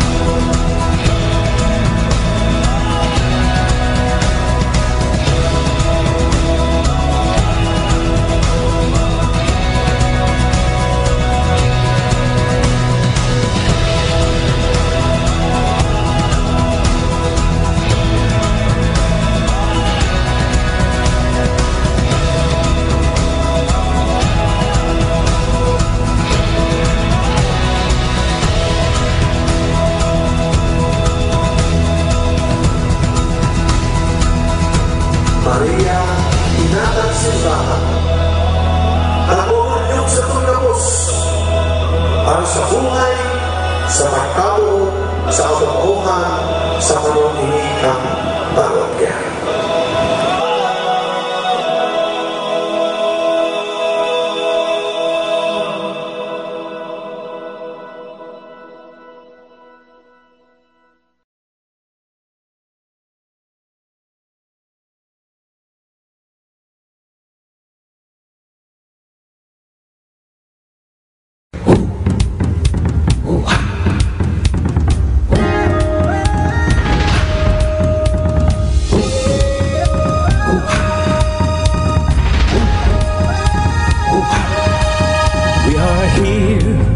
We are proud.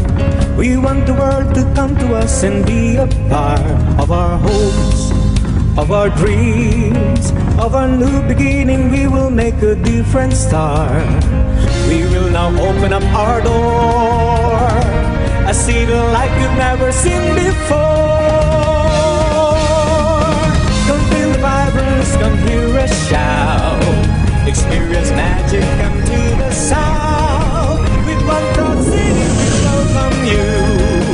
What you've been looking for, we have it too.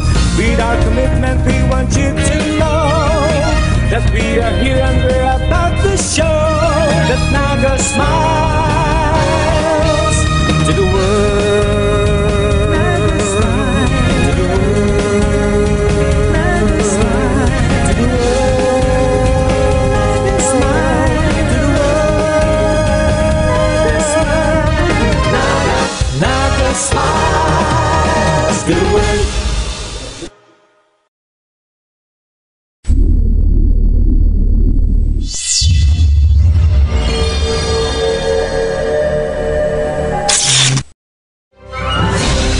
Sa tuyang pag-urulayan, ang mga proyekto kang syudad. Sa tuyang tukaron, ang mga impormasyong pangkauswagan. Sa mas pinahiwas, asin pinausog na programa, kan lambang na genyo. Ang Dagang Ngunyan. Dagang Ngunyan. Kada Sabado, alas 10:30 nin pagkaaga. Kaiba, sinda kakamping Allen Riondaga, asin kakamping Nick Motos. Ang Dagang Ngunyan.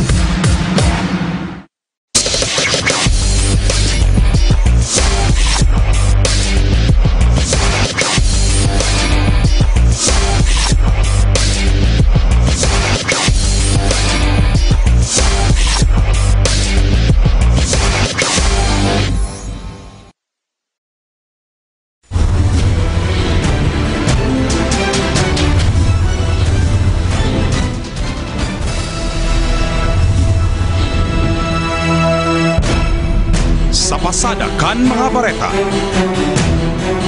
Syudad ning Naga pigbisto na Apolinario Mabini Awardee. Kaibanan ang syudad ni Naga sa mga nakaresibing niya na taon kan Apolinario Mabini Award sa kategorya kan mga gobyerno lokal. An onra hali sa Philippine Foundation for the Rehabilitation of the Disabled o PFRD na nagtataong pagrekonusir sa mga LGUs na nagtataon nin dapat uurog pang mga serbisyo sa mga miyembros kan sektor kan PWD sa saindang lugar. Sigun sa surat na ipinadara kan PFRD sa syudad, nakalaog sa kwalifikasyon na inian Naga.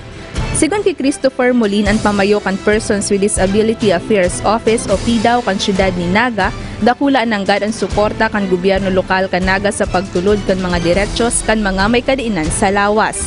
Asado kita duman sa criteria ninda, pagabot duman sa compliance kan sa accessibility law, pati itong mga services and ordinances kan syudad ni Naga, mga polisiya na locally igdi po sa syudad ni Naga, na hinihiling ta na lamang kita kaysa duman sa mga kalaban ta, kaya po kita ang nagkaigwaning siring na award.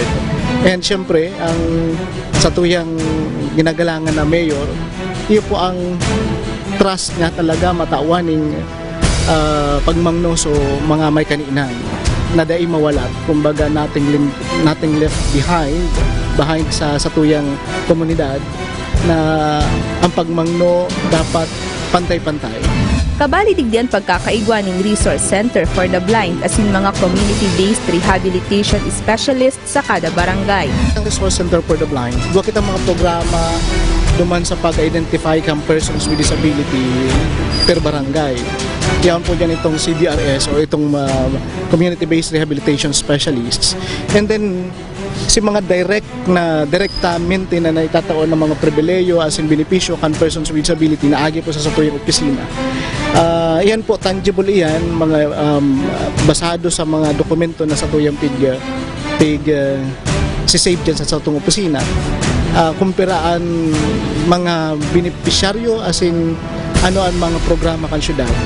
Tangani pong ma-address itong pangangaipukan sektor. Gigibuhon ang awarding ceremony para sa Apolinario Mabini Award 2017 sa Maynila. Para sa Anaga Ngunyan News Army. Konseho, aadalan ang pag-obligar na magbugtak ni mga CCTV ang gabos na mga negosyo sa Naga. Kinumpirmar ni Councilor Lito Del Rosario, Chairman kan Committee on Public Safety sa Sangguniang Panglungsod na i-review kan konseho ang ordinansa dapit man sa pagkaag ng mga CCTV kan mga negosyo sa siyudad Naga. Saro ini sa tema na natukar sa Peace and Order Council o POC meeting ka nagtalikod na aldaw. Ikaw pa kita ng ordinance na nagmamandate kang pagbugtak ng mga CCTV sa mga establishments. Sa kunya po sa part may kang sanggunian sa Committee on Public Safety.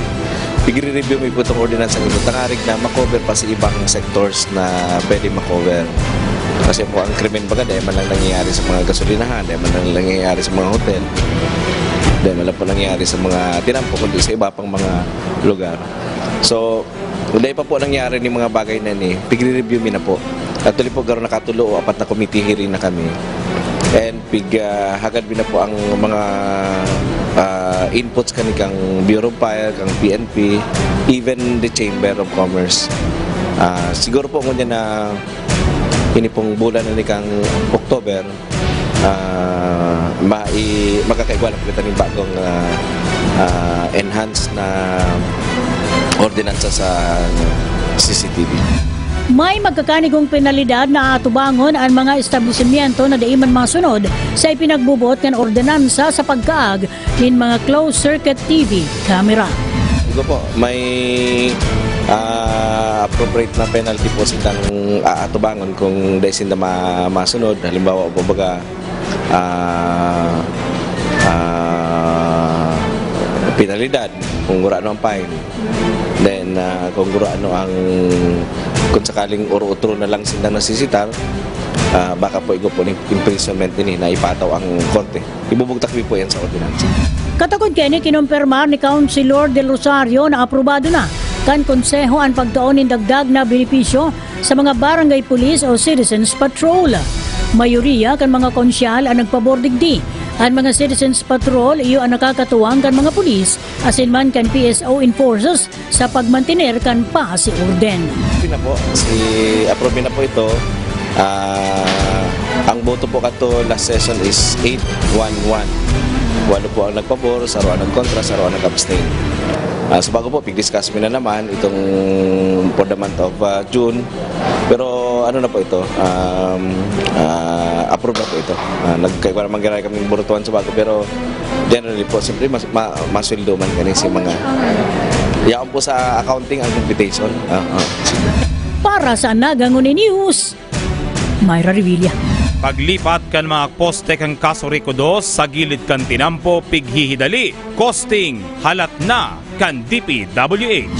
Alat na sanangan DPWH 2nd Engineering District kang Camarines Sur ang pagsumitir ng costing na pinaghaman kang Kasuriko 2 para man mataunan ning fundo na gagamiton sa relokasyon ng mga electrical post na hinagop kang road widening project asin iba pang major project kang DPWH.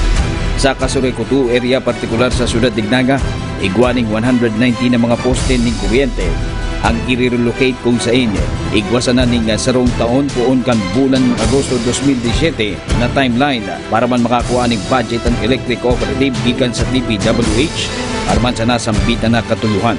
Sa regular session kan Martes kan sangguniang panglungsod, direktang pinaghurot ni DPWH Assistant District Engineer Rick Ragrario kay PSAGM Engineer Nelson Lalas na mahidali na ang pagsumitir kang costing asin dain na sa naabuton pa ning huring semana kang Oktubre 2017. Hinabi pa ni PSAGM Engineer Nelson Lalas kang Kasuriko 2 na igwa na sinang dating pinaghaman na costing antes pa man magluwas ang joint circular kan DOE asin DPWH katugod kang pag-relocate ka mga electrical post na pinaghagop kang road widening kung saan inisyal na kaipuhan digdi maabot sa kantidad 9.8 million pesos. Alagad ini pinaglalauman na madahula pa kaya sinda makondukta liwat ng pole-to-pole inspection para man madeterminiran kung grano talaga ang kaipuhan antes makasumitir kan costing sa DPWH para matuan ning funding. Inasiguror pa ni Engineer Lalas na ihimuwahon ninda na dain na abuton pa ning katapusan ng Oktubre 2017 nga rin makapagsumitir na sinda kang costing para sa relokasyon ka mga electrical posts. Para sa Nagangunyan News, Joel Sulina. Sa kamautan na masimbagan ang mga reklamo kan mga pasahero, FB page na may pasaway driver, ginibo. Ginibo kan lokal na gobyerno ka siyudad ni Naga ang Facebook account na may pasaway driver sa obheto na akuon ang mga reklamo na sinasapok ang mga pasahero ng Prime Mobile sa syudad. Ipinaabot ini sa media sa anunsyo ni City Events Protocol and Public Information Officer Alan Riondanga durante kan maghampang si PSO OIC Head Rene Gumba sa mga miyembro kan media sa Meet the Press kan Miyerkules. I-up mi na po at sanso ko yan. Facebook page, it's a public page where you can send us your message for complaints. Ang administrators po katong page na to kami ni Sir Rene, ako si Sir Rene mismo, then other personnel kan Public Safety Office, PNP. So gabos po itong sumbong, sararuan lang po kita sa page. Ang pangaran po kang page, May Pasaway Driver. Para sa Naga Gunyan News, Jeff at Chas. Seminar para mas pangpararumon ang pagkanood kan mga estudyante kan midwifery course. Ginibo. Para urog na ipasabot sa mga yaon sa propesyon ng midwifery ang sa indang papel bilang mga kumadrona, sarong seminar kan Biyernes ang pinanginotan kan mga estudyante kan Bachelor of Science in Midwifery kan City College of Naga. Tig-apod ining Midwives as Heroes of Mother and Child's Health na igwang temang the role of a midwife in maternal and child care through innovative approach in healthcare delivery system. This means that being a midwife, kasi here in the Philippines, midwives are not really compensated well. So it's not always all about the money. It's about saving the lives of the mother and the child. And on that part, we become the heroes of the mother. Kaiba ng digdikan eskwelahan ang Camarines Sur Chapter kan Integrated Midwives Association of the Philippines o IMAP. Kabale sa mga pigtukar digdi ang mga peligro sa pagbabados. Siring man ang mga tamang paagi ning pagtaon in maternal health care kan mga kumadrona. Kasi this is more ito yung usual na need namin midwives to know, and para ma-updates kami regarding doon sa mga trends ngayon as new trends of midwives, kasi yearly talaga nagche-change yung mga ginagawa namin. So para updated kami, and we know that nasiserve namin ng right yung para sa patients. Nagsirbing mga tagapagtaramdigdian mga man iba-ibang obstetrician asin gynecologist, pediatrician asin mga medical officer kan IMAP. Nagatindir sa seminar ang mga midwives asin nurses hali sa man iba-ibang probinsya kan Bicol. Sa siring na seminar, obheto nindang tauan doon ang importansya kan profesyon kan sarong midwife. The child. So we like to emphasize to all that being a midwife is not about the money that we get. It's about our profession. It's about the craft that we have here. Para sa Naga Gunyan News, Army D. Pagpakarhay kan Jesse M. Robredo Coliseum, pupuna na 5.9 milyones de pesos na kantidad gagastuson. Nakatalaan ang puunanan patrabaho as in rehabilitasyon kan Jesse M. Robredo Coliseum. Mismong si City Events, Protocol and Public Information Office Chief Allen Rion Danga ang nagtao kan detalye kan impormasyon kun arin an iirahayon kisay iya award kan bak an patrabaho gurano an kantidad asin iba pa. Po na award na kan Vincent Awards Committee an pagpairahay po kan Coliseum sa pagirahay kang atop sa po katong basketball court. An contract amount po sigon sa pigtaw po tuya kan Secretariat kan Vincent Awards Committee 5.9 million ang gagastuson. Anang gana pong kontratista iyo po ang St. Bernardine Construction Enterprises. Ang notice to proceed po, pitsado September 25, 2017. So, igalauman po na within October, mapong po ang patrabaho. Pwede po kayo niyo, ang contract duration, 3 months. So, dapat matapos ang Coliseum, mapagirahe kayo within 3 months. So, pigalauman ta na po makapuon by February, early February or late January, tapos na po ang pag-irahe kan Coliseum. Idinugang pa ni Deputy Chief Allen ang importansya kan pagpapairahay kan JMR Coliseum. Pwede man maengkaminar na maitulod ang plano kan syudad. Mag-income ang Coliseum asin may mag-ukupar digdi. Actually po, yung maniyan po yan, pinaka-obheto kang Coliseum, mag-income ang syudad through the Coliseum. It's just so unfortunate na dikit po ang nagkapabuk. Tangunyan po kaya sa mga events, nakulaon na ang mga requirements. Halimbawa, ang iba ang muya air condition, ang Coliseum tapo dai pa. Kumapa aircon man po kaya kita, it will cost us too much. Ang siguro po pag figure sa pigtaw sa tuya, will cost us roughly mga 60 to 80 million. Air conditioning alone. Pangalawa po, si cost recovery po kayan, bako yan pong possible na pagdesisyon sa syudad, bakulang amount yan. So, for now, status ko po kita, kung may magamit, mabayad, kung po napapasala ang usage fee kaya, garo 100,000 pesos, between 50,000 to 100,000 pesos, depending on the number of hours na gamiton. Pangalawa po, si cost ng tubig, si cost ng ilaw, yun ang mga considerations. Pero kung hilingon ko, sa pangkabilugan, ang Coliseum po haros may mga tenants na sa laog, ito bagang palibot, igwa ng mga establishmento, may mga ahensya na nga ni kan gobyernong yaraon duman, pati po ang chamber yaon naman duman. So, ini po, paagi na maging buhay ang lugar na iyan. Pero po ini po siguro, mas magiging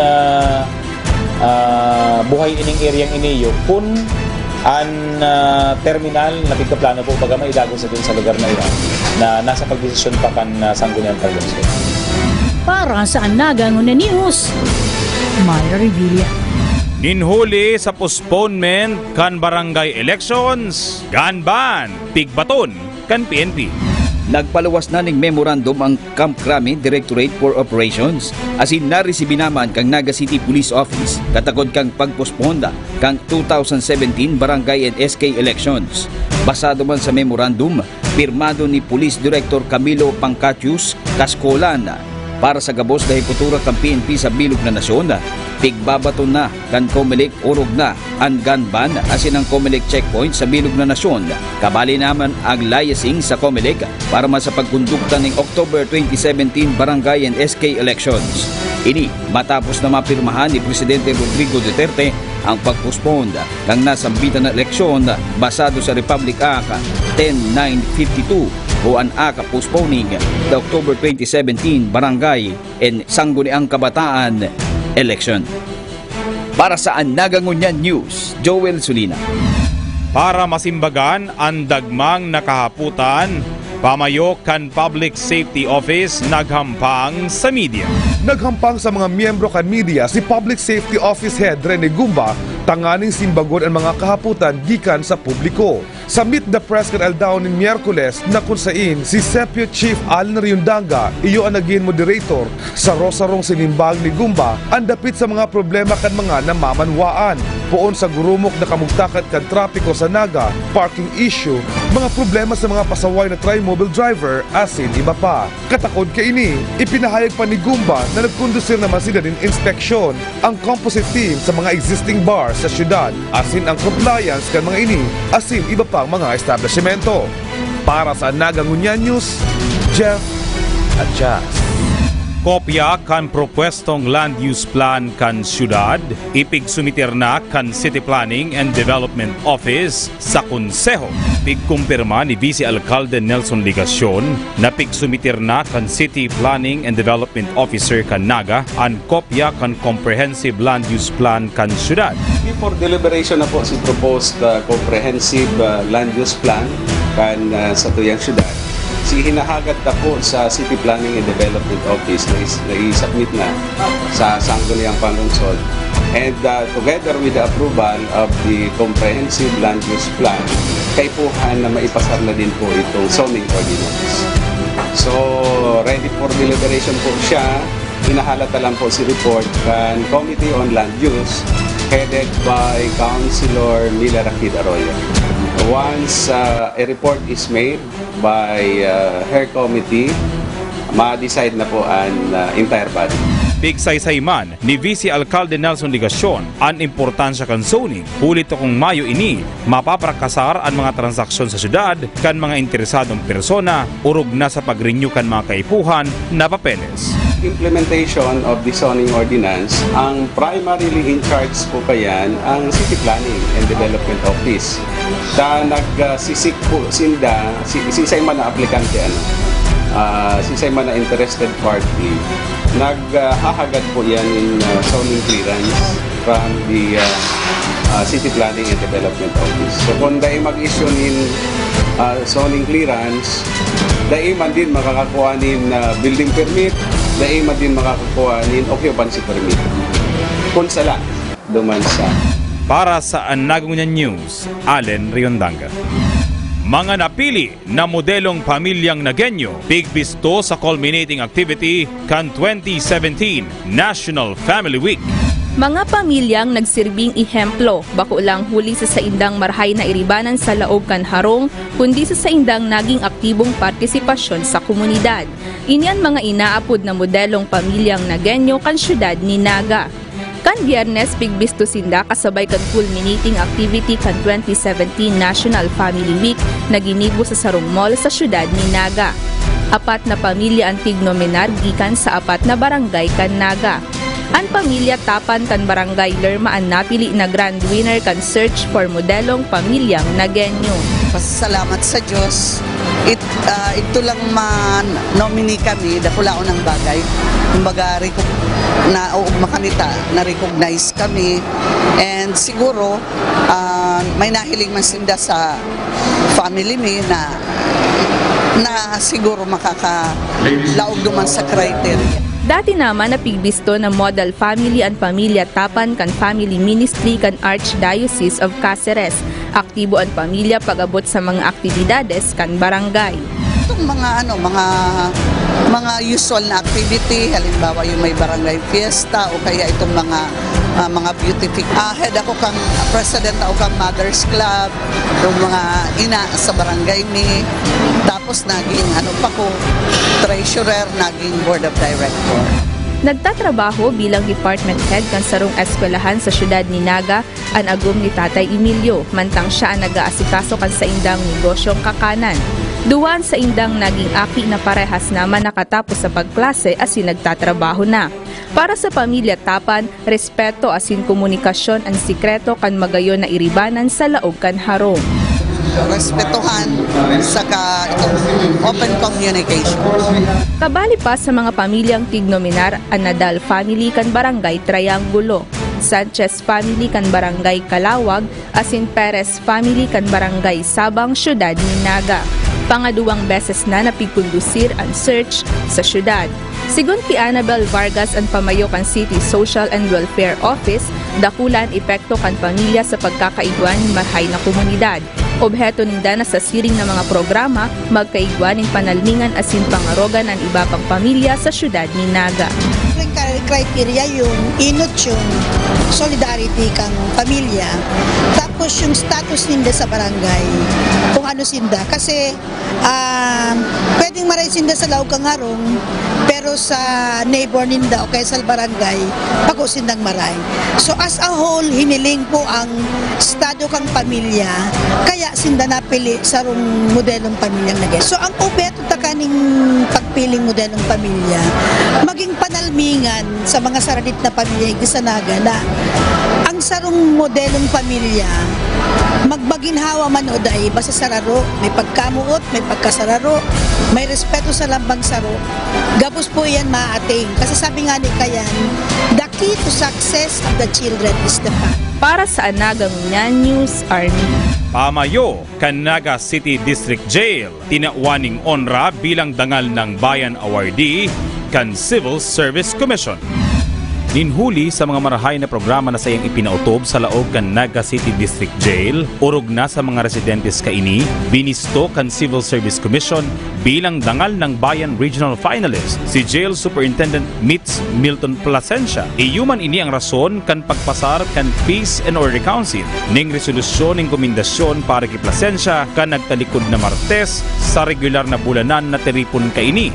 Antes ang pagpasar kan resolusyon ning pag-umaw, pinaisi muna ni Jail Officer 3 Robert Nanale sa POC bilang representante ni Plasencia an sa indang mga nagkaharamanan sa laog kan Naga City District Jail. Bigsay sa imani Nanali, anak ko ang pagbisto ni Plasencia gikan sa Civil Service Commission. Comparison as to the most prevalent crimes committed by a detainee. Previous years ago, August 2015, yan. Sigun pa kinanali, abisuhan niya naman si Jail Superintendent Plasencia kan pag-umaw na itinao kan Peace and Order Council sa iya. Well, in-inform ko po si Warden, araw nga ni po nga si Dalagan kang POC meeting ko niyan. So, nag-extend po siya ng pasasalamat sa POC body regarding dyan sa proposed resolution commending the Warden and unit itself, yung Naga City District. Para sa Anagangunyan News, Allen Rionda. Mga city senior citizens officials napili na, nagsumpa asin nagtukaw na sa pwesto. Nagsumpa na sa pwesto ang mga ilihidong opisyales na mga senior citizens na masirbing mga counterparts kan mga city officials kan syudad ni Naga. 12 mga city councilors, 8 department heads, sarong SP secretary, vice mayor asin mayor ang nalaag na sa pwesto bilang mga senior citizen official counterpart. Sinda yon makakaibanan kan mga opisyales kan syudad sa pagkondusir kan mga programa sa bilog na bulan kan Oktubre para sa pagselebrar kan Senior Citizens Month. Sigon kay Luz Estrella ang nailihir na mayor, matabang sinda sa pag-implementar kan mga programa para sa mga senior citizens, siring kan mga medical missions, asin man sa pagpakarhay kan mga lay para sa sainda. Waning mga medical missions, pagkakaigwan ng mga senior citizen na pagtatanan ng mga onra, lalo na sa may mga ginibuhan sa indang mga barangay or digdi sa syudad. Tanganing lalong mas ma-inspired ang mga may edad na de magpara luya-luya. So, siguro dakol pa po habang siguro naglalakaw. At least given this 1 month, mahiling mi kung ano ang mas maray pa. Kamagayon ng mga programa, susuportahan mo yan. As in, duman sa ordinance, kung ba pang mas makakatabang na mapakaray ito. Sigun pa sa iya, mayo sa edad na hihiling ang kamauotan na magsirgi sa syudad. Natawa man pong lugar para ining mga senior citizen na arugmi makatabang giraray sa mga magayon na plano pang syudad. As in, makatao man yung mga maray pang ideya. As in, nganing mamantiner ang maray na iribanang mga may edad na. Ang programa sigun sa Ordinance Number 2016-054 Section 9 na nagtutukar manungod sa Senior Citizens Officials Program. Ginibon sa indang eleksyon kan nakaaging Setyembre 25 kaibanan ang mga Baska President kan kada barangay. Para sa Anagangunyan News, Armigi. Nobleng propesyon kan mga paratukdo, pigbisto sa ginibong World Teachers Day. A teacher who walks the extra mile, my teacher, my hero. Sa temang ini nagsentro ang ginibong mahalagang aktibidad kan mga paratukdo kan nakaaging Biyernes kan nagtalikod na simana sa sarong dakulang mall sa syudad. Iyo ini ang selebrasyon kan DepEd Naga City Division kan National Teachers Month as in World Teachers Day. Pig-atindiran ang aktibidad kan dagmang na mga paratukdo kan Naga. Nagkaigwaning cultural presentation sa sinagtaon ng mga award sa mga mauugay asin mababansay ng mga paratukdo na nagpahiling kan sa indang dai matatawadan na serbisyo sa lado ning edukasyon. Naging bisita sa Tiripon sinda Alcalde Jan Bongat, Kongresista Gabi Bordado, Konsihal Buddy del Castillo, Superintendent William Gando asin iba pa na nagtao kan sa indang mga mensahe sa okasyon. Kaya sa pong poropakan ng mag-iraray sa satuyan po mga teachers, sa satuyan pong selebrasyon kang World Teachers Month, asin pagsabat sa World Teachers Day sa maabot pong October 5. Sa satuyan pong mga opisyalis kang DepEd Naga, sa pamamayo po ni Sir William Gando, asin Assistant Schools Division Superintendent Sir Manny Di Guzman, asin sa kabus pong mga opisyalis, principals, supervisors, and teachers. Aram din po na grabe ang sakripisyo nito dito po sa tuyang syudad. Kamo po ang yabi kaputuro kasatuya po mga kaakian. Kaya sa punto pong ini, hindi ko na po parang palawingon. I will request the Naga City School Board and the Sangguniang Panlungsod, headed by Vice Mayor Nelson Tigasyon, to increase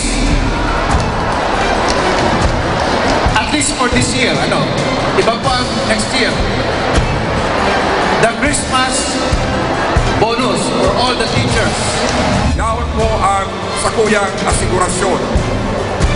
I have this assurance to our dear teachers of Naga City.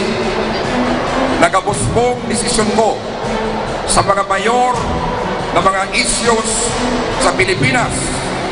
Pirmi ko pong igahabot ang feedbacks coming from my constituents, from teachers and from the other sectors. Tanganay pong mapakaray ang sakuyang paninindugan duman po sa House of Representatives. Para sa Anagangunan News, Allen Riondacan. Uli sa mga best practices kan syudad, alkalde asin pag-iriba kaini sa San Remejo, Cebu, nagbisita sa Naga. Huli sa good governance asin man best practices kan syudad, nag-learning visit digdi sa syudad ni Naga si Alkalde Mariano Martinez kan munisipyo kan San Remejo, probinsya kan Cebu. Kairiba niya ang mga department head asin mga kapitan sa mga barangay sa indang lugar. Nagdangog na ang grupo kan halipot na lecture ni Arts, Culture and Tourism Chief Alex Santos. Sa entrevista kan Anagangunan News kay Mayor Mariano Martinez, ipigsaysay ninda kung taano tanaga ang napili ninda para sa lakbay-aral. Well, actually I'm here together with my Vice Mayor, my councilors, yung department heads and all my barangay captains. Actually we wanted to see LGUs which have very good best practices, and so of course Naga is known to be a perpetual winner magaling best practices, so we decided that we have to come and visit Naga. Igwa mo ning tour guide gikan sa Cebu ang nagsuwestyon na marhay magbisita sa Naga. Nasambit pa kan alkalde na si Vice President Lenny Robredo ang nakabisita man sa indang probinsya, kaya gusto man indang makabisita sa Naga. Actually, we got a tour guide from a tour organization from Cebu who was here last year. And they brought also some officials from the city of Cebu to visit Naga, and they told us about it.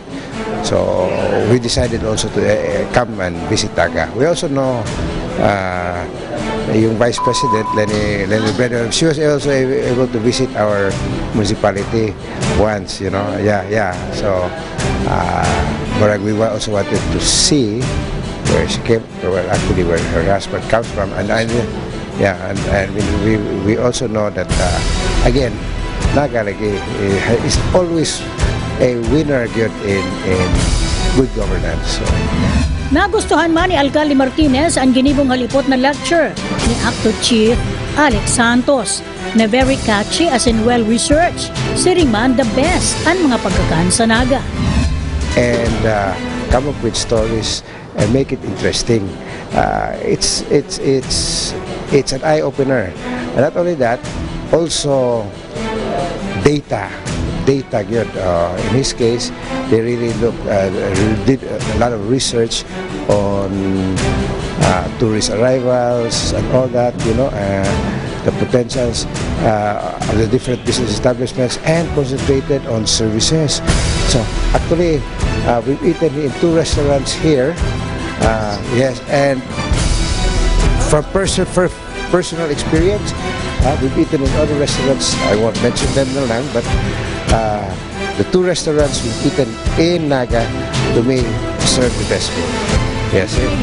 Nagtaunin basihan si Acto Chief Alex Santos kung ano ang rason taan syudad ni Naga ang paboritong dumanan para sa mga lakbay-aral as in learning visit kan mga opisyal sa ibang lugar. Ayun po, I think na talagang sa history man kang Naga, kabali ng kultura ta, sa kasi tao mismo kung paano itong pag-isip lalo na sa gobyerno lokal, kung paano tapaparahayon ang buhay pa kang mga tugang ta. Sa ilang ko yun ang nagiging mga rason kung paano paborito kita ang mga naglalakbay-aral. Kasi kumaga po, pruweba yan na kung talagang gibong talagang trabaho ta, tapos mag-isip kita ng mga makabago ng mga paagi para mga programa, talagang dadayuhon kita ka mga tao. And mas marami pa siya. It's the gift that gives on giving.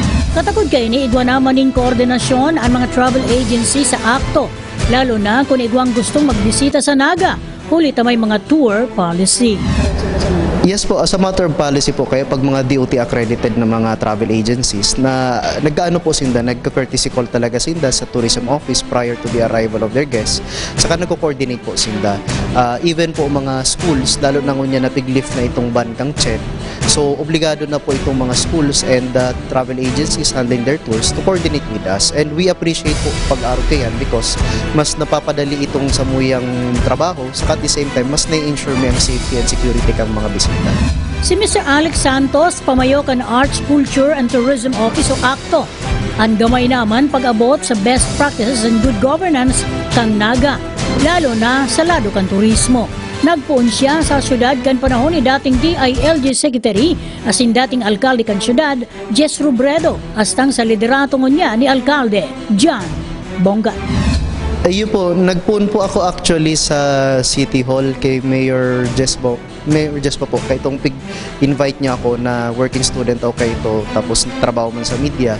Tapos pig-alok niya ako na sabi niya baka ngayon gusto mo mag-igdiyo para ngayon makatabang ka man. So, duman na po ako nagpuon. Tapos nagpuon ako kay ito talaga sa visitor center. So, tourism na po talaga from the very beginning. Thank you, Sir Allen. Para sa Anaga Ngunia News, Myra Revilla.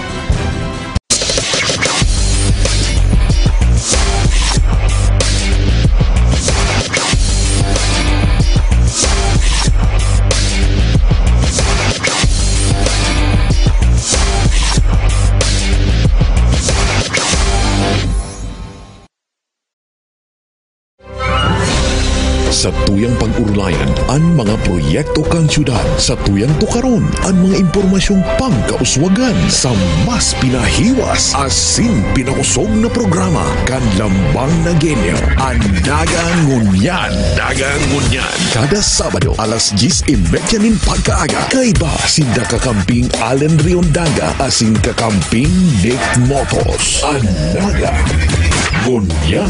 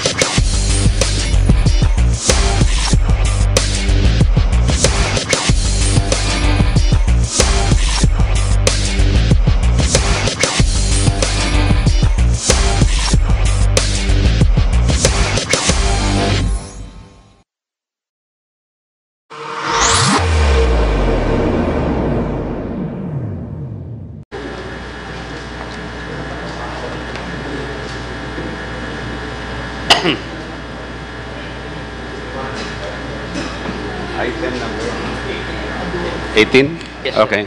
Session is now resumed.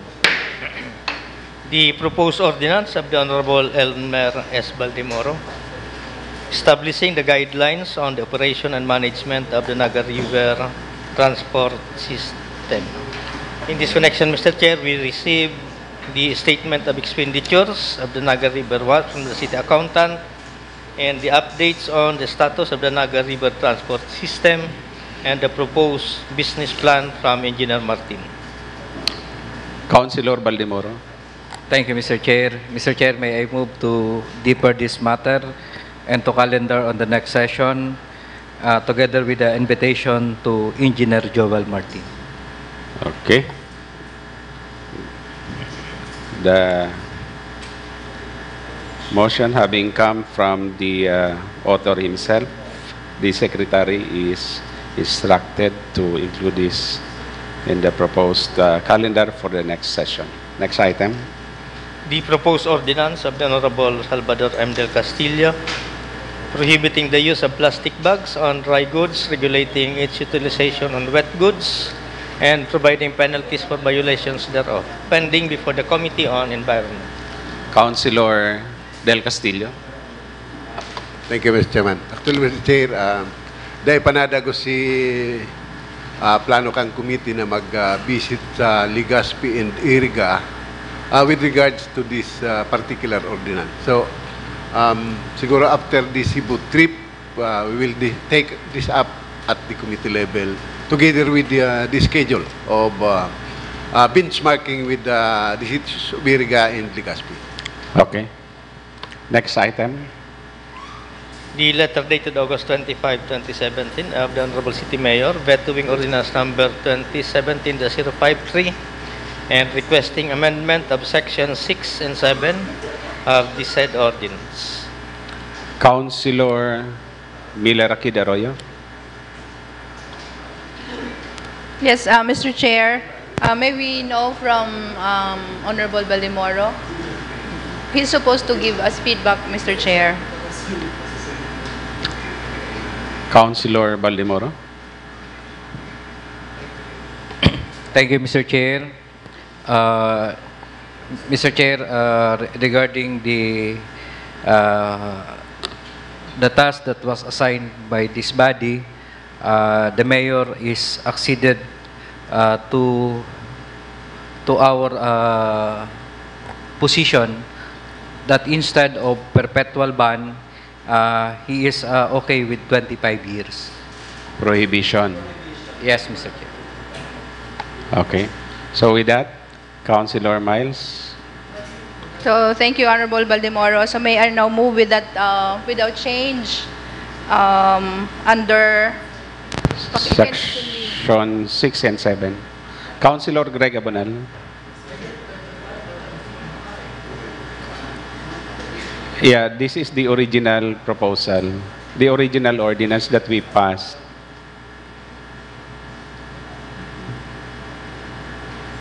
Okay. So may I move, Mr. Chair, that Section 6 be now worded as follows. Prohibition on commercial farms. No new commercial farm shall be permitted within 25 years from the effectivity of this ordinance. Okay, without objection, And the the same- modification to Section 6 is approved. Yes, on Section 7, Mr. Chair, that no expansion, it will be read as follows. Registered farms. Commercial and backyard farms with valid business permit at the time of the approval of this ordinance shall be allowed to continue operation within the period of the validity of such business permit, provided, however, that no expansion of commercial farms shall be undertaken within a period of 25 years from the effectivity of this ordinance. What about those without yet a business permit? That's Section 6, Mr. Chair. Section 6.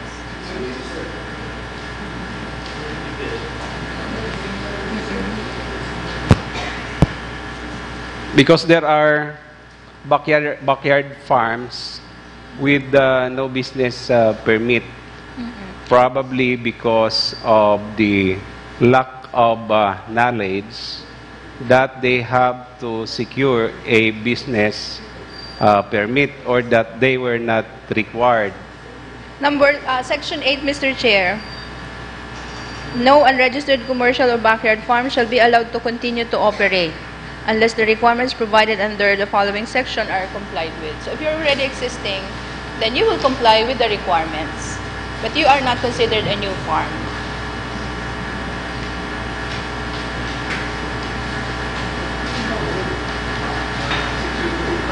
What will cover, you will be prohibited would be expansion, because you're already an existing farm, but you have to register so that you can continue.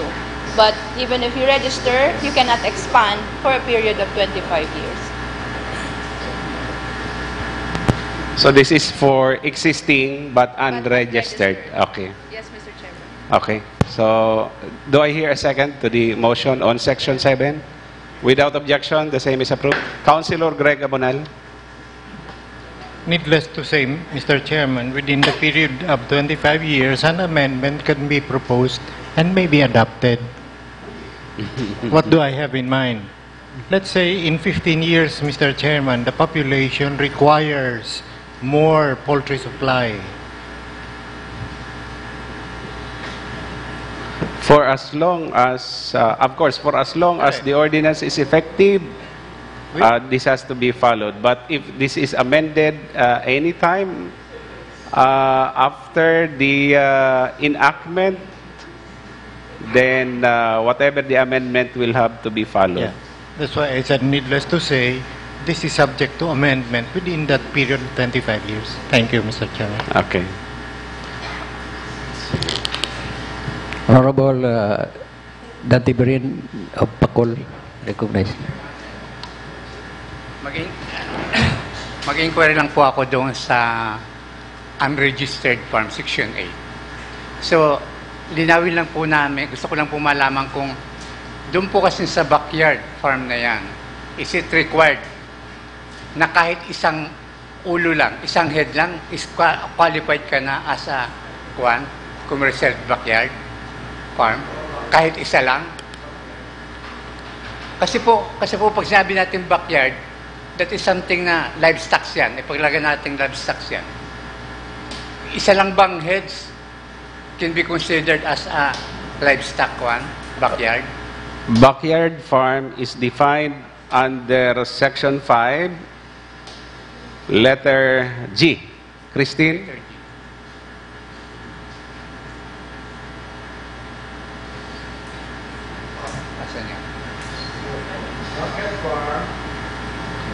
So how, apparently, that situation is not covered under paragraph G of Section 5. So how do we consider that? Mr. Chair, the requirement for registration would cover only 100 heads, from 100 heads. Because for 100 heads to 300, that's considered backyard. Anything beyond 300 is considered commercial. So both would require registration, but if it's below 100, it is not. That's for chicken. Yes, Mr. Chair. And for hogs, the minimum is 10. 10. Yes, below 10, you don't have to register. Thank you, Mr. Chair. But that situation can also be considered as backyard farming. 1 to 9, but you do not have to register. Yes. Okay. Thank you. Okay. Thank you, Chairman. And any other comment or questions? If none, are we going to repass this ordinance? Councilor Rakid Arroyo. So may I move, Mr. Chair, that we repass the ordinance? Can we have the title? As amended, with the changes as per comment of the city mayor's office, the city mayor.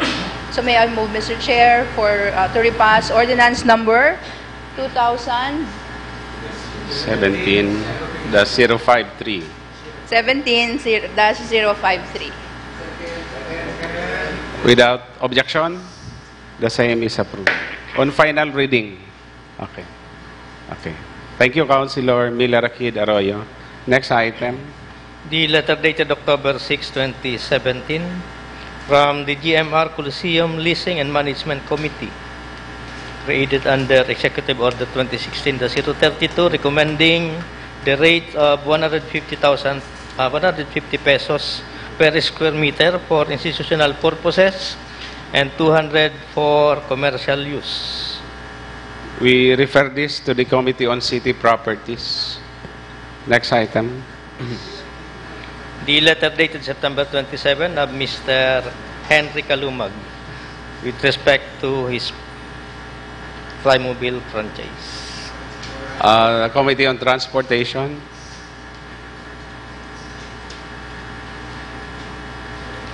The letter dated October 10, 2017 from Engineer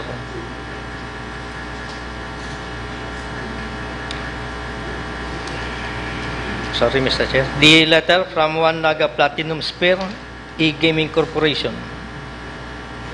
Committee on Games and Amusement.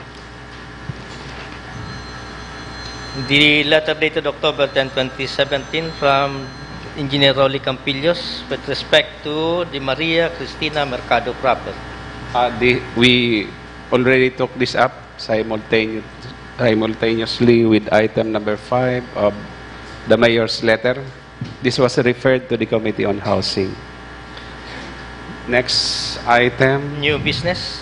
Before the new business, can we go back to item number 2 of the special business or order? The matter on the waste to energy.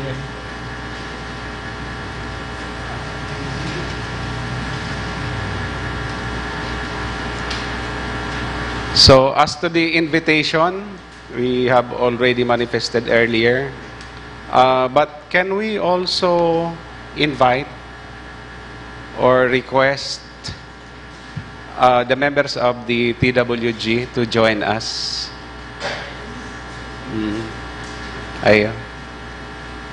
Councilor Rakid Arroyo.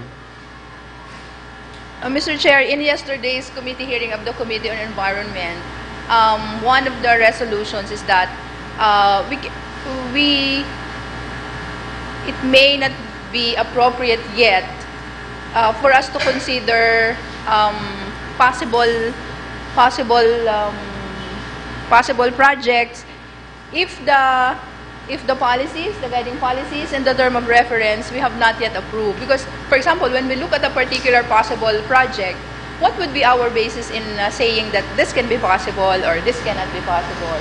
That was in the committee. How do we reconcile that, Mr. Chair, if we will now be looking at certain projects now, but we have not yet agreed on the term of reference in terms of evaluating whether it's possible or not? Okay. We are not yet considering the proposal, the offer. We just want to go there to, number one, to find out if there really is already an existing waste to energy facility in the country, because that had been one of the bone of contentions in the past. And there is this opportunity for us to see for ourselves whether or not this is really true. Especially that the invitation came from the Office of the Vice President, actually, for information. Okay. Okay. Sige. I will just personally or through the Secretary communicate verbally probably with the members of the TWG. Of course, we will have to secure permission from the mayor. Yesterday, I already talked to him, and I was Alain texted me that a letter addressed to the city mayor in the Sangguniang Panglungsod was already sent. Okay. So, next item. New business. The proposed ordinance of Honorable Jose Ciranyola and Honorable Herminia A. Morada, establishing a physical therapy and rehab center in the city, creating the Naga City Physical Therapy and Rehabilitation Committee, defining its composition, duties and functions, and appropriating funds for the purpose. We refer this to the Committee on Health and Nutrition. Councilor Ranyola. Yes. Jointly to the Committee on Health and Laws and Ordinances with what committee as the lead committee? Laws, according to Dr. Ranyola. Can meet on Monday. Okay. Next item. Proposed ordinance of the Honorable Elmer Baldemoro instituting the guidelines and the grant in-kind donations by the city government for development projects, activities or events undertaken by private We refer organizations. this, Councilor Elmer, to Committee on Laws also. Next item. The letter dated October 6, 2017 from the Honorable City Mayor submitting resolution number 2 of the Executive Committee of the City Development Council realigning the balance of the continuing appropriation. We refer out of the this to the 27 Committee on Appropriations. LDS. Councilor Del Castillo. I believe that item has a connection with the previously taken up item.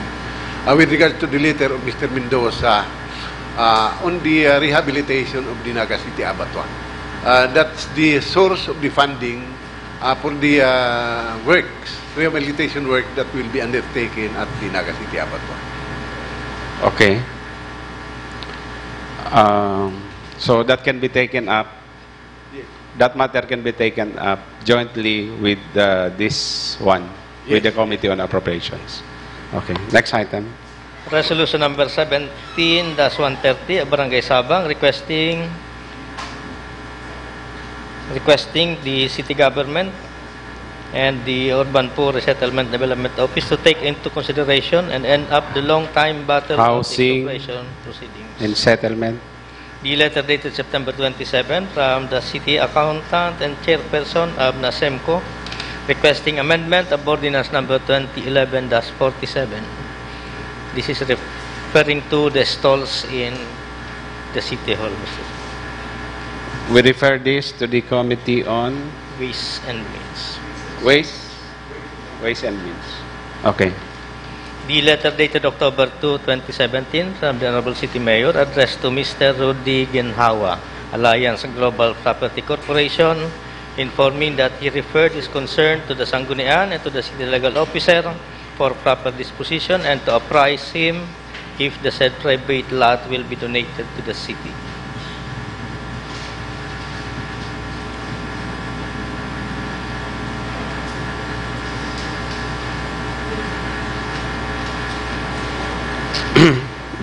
The last paragraph states that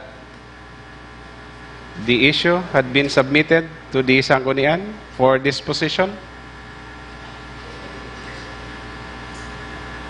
Is this pending before this body? Mr. Secretary?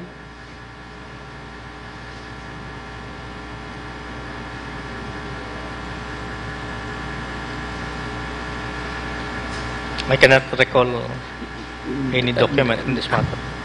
This is with respect to the supposed donation of a private lot in favor of the city.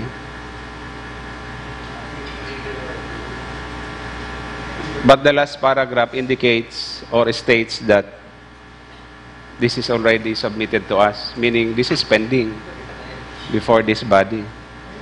So the Secretary will please check the record, but for the meantime, we are referring this to the committee where the matter is pending, assuming that there is already one submitted to us.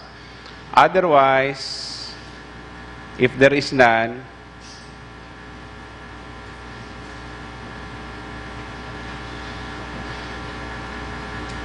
which committee reviews a donation?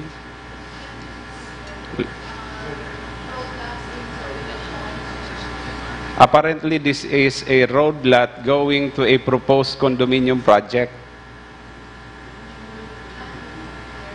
Land use, you want to take this up before your committee? Okay. If it is pending before an appropriate committee, then it is referred to that committee. Otherwise, to land use. Okay. Please take note, Mr. Secretary. Next item. The letter dated October 3, 2017 of Mr. Edgar Andes, Patdoa President, recommending the application for special franchise. Committee on Transportation, together with item 8, 9, 10, 11, 12, and sub-items.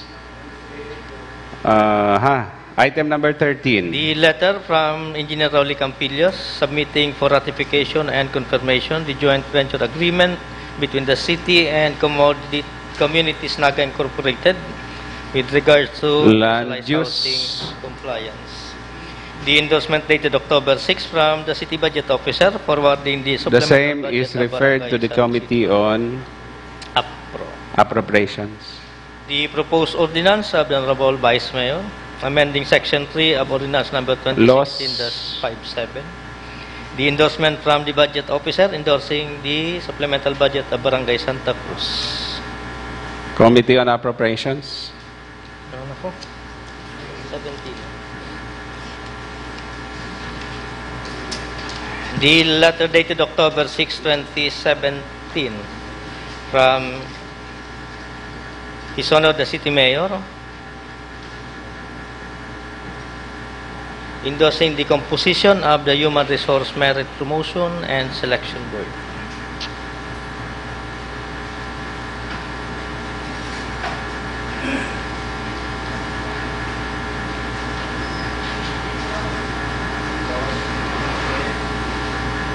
Laws. Is there a legislative action that is being requested from us? I could not see it in the letter.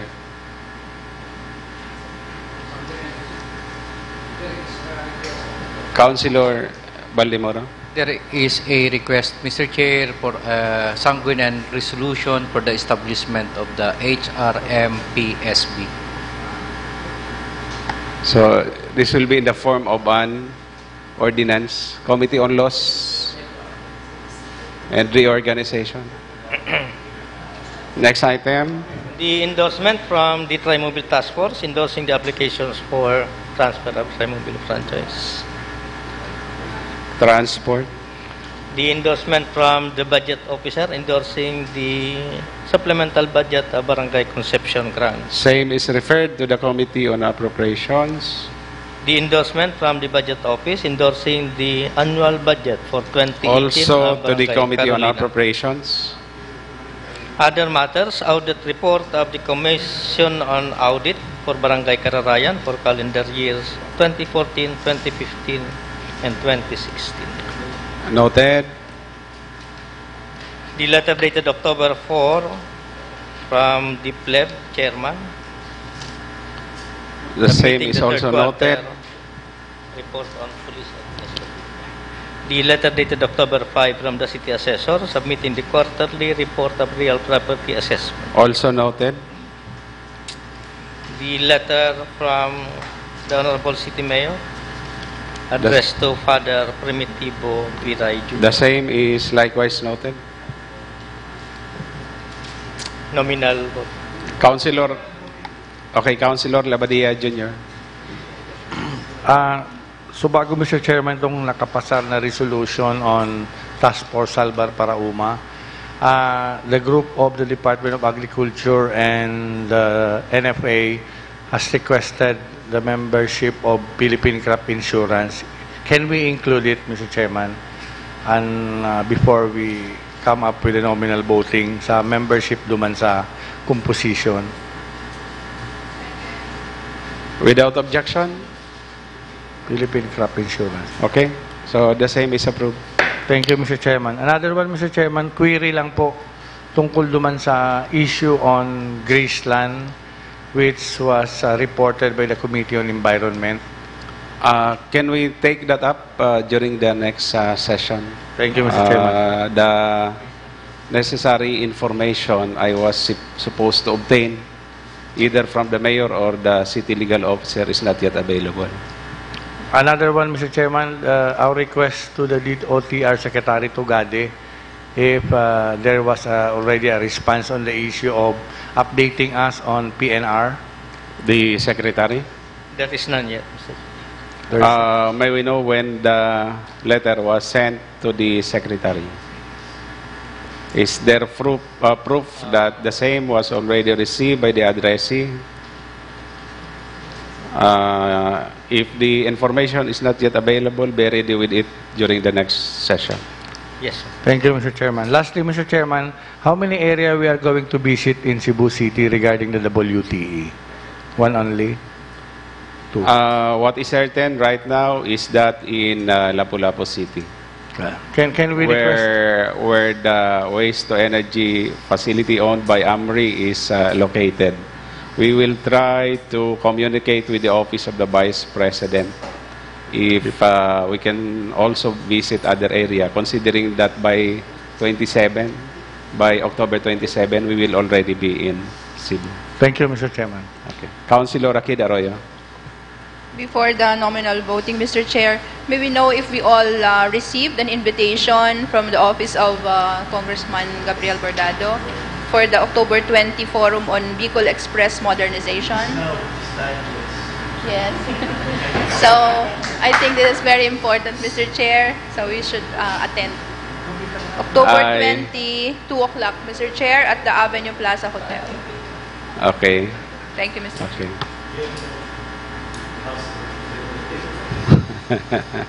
Any other matter from the senior citizens? If none, Councilor Elmer Balimoro for our nominal voting. Thank you, Mr. Chair. May I move that all the approved resolution and ordinance be transferred to nominal voting and approve the same. Without objection, siyempre, same is approved. Motion to adjourn, Mr. Chair. Session is now adjourned. Photo shoot. Yeah.